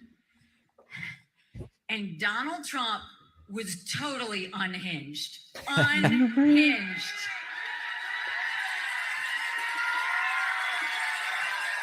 This is like the most criticism he's gotten the entire Republican primary. That's just pathetic, isn't it? Mm-hmm. Like, actually pathetic. And I think his feelings were hurt, but he threw a temper tantrum out on stage. Seriously, threw a total temper tantrum, and was talking about revenge. She's infantilizing him. Yeah, he's a child. Good crowd work. So after he talked about revenge, Letting them rev and had a themselves little up. something to say about me, that's fine. We raised $1 million online right after he did that. Of course, This of course is not she good did. for Trump's ego. Dude, that's such a smart way. Just fundraise off it. Fundraise off the petulant, childish bullshit. That's all you need to do. She's playing it perfectly. And as long as she has money and stays in the race, it hurts him every single second she stays in the race. He gets hurt, so she needs to stay in for as long as she can. Then the next day, Unhinged again says, for anybody that supports Nikki Haley, you will be barred from MAGA. Wow, what a threat. I know I told you this before. Yeah. So we had a little fun with that. We started selling t-shirts that said barred permanently. We sold 10,000 t-shirts. Fucking Jesus. Trump does not like being the butt of a joke. And this is why Trump is absolutely losing his mind. Now, my interest in he's this gonna get- is preventing... She doesn't even have to bring up the sexual assault shit. No, I can't wait for his outrageously childish response. And it's just going to snowball downhill. And it's going to get worse and worse. And he's going to get more unhinged. And it's going to be a good fucking time. Because everybody is going to turn on him. Either of these people from becoming the next president of the United States, meaning Nikki Haley or Donald Trump. My interest is that. And the longer, the more Nikki Harris to get he's going to take the way chaotic the Republican Party appears to be, the more moderates that she can dissuade from voting Trump in November. Because at the end of the day, this is about hurting Republicans from our perspective. If she can anger her Republican donors over Trump saying you'll be banned if you donate to Nikki, that helps Joe Biden directly. That's a voter who votes Nikki and then may either stay home or vote for Joe Biden. And that is a very, very good thing. You love to see it. It's too little too late. She's not going to win, but she may be hurting Donald Trump. And we love to see that. Sam Harris joins me after the break. Cringe. Data brokers. No. Sam Harris. Yucky. Yucky. Racist. Icky.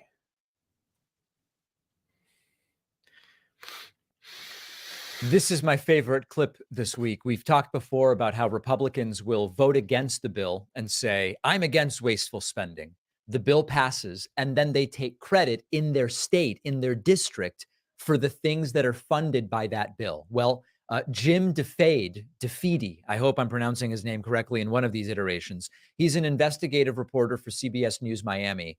He absolutely humiliated Republican Congresswoman Maria Elvira Salazar. Salazar voted against the Chips and Science Act, a great piece of legislation. And then she goes to her district and she presents checks with money that comes from that very bill. Jim DeFede called her out. Total humiliation. She implodes, doesn't know what to say. This is beautiful journalism. Last month, you were at FIU and you presented a check for $650,000 to help small businesses at FIU. But you voted against the bill that gave the money that you then signed a check for and handed and had a photo op, the Consolidated Appropriations Act of 2023. That's revolting. Right? You voted against that bill. Right now, you have to give me more details, but I do know that every time I have an opportunity to I just don't remember, Jim. Did I vote again? It's not, I don't know. What are the details of that? Bring money to my constituents. I do so. I just did $400,000. But look, you voted. I thought Florida was anti-China. Why would a Florida Republican be voting against the Chips and Science Act? How interesting. I thought they were pro-America. That's very strange. That's very odd. That's very curious. That's because the Republicans stand for nothing but sidelines. I know. You voted against the Chips and Science Act, right? Listen, right now I need to. That's a pretty straightforward question. She's not answering. Ask my staff. But That's what Amy was look at the struggling with. $40 million that I have brought to this community. Aren't you proud of me? Aren't you proud of the $40 million that I brought? Aren't you proud that I wrote the Dignity Act? Haven't I? No, he's a journalist. Wait a second. Let me 1 second. Tell me. The money that you talk about, She the is $40 having a million meltdown. that you bring back to the district. Sometimes that money comes from bills that you voted against. You voted against the CHIPS Act, and yet you praise the fact that the South Florida Climate Resilience... Do you think she's not aware that her votes are public? Maybe that's the problem. Tech Hub is going to be started in Miami. Yeah, it's called being a brazen, opportunistic hypocrite. That's what it's called. Right? You voted against the infrastructure bill, and you talk about all the money that comes back to the airport. So at the same time that you're taking credit for the money that you bring back to the district, in Washington, you're voting against these projects on party line votes. Listen, that was, I think, last cycle. Dude, my hypocritical vote was before. Now I'm doing something. Now I'm taking advantage of Don't worry this. about that. Jim, what's wrong with what I'm doing? Please. These are nasty questions, Jim. Not really remember right now, but let's look at the Americas Act, which is what I'm going to vote. So you don't want to explain why you voted really against cannot. things. I mean, right now, and I'm not trying to be a politician. There's so many bills that I've introduced that I know that many these are bills of them that you voted against. That I understand, but it's okay. These are Sometimes I significant vote and bills. sometimes I don't. But let's look at the positive. Let's look at the $40 million that I brought, and let's look at the. If it was a positive thing to bring that money to her district, why didn't she vote in favor of it? And this is not the only example of this. We've got a bunch of Republicans doing this. They want credit for being fiscal conservatives and opposing government spending. And then they want credit and they want to get reelected by saying, hey, look at this money that I brought into the district. You voted against bringing the money to the district. Really great work there by Jim DeFeed. I hope I'm pronouncing his name. And more ads. Okay. California Senate debate. Click the one I just sent real quick. It's a quick one. Just because I want to point this out because you're going to love this. And we haven't made fun of this guy yet today, so. All right, so I'm curious how many of you came across this story, but I got to share it with you. This is really something. So it appears like Trump's White House was dealing drugs. I know that sounds hyperbolic. It's so true, When you get to specifics, it's the inevitable conclusion of all of the facts that are laid out here. And make no mistake about it, these are facts. We have the records to back this up. And we also, by the way, may have cracked the code of what is Trump on? Because for a long time, there was all sorts of speculation. For example, not he was you using though. a UK Mr. version Trump of pooped himself Sudafed, and wears which a diaper. Speculation. Had an active ingredient in it, which was a massive upper. He stockpiled the UK version of Sudafed. And then, of course, there's the classic examples of when he was debating Hillary Clinton. By the way, I want to talk about something real quick. So Sudafed, right, in America. So we basically have this generic thing that's counter. It's like pseudo something, Sudafed with blah. And then you'll hear in the commercial, they go, oh, so it's a regular Sudafed behind the counter. Yeah. Because it's behind the counter, because it's controlled, right? Yep. The product that they put on the shelves didn't work. At all? It's been being sold for years, like a decade now. Doesn't do anything, they found out. Hilarious. Thing nonstop, which is a classic example of what a cocaine user would do, but it didn't have to be cocaine that he was sniffing. He could have been sniffing the Sudafed. It could have been Adderall, for example. People who worked on The Apprentice with him claim, hey, he's addicted to Adderall. we may finally have our answer What we would call it. based on some of the records here as to what he's actually on. Okay. And the answer may surprise you just a little bit. Okay. So this is in Rolling Stone. Trump's White House pharmacy handed out drugs like candy. A Department of Defense report found an obscene lack of control over the handling of controlled medications while Trump was in office. So we'll get to the list in just a little bit. This is really something. White House pharmacists reportedly distributed uppers and downers like candy to Trump administration officials during his time in office, according to a new report from the Department of Defense Inspector General.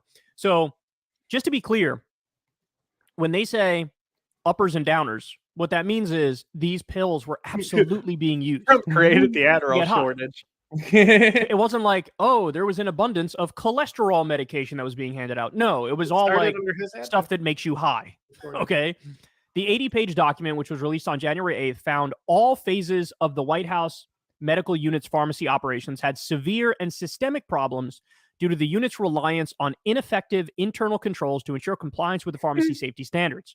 The investigation, which began in 2018 after the Office of Inspector General received complaints about improper medical practices within the White House medical unit, found a slew of compliance issues and improper safety standards. The medical unit's operations fall under the jurisdiction of the White House Military Office. The report covers a period between 2009 and 2018, with a majority of its findings coalescing around 2017 to 2019 during the height of the Trump administration. While Trump lived under the White House roof, the pharmacy reportedly kept messy handwritten records, spent lavishly on brand name medications, and failed to comply with a slew of federal law and Department of Defense regulations governing the handling, distribution, and disposal of prescription medication. Though in-person inspections and interviews with over 120 officials, the report concluded that the White House medical unit provided a wide range of healthcare and pharmaceutical services to ineligible White House staff in violation of federal law and regulation and DoD policy. Additionally, the White House medical unit dispensed prescription medications, including controlled substances, to ineligible White House staff. One witness told the Department of Defense Office of Inspector General that pharmacy staff regularly prepared go bags of prescription medication to White House staff in advance of overseas trips. One of our requirements was to go ahead and make packets up for controlled medications, and these would typically be Ambien or Provigil, and typically both. So Ambien's a sleep medication. Provigil is an upper. It's like an anti-narcolepsy drug that makes you super high and sharp, the witness said. So we would normally make these packets of Ambien and Provigil, and a lot of times they'd be in like 5 tablets in a Ziploc bag. And so traditionally, too, we would hand these out. Ambien is a sedative used to treat insomnia. Provigil is a stimulant used to treat narcolepsy. Both are considered controlled medication. The witness added that a lot of times the senior staff would come by, or their staff representatives would come by the residence clinic to pick it up. And it was very much a, hey, I'm here to pick up this for Miss X. And the expectation was we would just go ahead and pass it out. Passing medication out often undersold the problem, as the report found that over-the-counter drugs were often left out in bins for staff to simply grab at their own leisure. The report found that between 2017 and 2019, the White House spent an estimated $46,500 on brand name Ambien, which is 174 times more expensive than the generic equivalent. An estimated $98,000 for brand name Provigil, which is 55 times more expensive than the generic equivalent. In its conclusion, the Department of Defense Office of Inspector General recommended that the Director of Defense Health Agency aid the White House in developing more robust policies for the control and management of prescription medication. Man. Okay. So now let's get to some of the specifics. This is a list of prescription medication that was ordered by the White House medical unit over just a 9-month period in 2019. Thousands of Ambien pills, but more importantly, there were 7 different orders of either fentanyl, morphine, or ketamine. What the fuck? Note that this was just a clinic and didn't do any major procedures, which required even moderate sedation. The real White House drug story wasn't the cocaine found under Biden, but the fentanyl, morphine, ketamine prescribed under Trump, very possibly to Trump. I'm going to comment on that in a minute. Note that the maximum dosage of Ambien is typically 10 milligrams once per day. This would likely amount to a 3 or 4 year supply over an 8-month period. So now let's break it down. You got Ambien, you got Provigil, you got ketamine, you got morphine, you got fentanyl, you got Vicodin, you got Percocet, you got all sorts of various versions of Oxy, which of course is the opioid, which makes you high. It's a pain reliever, but it definitely makes you high, and it's of course very addictive. You have various kinds of benzos. So when you go through the list of the stuff that people were taking, it's like a who's who of the kind of drugs that would get you high. So it's no weed. Now, by the way, it was what's his name, Ronnie Jackson or Ronnie Johnson or something like that. He's now like running for office, and he was Trump's doctor. It appears like this is the guy who was like greenlighting all this stuff, and it leads to a bunch of questions. So, what are the possibilities here? The possibilities are they knew what they were doing. They were basically knew what they were doing. Filling out all these prescriptions. They would give it to certain people to then sell on the street and make a buck, make a profit, right? Maybe they were getting a cut of it as well. What they float in one of the articles is that like it could be that White House staffers, but then also their extended family who they don't have authority to use the White House pharmacy for, they would like use the White House pharmacy for more extended family for all of the people who work within the White House. It's just like fucking wild. Not abiding by. It's fucking wild. Yeah, it's crazy. All right, Katie, pull it up. Once a Dodger, always a Dodger. We were sitting on the floor. I had to escape. So these are just highlights. This is key moments, and then we'll go to specific questions. Mm-hmm. Sorry, Well, I my think colleagues are so pleased. you can look at if you look at the whole debate, you can look at their intro stuff. Yeah. Okay, we'll do that first.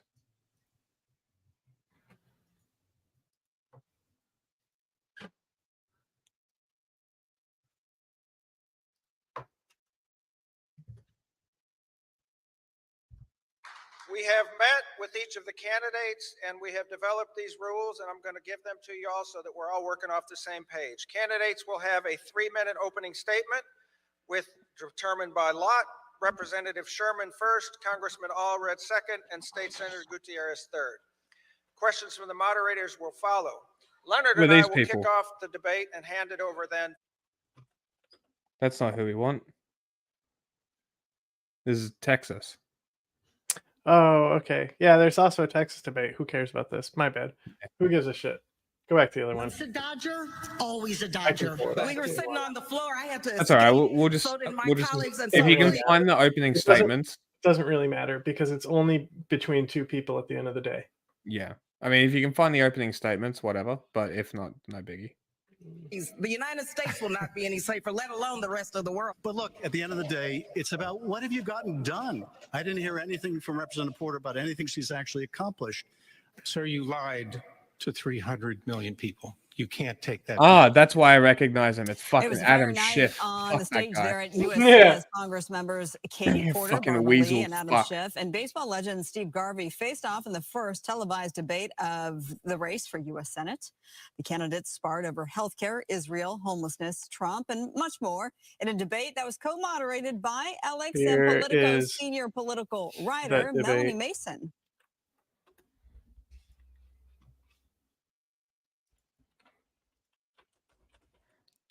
I'll just drain it from there.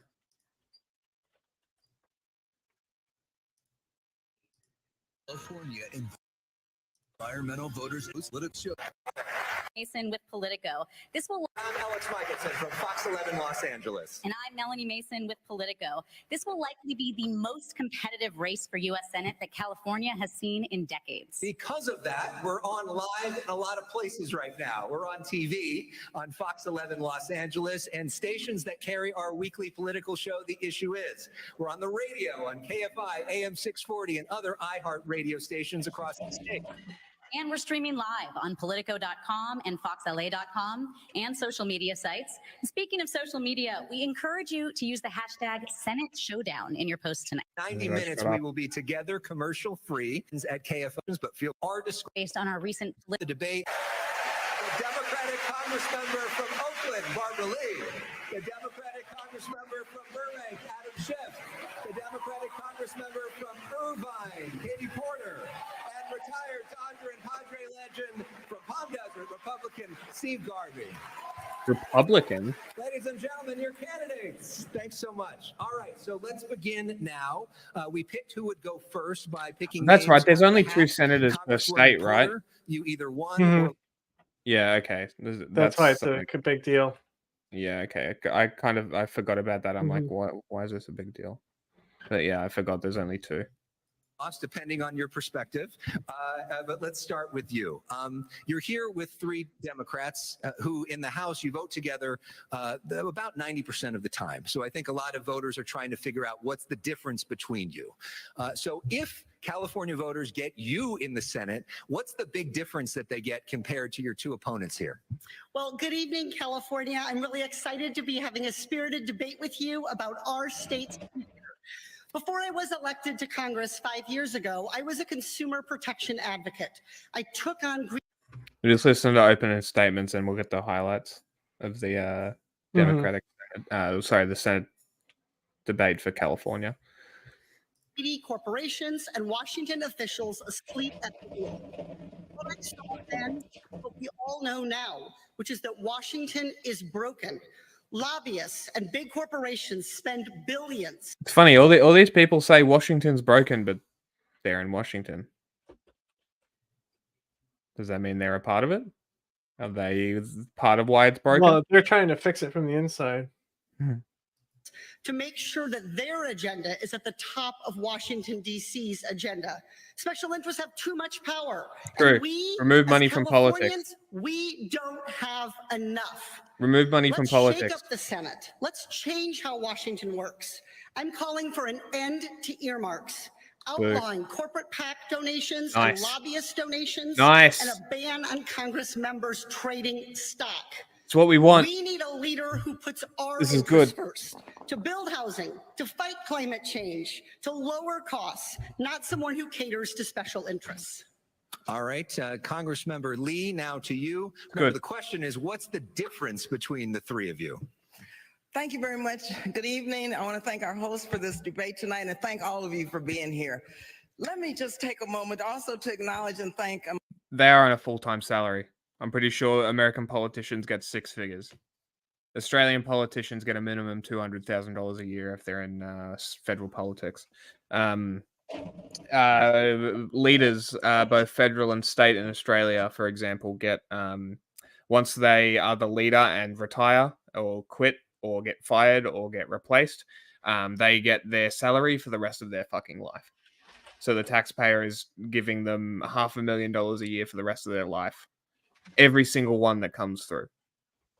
So that's pretty cool. I don't know if that's how it works in America, but I'm sure that there, because you mentioned that Bobbitt was going for a pension.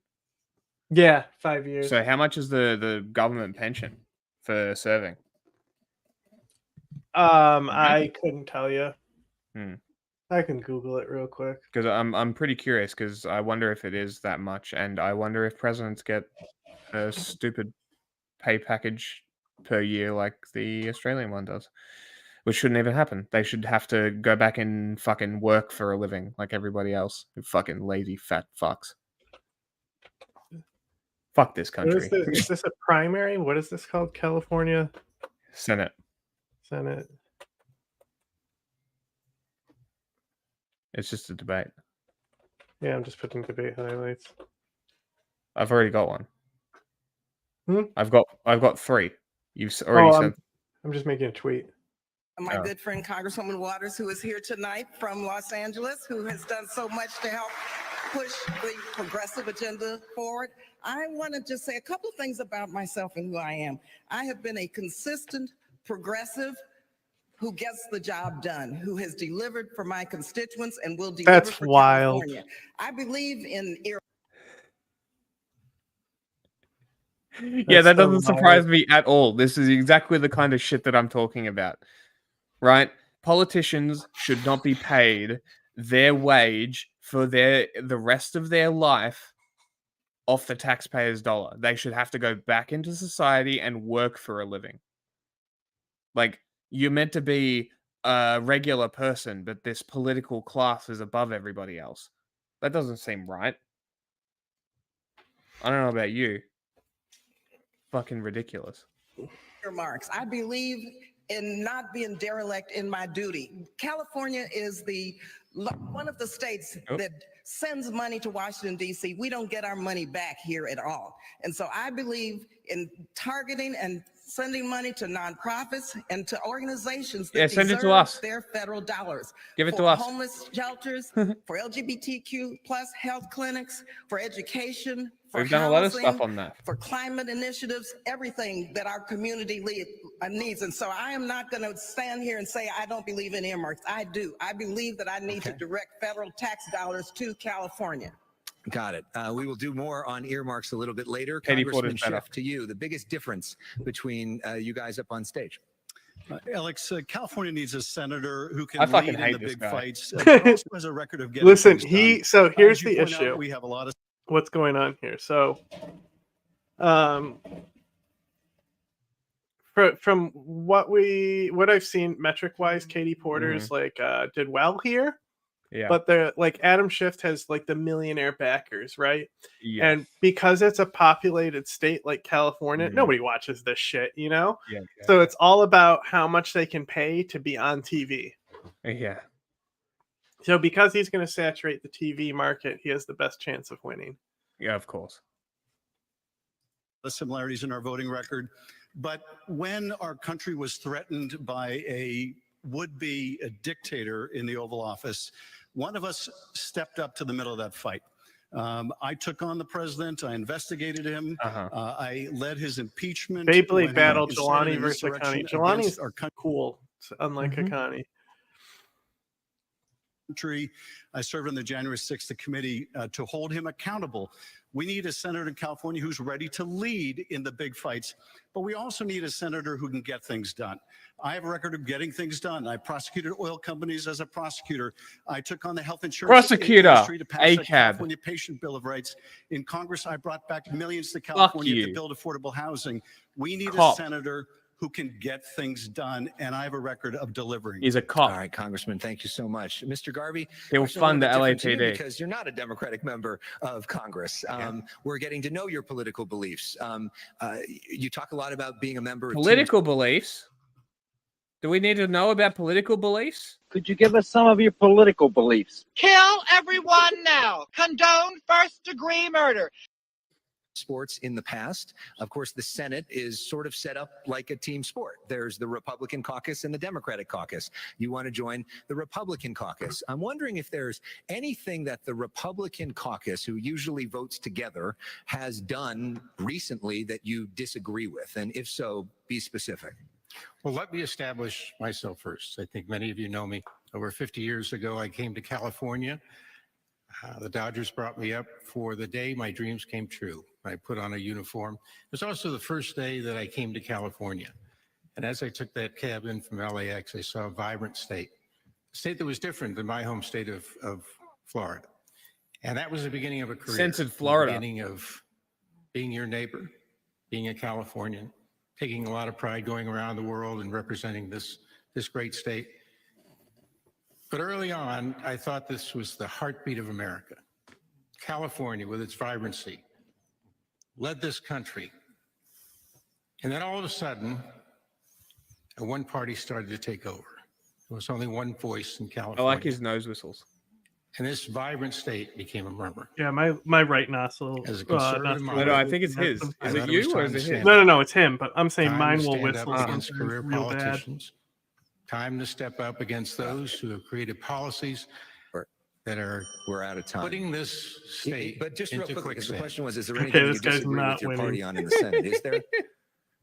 Just about everything. Just about everything? I love this guy. I'm common sense. I'm compassionate. I'm consensus building. And I think we need to get back to that in California. We can't only talk about it in Washington. We have to start doing something about it. And I think my leadership, based on years of building teams and championships, businesses, will make that difference. Is this Ronald Reagan's ghost? Thank What you, is this guy? President I'm Biden here. says that I'm his about to take a economic nap. record should be reelected. Baseball On a scale of player, 1 I'm to gathering. Oh, okay. I'm assuming an ex-Dodgers player. Star power. Okay. 10. How would you rate the economy for the average Californian right now? This question's for all of you. We'll start with Congressman Schiff.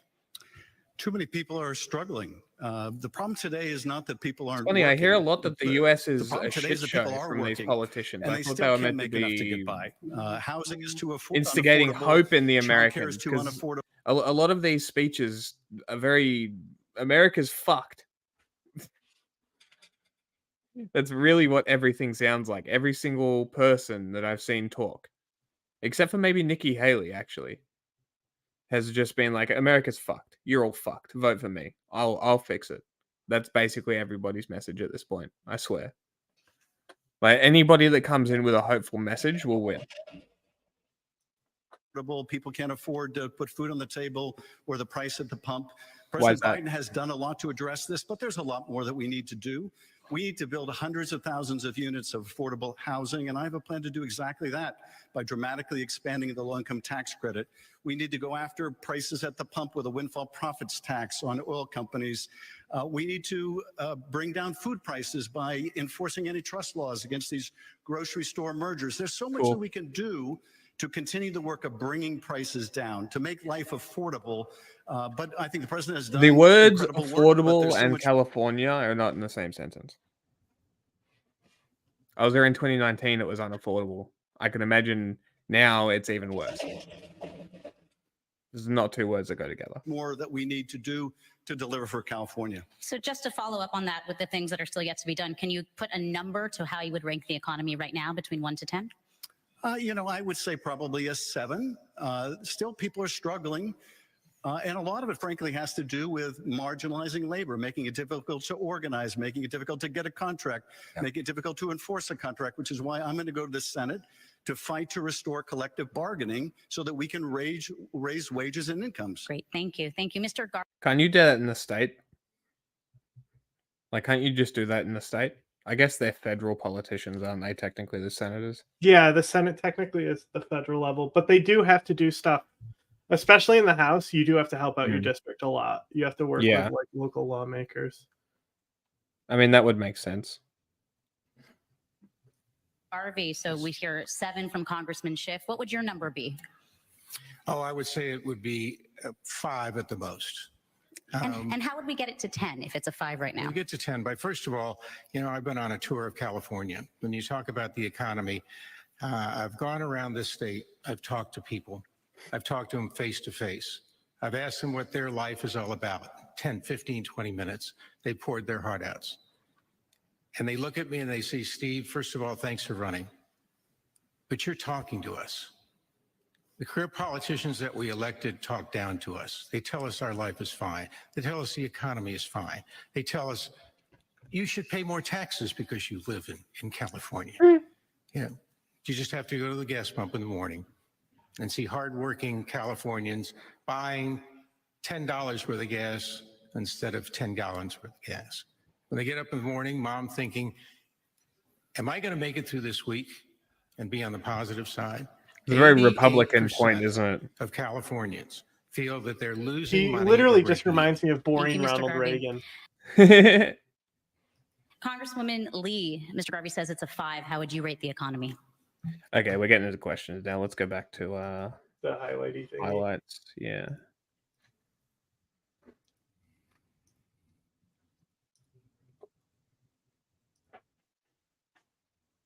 Once a Dodger, always a Dodger. We were sitting on this Trump and much more in a debate that was co-moderated by the day. I am in the middle because it's list moment for me personally, and also they just literally in just terms of talking about the it? scope of this really interesting race in California at the moment. But with all I'm pissed.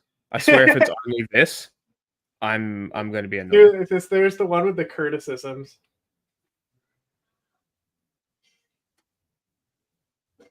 Is this an actual clip? We'll see. I'm finding the start of like the impeachment thing that they did. This looks like an actual thing.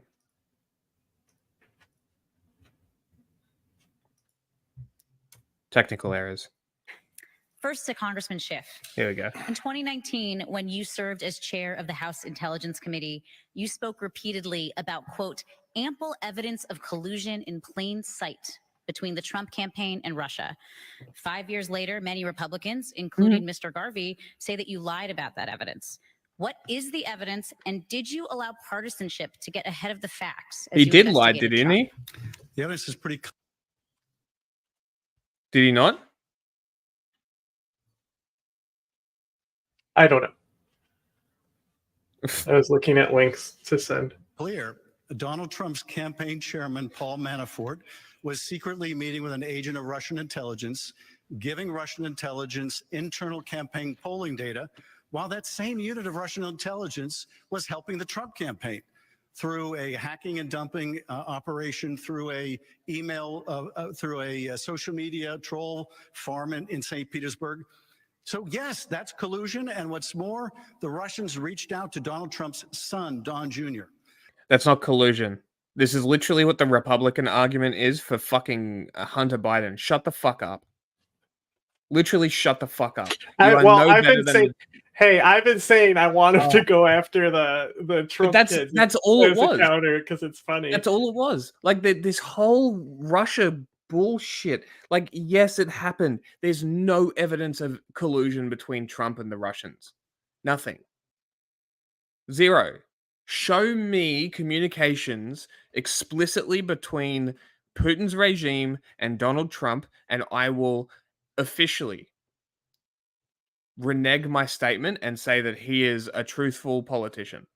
But it won't happen because the evidence isn't there, and this fuckwit is no better than the GOP running these Hunter Biden laptop bullshit inquiries. It's the same thing. You're a fucking waste of space. Fuck off. And offered what they said was dirt on Hillary Clinton as part of the Russian government's effort to help the Trump campaign. And what was the Trump campaign's answer? This did happen. It was, if it is what... Yeah, it went to Donald Trump Jr., not him. Yeah. Like there is absolutely zero evidence. Like the loose connection here is like saying the big guy is Joe Biden. That's the connection. There is Donald Trump is Q. What you say it is, we would love it, preferably in late summer, which is when the Russians started dumping the stolen emails. So you're darn right, there's evidence of collusion, but it's just a you haven't stated any of yet. The damning evidence against Donald Trump, not just with respect to Russia, but his withholding of hundreds of millions of dollars from Ukraine, a nation at war, which was ultimately what he was impeached for when I led his Senate trial. That's time. Thank you, Congressman. Congressman Porter, you are known as a warrior against corporate influence in politics. But before running for office, you consulted for a mortgage servicer. Does that work undermine your credibility as someone that would hold corporations to account? I have never taken corporate PAC money, period. And I'm the only elected official on this stage who can say that. I was working across California to help enforce a settlement and agreement against big banks. And because of that, I developed expertise in how banks were failing to communicate with us, burying things like the opportunity to save your home or cut back the amount of your mortgage in fine print. After I was finished with that service, I was asked by a company the housing to come on crisis and is a work with major them in a issue. So short-term that's one of the things engagement. that she's been trying to linchpin in California, of course, because of course, property crisis in California. Yeah. To address and improve how they contacted and communicated with Californians. All right, Congresswoman, thank you for that. Mr. Garvey, you've never served an elected office, and you said you don't plan on giving specifics about policy until after the primary. Why did you get into this race if you don't know where you stand on these issues? And how can Californians know what they're getting if they pick you? Where did you read that? On my script. I fucking hate this guy so much. I have said that I'm new. I needed to explore California. I needed to talk to the people. I needed to hear from them, their feelings about their elected officials. And that's what I've done. And policy for me is position. I've taken strong positions, especially on the homeless and what should be done. We should do a strong audit on that. Kill them. I talked about, the economy and inflation, rapid spending. Let's get back to energy that's affordable. Nuclear. I talked about the border, the crisis at the border. Let's close the border. Let's take it. Yeah, that's not winning you shit in we have California, a pathway bro. to citizenship. Let's enforce it. Crime. Let's get crime off the streets. Let's fund the police. Let's make sure that they keep our neighborhoods I'm and our stopping communities safe. policies. I mean, that's policy, but it's my position. And by tomorrow, you'll see a lot more. Thank you, Mr. Garvey. Finally, Congresswoman Lee, you have represented Oakland in the House of Representatives for a long time. Crime in that city remains stubbornly high compared to other cities in the state. Yeah, it's Oakland has Oakland. lost the A's, the Raiders, Warriors, and just this week, an In-N-Out. Given its struggles, why should you get a promotion to the not U.S. an Senate? In-N-Out. Well, first, let me say a couple of things. I want to represent the state of California in the United States Senate for many, many reasons. First, I'm the most experienced, I'm the most consistent progressive who gets the job done. I have been able to deliver for Oakland and my entire district and for California. Secondly, public safety is on everybody's mind, and I understand that. And we have to have a public safety plan that, one, gets the guns off the streets of California, which means in the Senate, I'm gonna fight for an assault weapon ban, getting these AK-47s off the street. But hey, really you're in California. You already have one. Yeah, exactly. What the fuck are you talking about? Fuck Like, yourself. what more? Like, honestly, like, it's just gonna be like, well, this is an AR pistol, this is a this is a that. Like, come on, assault She weapon also ban. said My ass. AK-47s because she fucked up and didn't say AR. She said AK and she had to finish it. Control. Also, it's important that we have police reform. We have to have more resources coming into our communities to make sure that there's more interaction between the police and the community. And so, believe you me, that is good true. outcomes. What is That happening? whole Will that thing lead where to it's good like- outcomes? No, well, this is a thing where it's if we're talking about police reform, police need to be liaisons to the community, not enforcers. Well, yeah. But they're not going to do that because they're entrusted as protecting and serving the state, not the public, of course. Yeah. In my community and throughout the state and throughout the country, but we have to have a real public safety plan, and the punishment must meet the level of the crime and not over police, yet make sure that public safety is there to begin to engage in crime prevention, which again, going back to earmarks, is one of my earmarks for young people. Okay, thank you very much. So we've got Okay. Epic. So good. Are we just going into the impeachment stuff? That was click the link at the bottom first. Painfully fucking boring. Because you're gonna love the link at the bottom. It's so. Speaking fun. of independent media, you guys remember the story I did with the Gray Zone, where they were smeared by the Nation and Intercept because they had the balls to question the obviously fake narrative around October 7th. That the only reason people believe is because they have this racist assumption that Arab men, Palestinian men, can't control their sexual urges. It's the sexual anxiety of the European that they exploited throughout the wars against the indigenous people during the Jim Crow era, as they painted black people. Who's this as white savages girl who being wanted to rape abused white for women. fun? They did the same thing to Native Americans. They painted Native Americans as beasts, savages who can't control their sexual urges. They do this to everybody. You guys remember in the Ukraine war where they said Russia was committing mass rape? They are. And then you had the Viagra super soldiers in Syria, led by Assad. No, so isn't it funny how bro, you got your narrative wrong. It's Libya. The Viagra super soldiers is Libya. You got your narrative wrong. It's surprising. They love Libya usually. Yeah. Engage in rape, except us apparently. So when you see this stuff over and over again, you start to question it. So when I saw the narrative about October 7th, it was obviously bullshit. Obviously. And people who consider themselves on the left were too scared to call it out. The crystal balls are too scared to call it out. The Intercept, the Ryan Grahams, the nations. Not only did they refuse to call it out, Graham's they reporting smeared the people who did. on this, by the way. I bet. Dude, So these now guys. Yes, we read chat. Unlike other people, but like this guy, like these guys, the Revolutionary Blackout. Yep, we do. Yep, Taylor Swift is totally. It's like all a conspiracy. The Illuminati is in on it. Yeah, but these guys, they run an enterprise. They pump out so much content. It's crazy. They're like, one of them is always live. One of them, like, they're always chopping their media up and re-uploading it. Like, their content model for producing is so well done, honestly. And it's saturation, right? Yeah. For saturation. I mean, that's that's our current model right now. Is like we need we're doing the saturation, and then we're gonna go back to quality shit. But yeah. Eventually, we're just trying to boost numbers. It's all if you want to rewind to the beginning of the stream, we cover all the Taylor Swift stuff. Yeah, we talk about all the Taylor Swift start of the first hour, basically. So it's all there. Israeli media has been covering stuff that no one in Western media will, including the fact that Israel killed Israelis on October 7th. Israel been covering that, not Western media. So I'm gonna play this clip, and I want to get your reaction because I know you've been following this story. All the sources are in there. This is it's all Israeli media. We are pulling up sources and looking at people and looking at their sources and stuff. It's all in there. In the stream, just rewind.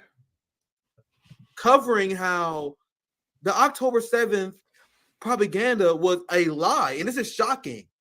This is shocking to see. This is lie. on Israeli TV. What are you talking about? And then he calls out Western media for not questioning it. It's a glorious video. Oh, this actually is a great video. This is a fucking awesome video.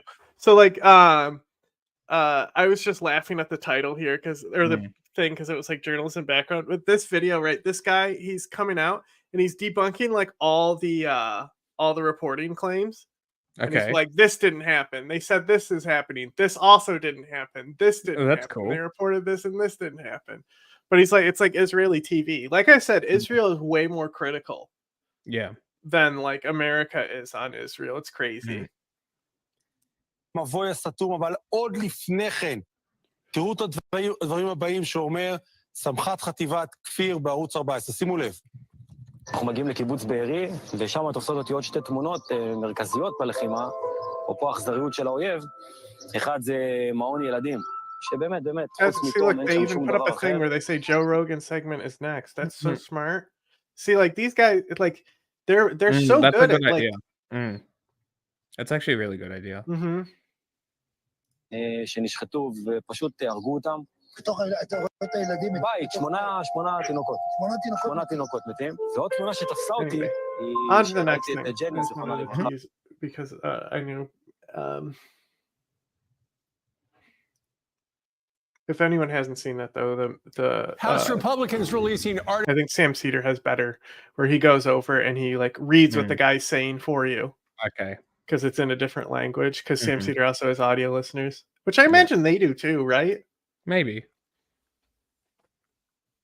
Articles of impeachment over the weekend against Homeland Security Secretary Alejandro Mayorkas as illegal encounters, as we all know, have hit record highs. Republican leaders say Mayorkas, quote, willfully refused to follow the law and breached the public's trust. So the 2 counts against him. Sure. But our next guest, somebody you know and love, says while Mayorkas has been dishonest, his actions do not rise to the threshold of impeachment.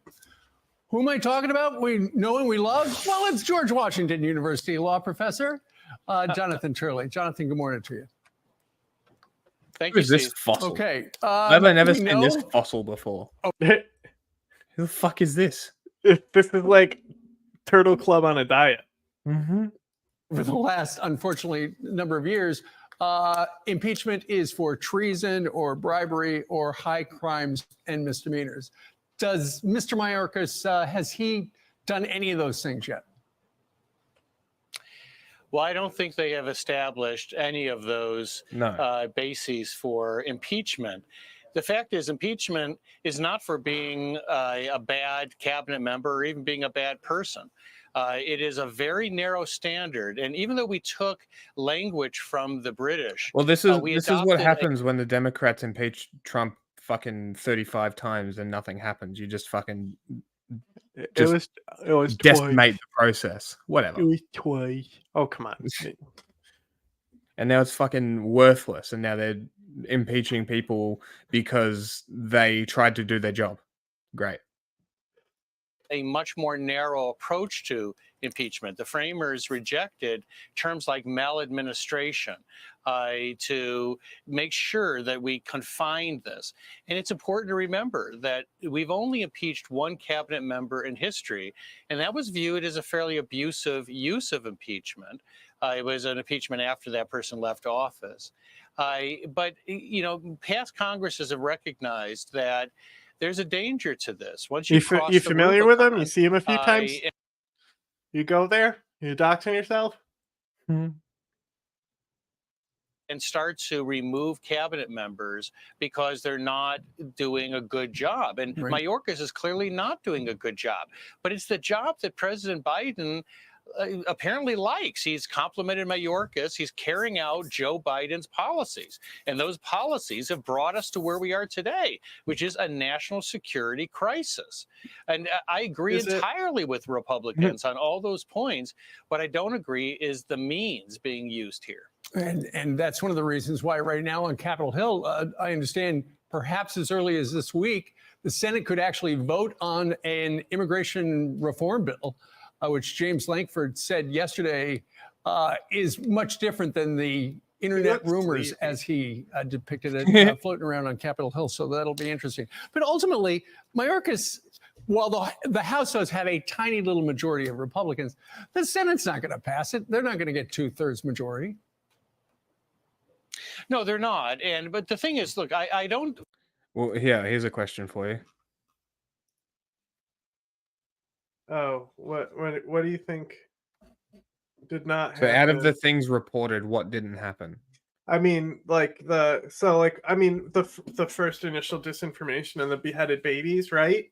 You know, we knew right away that was false, and even right away we were trying to say, look, it's not there's no evidence that they went in and cut the heads off babies. What we think happened is that they died in a result of them being decapitated because babies' heads are barely on, right? Yeah. Then there the whole thing about them reporting that there was Israel green on green firing, even though it was civilians. There was some of that. Yeah. Right. But then that conspiracy goes into a whole thing where Israel committed October 7th, and it's an entire false flag. So the thing is that we have this thing, we have this phrase in journalism. It's called always check in the freezer. And it comes from Hurricane Katrina, because when there was reporting in Hurricane Katrina, credible outlets put out this thing where there was freezers filled with dead bodies and all this stuff because the National Guardsmen told reporters this. Well, the reporters didn't look in the freezer, and that reporting came out to be false. That reporter basically was disgraced from the industry, and then that phrase was born. When you hear something 40 babies, was something like that, wasn't it a ridiculous number of babies? It was 40, right? You gotta look. Something like that. You gotta look. If you don't see it with your own eyes, you should not be reporting it. That's all. Yeah. And that's what that video was that they were showing, which is a great video. Fault the House. If they have a basis for impeachment, regardless what the other House does, they have an obligation to proceed. I just don't believe that they have a cognizable basis here for impeachment. The first article is basically a disagreement about the level of enforcement being done by this administration.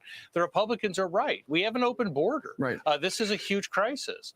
But that is a policy judgment made by the president. The courts have said that presidents can give priority in the enforcement of federal laws. And this is not the first president who's been challenged over lack of enforcement at the border. Sure. When Donald Trump came in, he looked at the law, and it's the same law that Joe Biden's operating under, and he figured a way to do what he wanted. And then Joe Biden comes in, and his business model is to do what he's doing right now. It's the same law at the heart of it, and if people don't like it, ultimately, you got to change the law. Sure. Okay, great. Great conclusion. Great. Yes. Great. Wow. Fucking stunning analysis they from Fox News.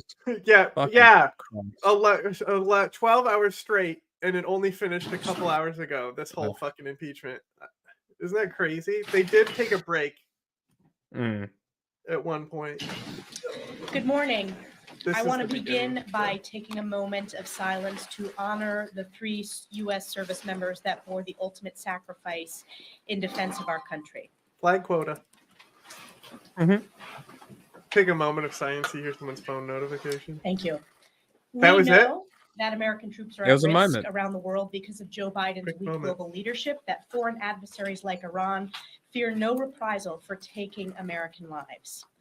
Also at home, border security is the most fundamental responsibility of a nation. Finished House at Republicans are serving 1:17 as the a.m. last East. line of defense What to a waste secure of our fucking border. time. As we speak, House Republicans on the Homeland Security Committee are marking up the long overdue articles of impeachment against Alejandro Mayorkas, holding him accountable for his breach of the public trust and willful refusal to enforce our laws.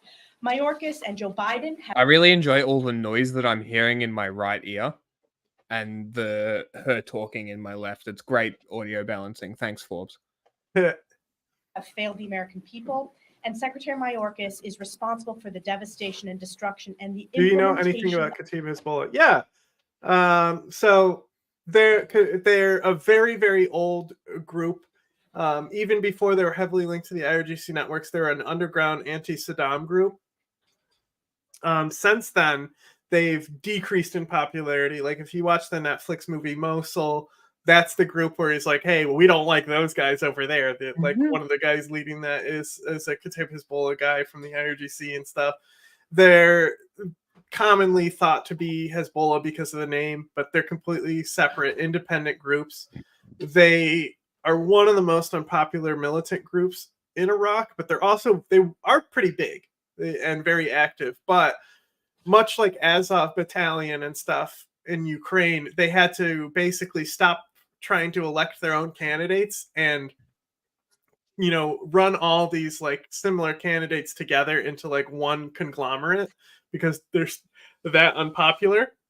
So that's about it. They're definitely one of the more serious groups. And I'm not sure if they're even considered PMF, which is a different story altogether. I think they're literally just IRGC. Of the failed Biden border policies that have led to a crisis in states and communities nationwide. Our country is experiencing. Wasn't it Trump that implemented Title 42, which when it expired ended in this? Yeah. At one point. What resolution did they pass? I don't know. They didn't say. Well, I'm just talking to chat. Full-fledged invasion with illegal immigrants I've pouring been across our streaming since borders then. in record numbers. Encouraged by Joe Biden's open border policies. Since Joe Biden's open border office, there have been policies. over 8.3 million illegal crossings nationwide. Whoa. Over so they actually 360 did of those impeach him? individuals are It on passed? Yeah, these guys, they're all like connected. They're like I'm pretty sure those guys are a chapter of Hezbollah, but let me check real quick.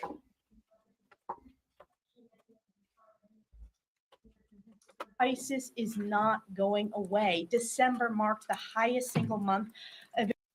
This is the weekly briefing. Is there anything more specific about the impeachment stuff? Yeah, they've sent some stuff where they're talking about it, but we'll watch something. We'll watch something less fucking wanting to claw my eyes out boring than a Republican fucking briefing. Jesus Christ. Okay, it's basically the Syrian version of the Iraqi Hezbollah group. Oh, okay.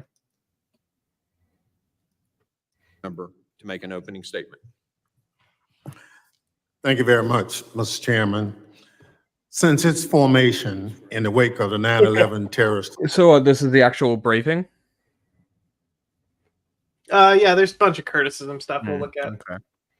Nothing. The Committee on really. Homeland Security has distinguished itself through serious legislative and oversight work under the leadership of both parties.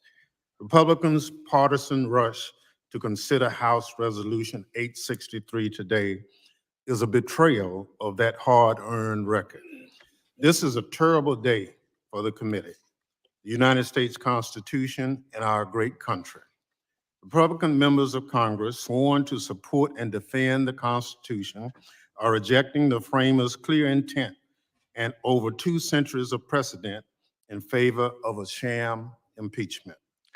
Republicans have failed to make a constitutionally viable case to impeach Secretary Alejandro Mayorkas, a dedicated public servant.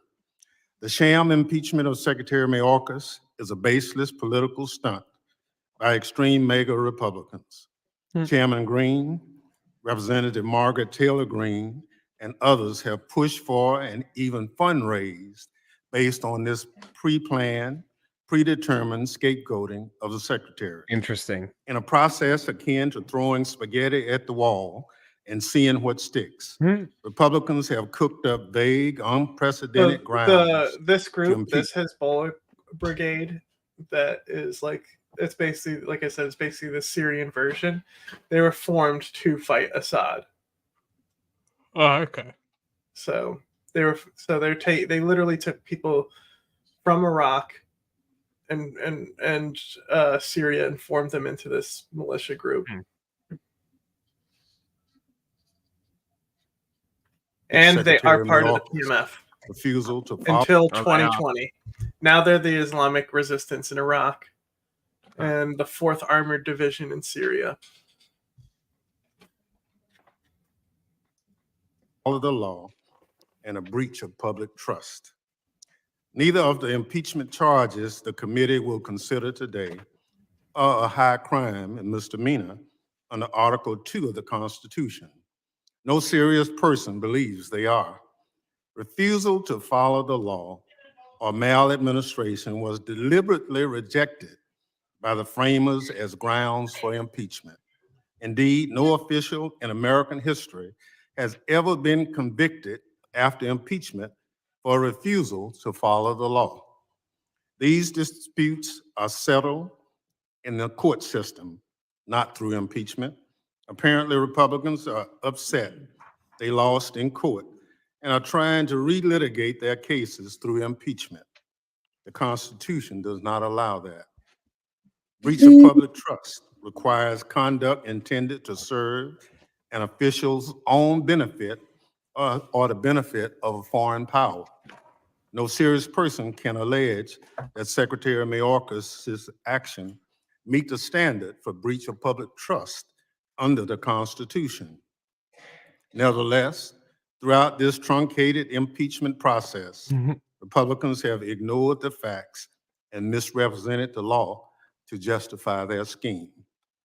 But the law is clear, and so is Secretary's record. Because Anonymous He's just leveraged hit the Alex full Jones range of with a huge hack. authorities at his disposal. Anonymous hit Alex Jones with a huge hack today, I guess. Really? That's cool. While stretching the resources provided by Congress to secure the border. He has removed record levels of migrants detained by more people than Congress has provided funding for, and prevented record levels of fentanyl from entering our communities. Constitutional law experts agree the Secretary has not committed any impeachable offense.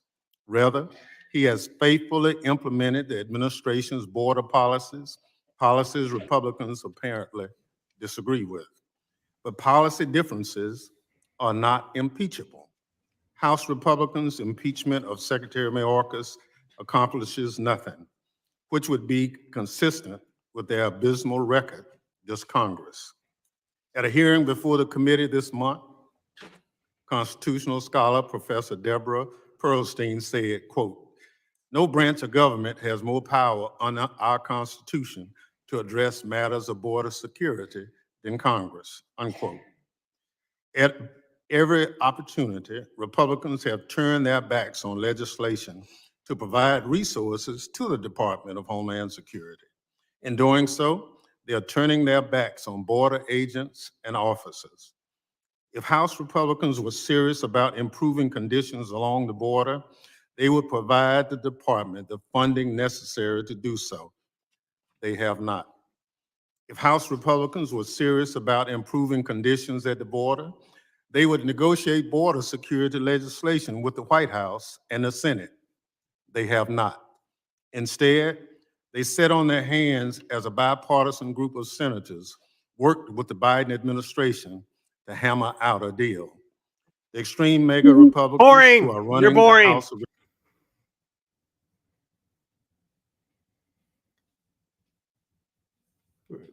Does a militia group have a good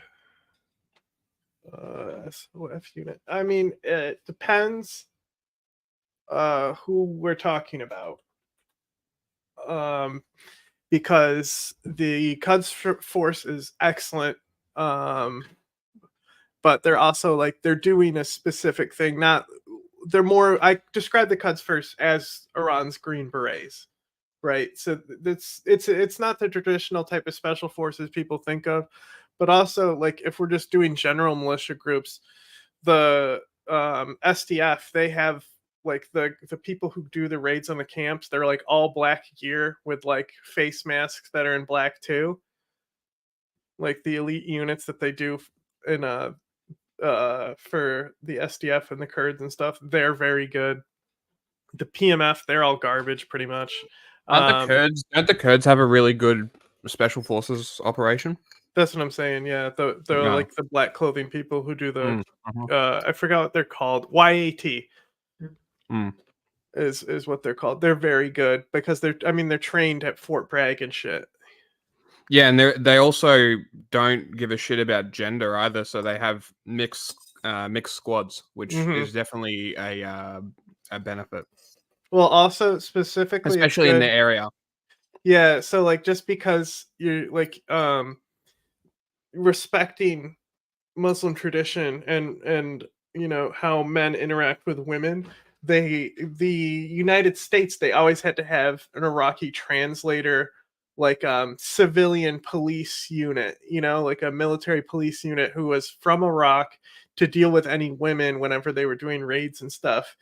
But the SDF, they have women integrated into the unit who are ready to go and can handle these women and still like because it's upholding international law to respect the practices that they have and respect the women in these places. So they're very good as well.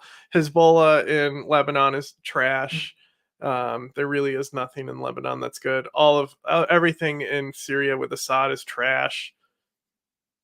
And then the Iraqi government, they have Golden Division, who are also really good special forces for the Middle East, especially. I mean, Golden Division fucked ISIS up. They had authorization to drop white phosphorus. So the U.S. doesn't just hand that out. Chair is authorized to declare the committee in recess at any point. Pursuant to Committee Rule 7C, any request for recorded votes may be postponed. I now recognize myself to make an opening statement. Here we go. We're here today not because we want to be, but because we have exhausted all other options, and our duty as members of Congress compels us to exercise our constitutional duty and defend this separate but equal branch of government. At the beginning of this Congress, each of us took an oath. Qassam brigades, they're fucking Quds Force, right? Isn't that what they call themselves? Or are they Hamas? I think they're the Hamas militant wing, actually. Defend the Constitution of the United States against all enemies, foreign and domestic, and that we would well and faithfully discharge the duties of. I know more about West Bank groups, but yeah, they are technically Hamas's forces. I mean, they organized October 7th. The office. This is the same oath I took many years ago in the Army. Several of you also took the same oath in your service to this nation. Homeland Security Secretary Alejandro Mayorkas took a similar oath, but he has not lived up to it. He has willfully and systematically refused to comply with the laws passed by Congress and breached the trust of Congress and the American people. The results have been catastrophic and have endangered the lives and livelihoods. Who has the best intelligence unit out of the militants? Iran for sure. There's no contest. There's not even close. Americans, even some Democrats, are starting to get it. Prominent pundit John Judas recently wrote, and I quote, "America's borders have been de facto open during the first 3 years of the Biden administration," end quote. Our colleague. Guys, stop making fun of James. From Texas, Mr. Cuellar recently said, "We have a crisis at the border." Pennsylvania Senator John Fetterman said, "This is a crisis." Even Secretary Mayorkas' boss, President Biden, just recently threw him under the bus, admitting that the border was not secure. For nearly a year, Not the best source. this committee conducted methodical, comprehensive, and fair investigation into the causes, costs, and consequences of the border crisis, producing 6 separate reports totaling around 400 pages. Our members have seen firsthand numerous parts of the southwest border, spent time with law enforcement officers on the front lines, and spoke with real Americans about how this we've crisis seen the is pictures of affecting Ted Cruz looking fat in his army uniforms. We've seen that. We know that there's been photo ops and PR moves. We know, my guy. We know them.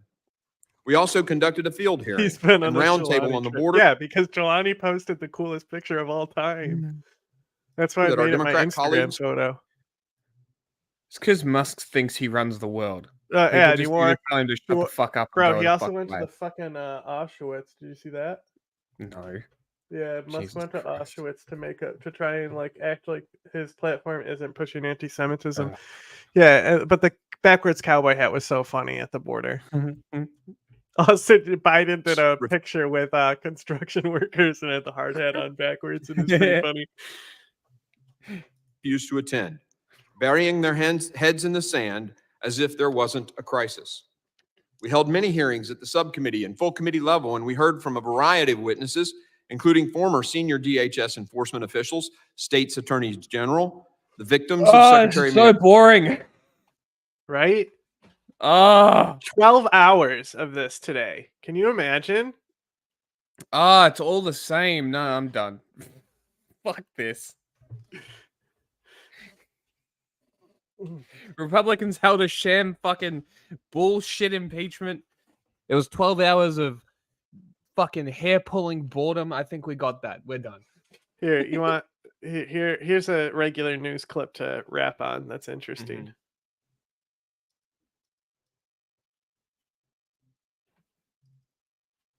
There's a reason why I saved it for last. Chambers, it's a wild story, bro.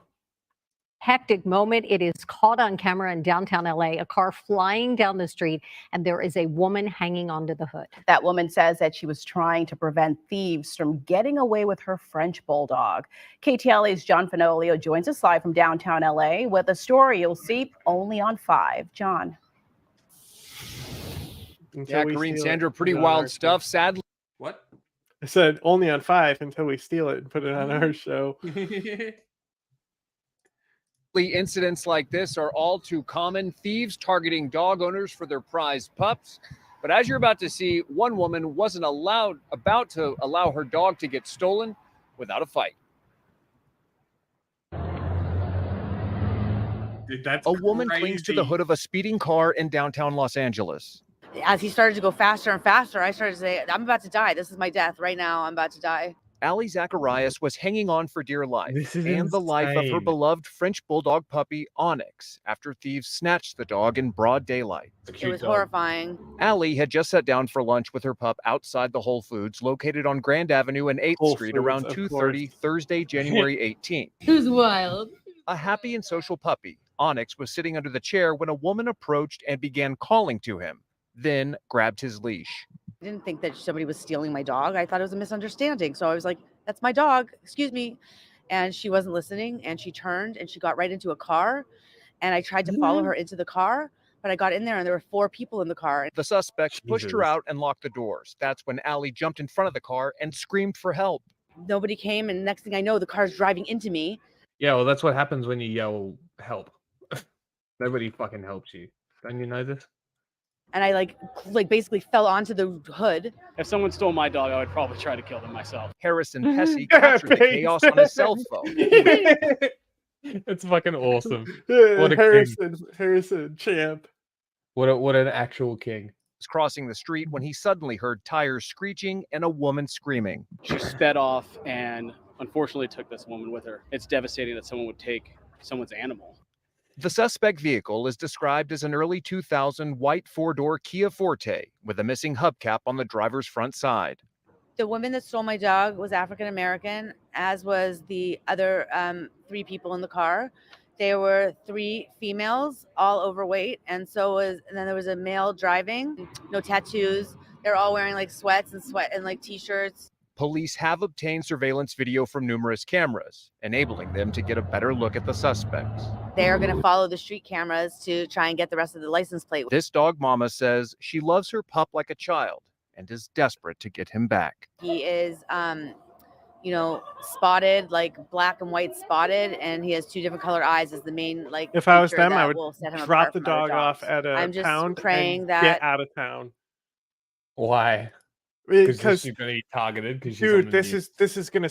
It's literally your fucking crime is on the fucking local news, bro. Not only that, this went viral. Like there is so much attention on this fucking dog drama right now.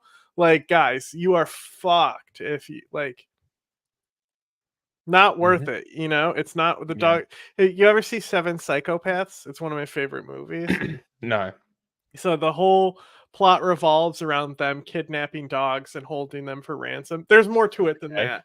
But they end up stealing Woody Harrelson's dog Bonnie, and he's like the head of the most dangerous crime gang. So it's just like he's mad and trying to find his dog from these fake dog nappers. It's John Wick, but the dog doesn't die. Well, the Bonnie's throughout, but Bonnie's like just one plot point. But then also the guy who's Christopher Walken is the main guy who like takes care of the dogs in the kennels that they steal. And then the guy who's actually doing the dog theft is actually he's like the Boondock Saints mob assassin. So he's also killing all the guys in Woody Harrelson's mob as well at the same time. And then Colin Farrell's just there as like a writer. You're trying to write a movie. And then it like breaks the fourth wall and ties shit up into the story about like the movie he's writing become like the characters inside the reality and stuff. It's very interesting. Interesting. I can buy him back if we can find him. They stole my child away from me. Allie is offering a reward for her pup's safe return. More details about that on our website, KTLA. You're not getting that dog back. Sorry. That's the whole point of stealing it, though. Yeah. Like the dog's going to be used as a chew toy for a pit bull in a dog fighting arena. Jelani trained fighters that are now in Ukraine killing Russians. He earned it. Yeah, I meme to finish.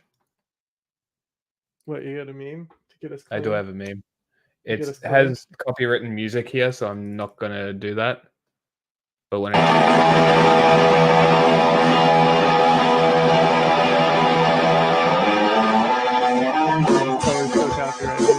gonna be like, hey, I know that riff. What a king! What a king! All right, we are done. I'm sweaty. Okay. Reference the Protocols of Elder Zion. I mean, I wrote that book. That's a great book.